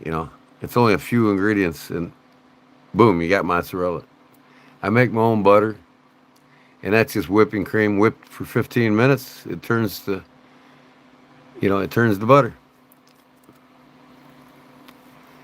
So I'm learning to make lots of different things like that, sides, and I've always made my own ketchup and my own barbecue sauces, my own rubs, and I don't like to buy none of that shit with chemicals in it. It was made with brandy, but none of those fancy spam. And I have a garden. No, it is the classic. I have a garden that's about a quarter of an acre. My front yard's an acre and a half, so I got a good quarter of it spread out in two different parcels. I've got my viney veggies and fruits on one side, strawberries, watermelons, cantaloupe, all them. And on the other side, I got all my peppers, man. I do a lot of cooking with peppers. I got like 35 different types of pepper plants I grow every year. I probably grow about 375 different pepper plants. I love making banana pepper mustard and stuff, sides for hot dogs and bratwurst and other dishes that take it. And I can make my own tomato paste, tomato sauce, tomato juice, spaghetti sauces, and I do a lot of canning. I probably got over 1,000 cans that I'll fill up every year. And that is called for in this 1950s recipe. Pumpkin spice spam? Yeah, it should be, shouldn't it? So once the loaf is chilled, you can slice it up and serve. So here's the end. Advertisement suggests it to be served with deviled eggs or potato salad. I love to have it with deviled eggs. I love making deviled eggs. I'm gonna make some here. I have to say, tomorrow. I did a pretty good job at kind of mimicking. I might make this with my Thanksgiving dinner. I ended up making 3, namely because I screwed up the first one, which is the one that's been sliced up, and then I just I had don't. a lot of cream cheese left. I don't really have any problems other than the moths. The moths will lay their larvae, their eggs on my plants, and they turn into cutworms. They turn into worms, in the larva state, and they'll decimate your leafy vegetables. But to combat that, I just use a mixture of baking soda and distilled water, and I spray it on my plants. And it deters all you know, larvas and worm bears. And I also plant magnolias around my tomatoes. The rooting system of the magnolias make your tomatoes double your harvest because they thrive off of each other, and they also help each other to keep the cutworms and the other ground bearing pests away. Yeah, claymore mine. Right, right. I tried one of them in the army. It didn't work. Anyway, here we go. Let's As try far that. as fertilizer goes, I use one organic fertilizer. That's all you'll ever need. It puts all the minerals back in the soil every year, and I turn it up. Like, I'm going to be going out there soon. I should have been out there already. And I got to turn it all in. Alfalfa meal.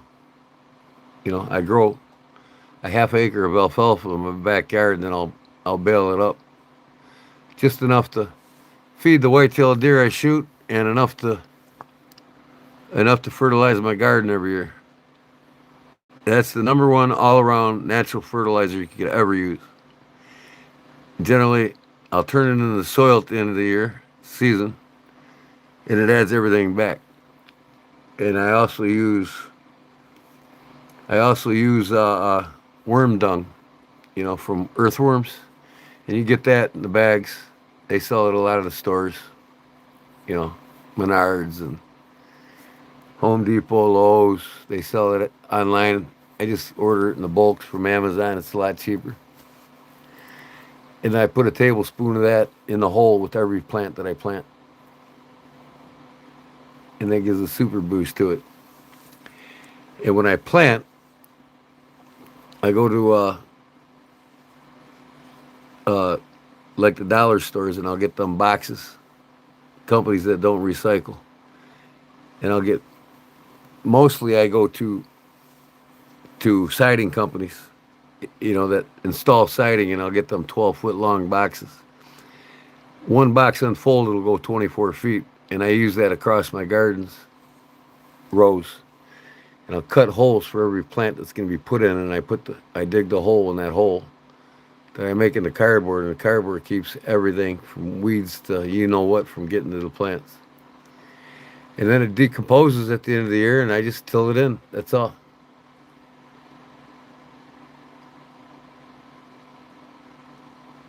Hey, go get what you want, Bengal. You know, check this guy's video out and make you this. I mean, you know, you serve it with deviled eggs. Deviled eggs is a staple of Thanksgiving. And make it. You don't have to eat it. If you got family coming over, I'm sure a lot of them will want to try it. And you can be proud of saying, hey, this is a 1951 recipe that I learned when I was a kid. Of course, we weren't born then, but I was born in 65. But this is a recipe you ate when you was a kid, your parents always made, right? They were. Okay. Yeah, 63. I was born in 65. That's so salty, man. Pearl Harbor Day. 12 days is my birthday. Mm-mm. That ain't it, kid. Well, 11 days now, I That think. ain't it. So, like I said, I've had spam before, but it was cooked, and I do think that helps. See, it is salty because he put that salt in it. Don't use the But I'm salt. still not a huge fan of spam, even when it's cooked. But here, raw, not so much. Spam is kind of mushy. It's just weirdly soft. There's no form to the texture. But the big problem is that it is just. Oh, you said most so cheeses. salty. They sell one. Most cheeses are illegal in America that are made in France. I believe it. But you know what? 80% of what's made in America, especially the food chains, is illegal in most countries around the world because of all the chemicals and preservatives and pesticides and everything along with it. So it's kind of tit for tat. But like I said, I'm gonna start making my own cheeses, and I especially favor a few cheeses. And I will tell you one thing: it's beneficial to make cheese because once you hit 50 years old, the proteins that you intake, whether it's from fish, eggs, and red meat, your body slows down in metabolization and it starts using lesser and lesser of the proteins from what you're eating to create energy and to keep your metabolism and your muscle and joint growth to continue. So that's why a lot of people end up in older age after 50 starting to get the onset or full set by 67 years old of rheumatism, arthritis, osteoporosis, whatever they get, and joint pains and muscle pains and just all that bad shit that goes with age, right? And a lot, like I said, a lot of that has to do with your body's ability to utilize protein from what you eat. And if so, we go at the age of 50 from 100% utilization of protein down to 55, 60%.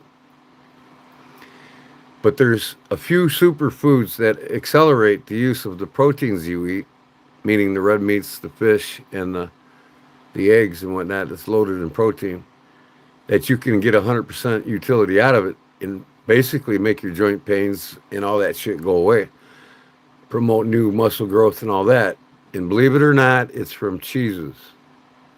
There's 3 cheeses that are known to accelerate the use of proteins in your body after the age of 50 to be able to continue your muscle growth, your joint, your cartilage, your marrow growth in your bones past the age of 50.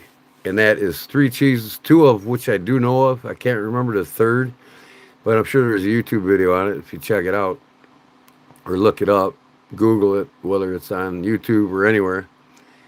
2 of the 3 cheeses is mozzarella cheese and Swiss cheese.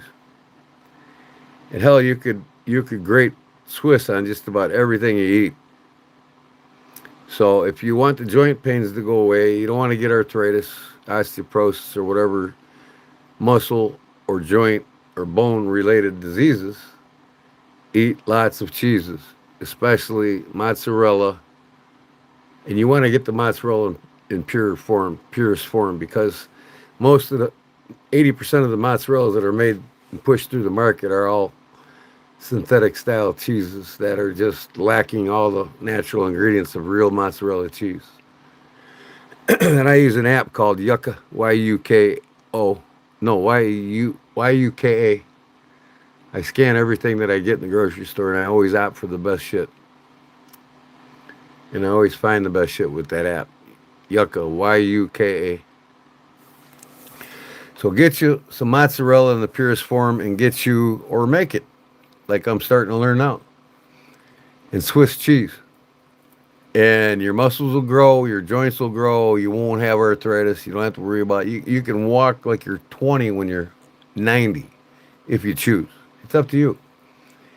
But that's the key thing, is the protein is the best thing you can eat for your whole body, your immune system, your growth, your muscles, your body, period. All these vegans lack it, and they're the ones that end up dying 20, 30 years into their diets. Oh, yeah, a lot of us love blue cheeses. I eat blue cheeses in lots of things. I got probably 8 or 9 different cheeses frozen upstairs, you know. And now, like I said, I'm starting to learn how to make it.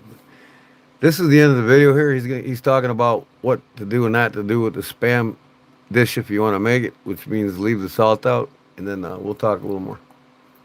Less salt, and I was really tempted to use it, but I wanted to say no. I'm going to use the original recipe. It's so salty. I'm not sensitive to salt in general, but yeah, you can leave the salt out because there's enough in the Spam. And that's why what's really It'd crazy be a little is more that pleasant cream to cheese eat. filling adds more salt, and it's like, you really don't need to do that. That said, the cream cheese filling is actually quite Blue nice. cheese for breakfast. Yeah, the Just French and the straight Italians, in the Portugal, that a lot of salt. the So, that made the culture. created a lot of the French culture. You know, the Opinel especially. Two cultures coming together, creating a knife that, you know, was world known for 100 years throughout all of France. Uh, they had the shepherd's cross on it. They stuck it in the bread or the hunk of cheese, and they did their prayer before they ate God's gifts, and that's why the shepherd cross was put on the Opinel knife. Opinel. But yeah, cheeses and breads are big, you know, and that's one of the things from France that I really want to conquer in my lifetime is learn to make some of the fine French cheeses. Too salty. That might be because it's leached salt from the. I absolutely love real butter and real sour cream on a baked potato. And when I make mashed potatoes, the secret to the greatest mashed potatoes that you'll ever eat, the creamiest and best tasting. When you mash the potatoes, use 2 sticks of butter, not a half a stick and not a quarter stick. The more butter, the more real butter you put in it, the creamier and the greater tasting it is. People don't get that. When I make mashed potatoes for Thanksgiving dinner, they're like, wow, these mashed potatoes are incredible. And they ask me how I do it, and I just tell them it's butter. You know, sour cream. I get the real. I have the real Mexican recipe. I mean, the Mexicans make the finest homemade, real. Uh, you know, dollop's okay when you can't make it yourself. Dollop's about the only thing I'll have around here other than when I make it myself, and it's a Mexican recipe. I go to the Mexican store down the road from me here, the next town over, and they have it fresh there daily, man. And I tell you what, it's more buttery flavor than actual manufactured sour cream. It's not as white. It's almost on the yellow side. But man, is it good. Cut my blue cheese with my N12 open. Well, there you go. And I tell you what, I got an order coming. Open steak knives. I've always wanted a steak knife set, which, believe it or not, are cheaper than buying a knife individually. But there's not as much detail, of course. But same full functionality, and you know, I take my Opinel with me when I go to the steak when I go out and eat steak or something like that, or I go out to eat somewhere, you know, that's a little more uppity, that demands more of self pride in cuisine. I always have an Opinel with me. Spam. Yes, sir, they are. But the cream cheese is nice. The onion is really nice. It's actually really flavorful. It's not the peasant knife. I feel bad. And you know, even in France and all over England and you know, Britain and whatnot, with the heritage of the English here in the United States, you know, knives, furnishings in your house, architecturally designs of your house, you know, it all rooted in the English territories before this country's even started, and it's a status of wealth, really. What knives you use, what furniture you don, what architectural design the houses were, you know, whether it's Gothic or Victorian or Georgian, whatever style. The architecture in the outside of your house was a status of wealth, as well as the furniture or the furnishings within the house. You know, an Opinel knife makes more of a statement at a fine restaurant than a buck 110 slim, right? Or a peasant knife, meaning, you know, a mora or a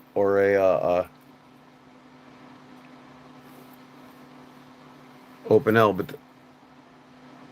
but the Opinel is the peasant knife. What am I thinking about? The Laguiole. The Laguiole is the middle to upper class knife. And I was talking about the Opinel. I meant the shepherd's cross was on the Opinel. But you know, it's undeniably that the peasant knives are some of the greatest knives made with the Scandinavian grind, like you know, the Opinel and the. Sometimes I get the names mixed up, but the Opinel and the Morris. Don't pull out your big cold steel at a restaurant. No, no. Yeah, I mean, you would pull out a CRKT minimalist. You know what I mean? If you did at a fancy restaurant, a gentleman's knife, more say, from any country around the world. And Opinel is about as far as you push it, but the Laguiole, that makes a statement. But the Opinel again was the peasant knife versus the Laguiole was the middle class, the upper class, a status of wealth. Really, that's all it meant. But and like in the commons, there's more peasants throughout each country than there is the upper class, right? And for the mid to lower class to pull out a Laguiole at a restaurant more so than the peasant or peasant and even a peasant pulling out an Opinel or a Laguiole, I mean, makes a much bigger statement.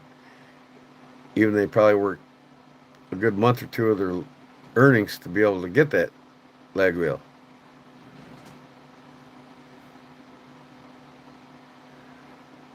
Number 8, yeah, that's what started the company, and the number 8's the all-around knife for size and handability before it's too much. You know what I mean? Some people with smaller hands they love the 6, where others have bigger hands love the 9. But that happy medium is that 8, and that's what made the company famous. And it still makes a statement. If I pull out an Opinel in a fine diner or a steakhouse, people are looking at me like that's pretty damn cool. You know what I mean? Because they're not used to seeing it. And to them, that's class. Even if they are upper to middle class to upper, they appreciate it. The guy knows about his cutlery.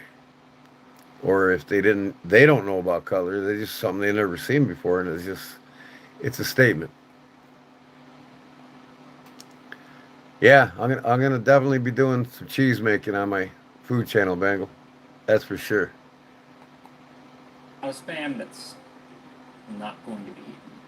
Anyway, if you love spam, bully for you. If you hate it, I understand. Oh, I love it. And I if you grew up haven't eating it. tried it, go get some and try it just to say that you have.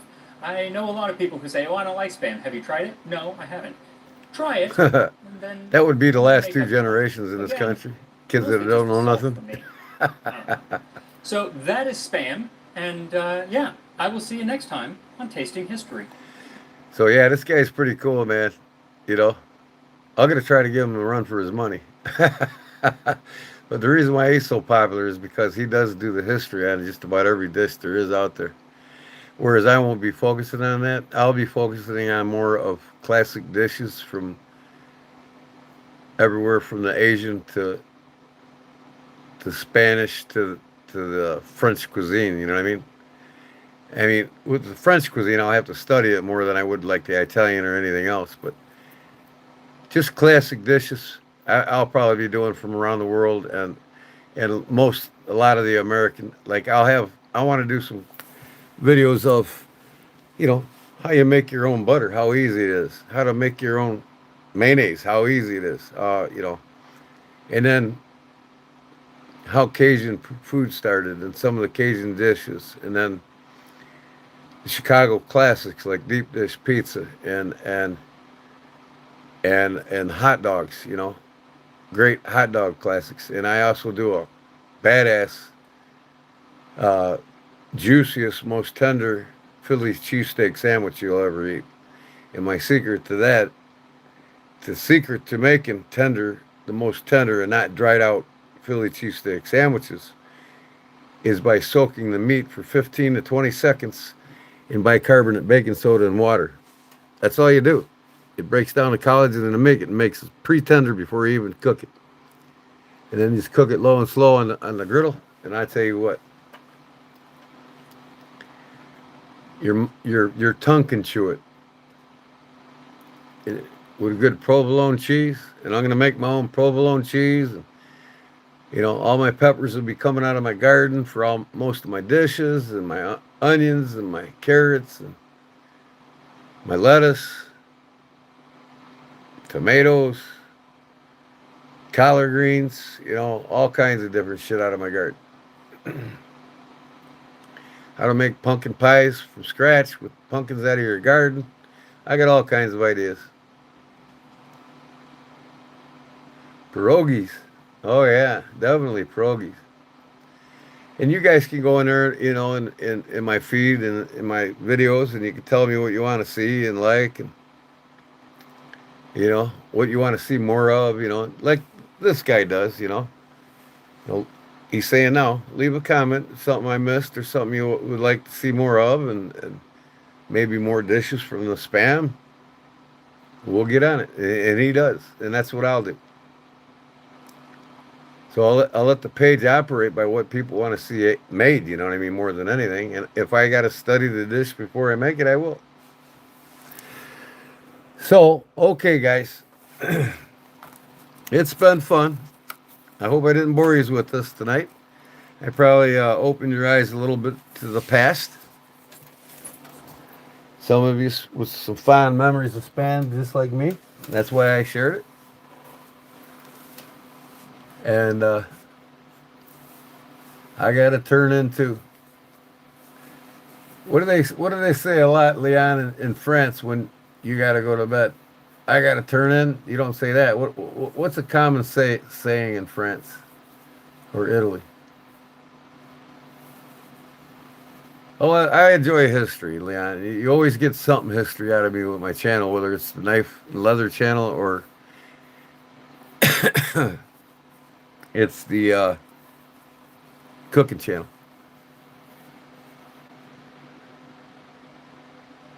Bon appetit. Yep. That has very significant meanings, though. No, wait. Bon nuit. Okay. Bon appetit is to eat or something like that, right? Bon nuit. Did I pronounce it right? Nuit. Nuit. Is it like bon appetit? Bon nuit. Or is it nuit? Did I pronounce it right? Bon nuit. Turn in and go on to bed. What's the actual context of the word?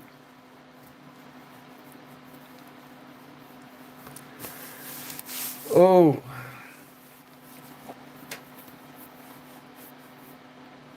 how about when you hold a beer up in a bar in a broth? Do you say salute or salute? They say in Spanish, which is Latin context, they say salute.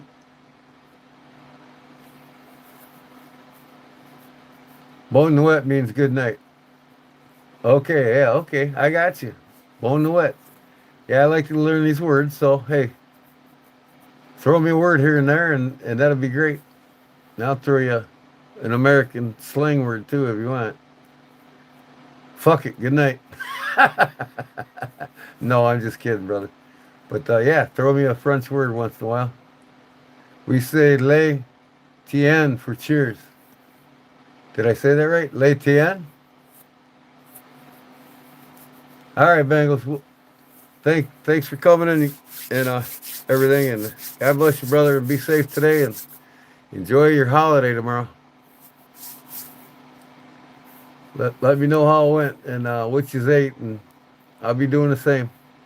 I might even do a live video Thanksgiving. So be looking for me. I might have a live stream on, but of course Leon will be sleeping probably.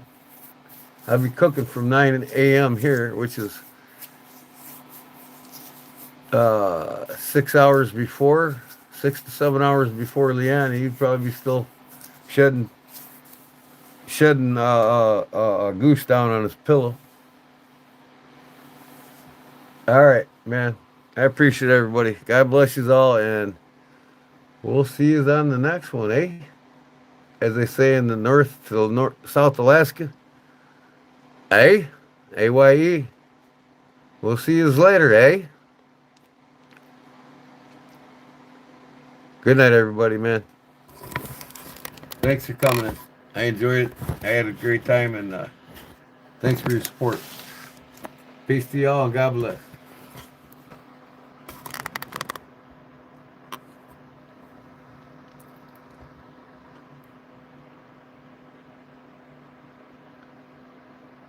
Oh, yeah, and thank you. I forgot to say thank you. God bless. Thank you. Have a great night. Peace.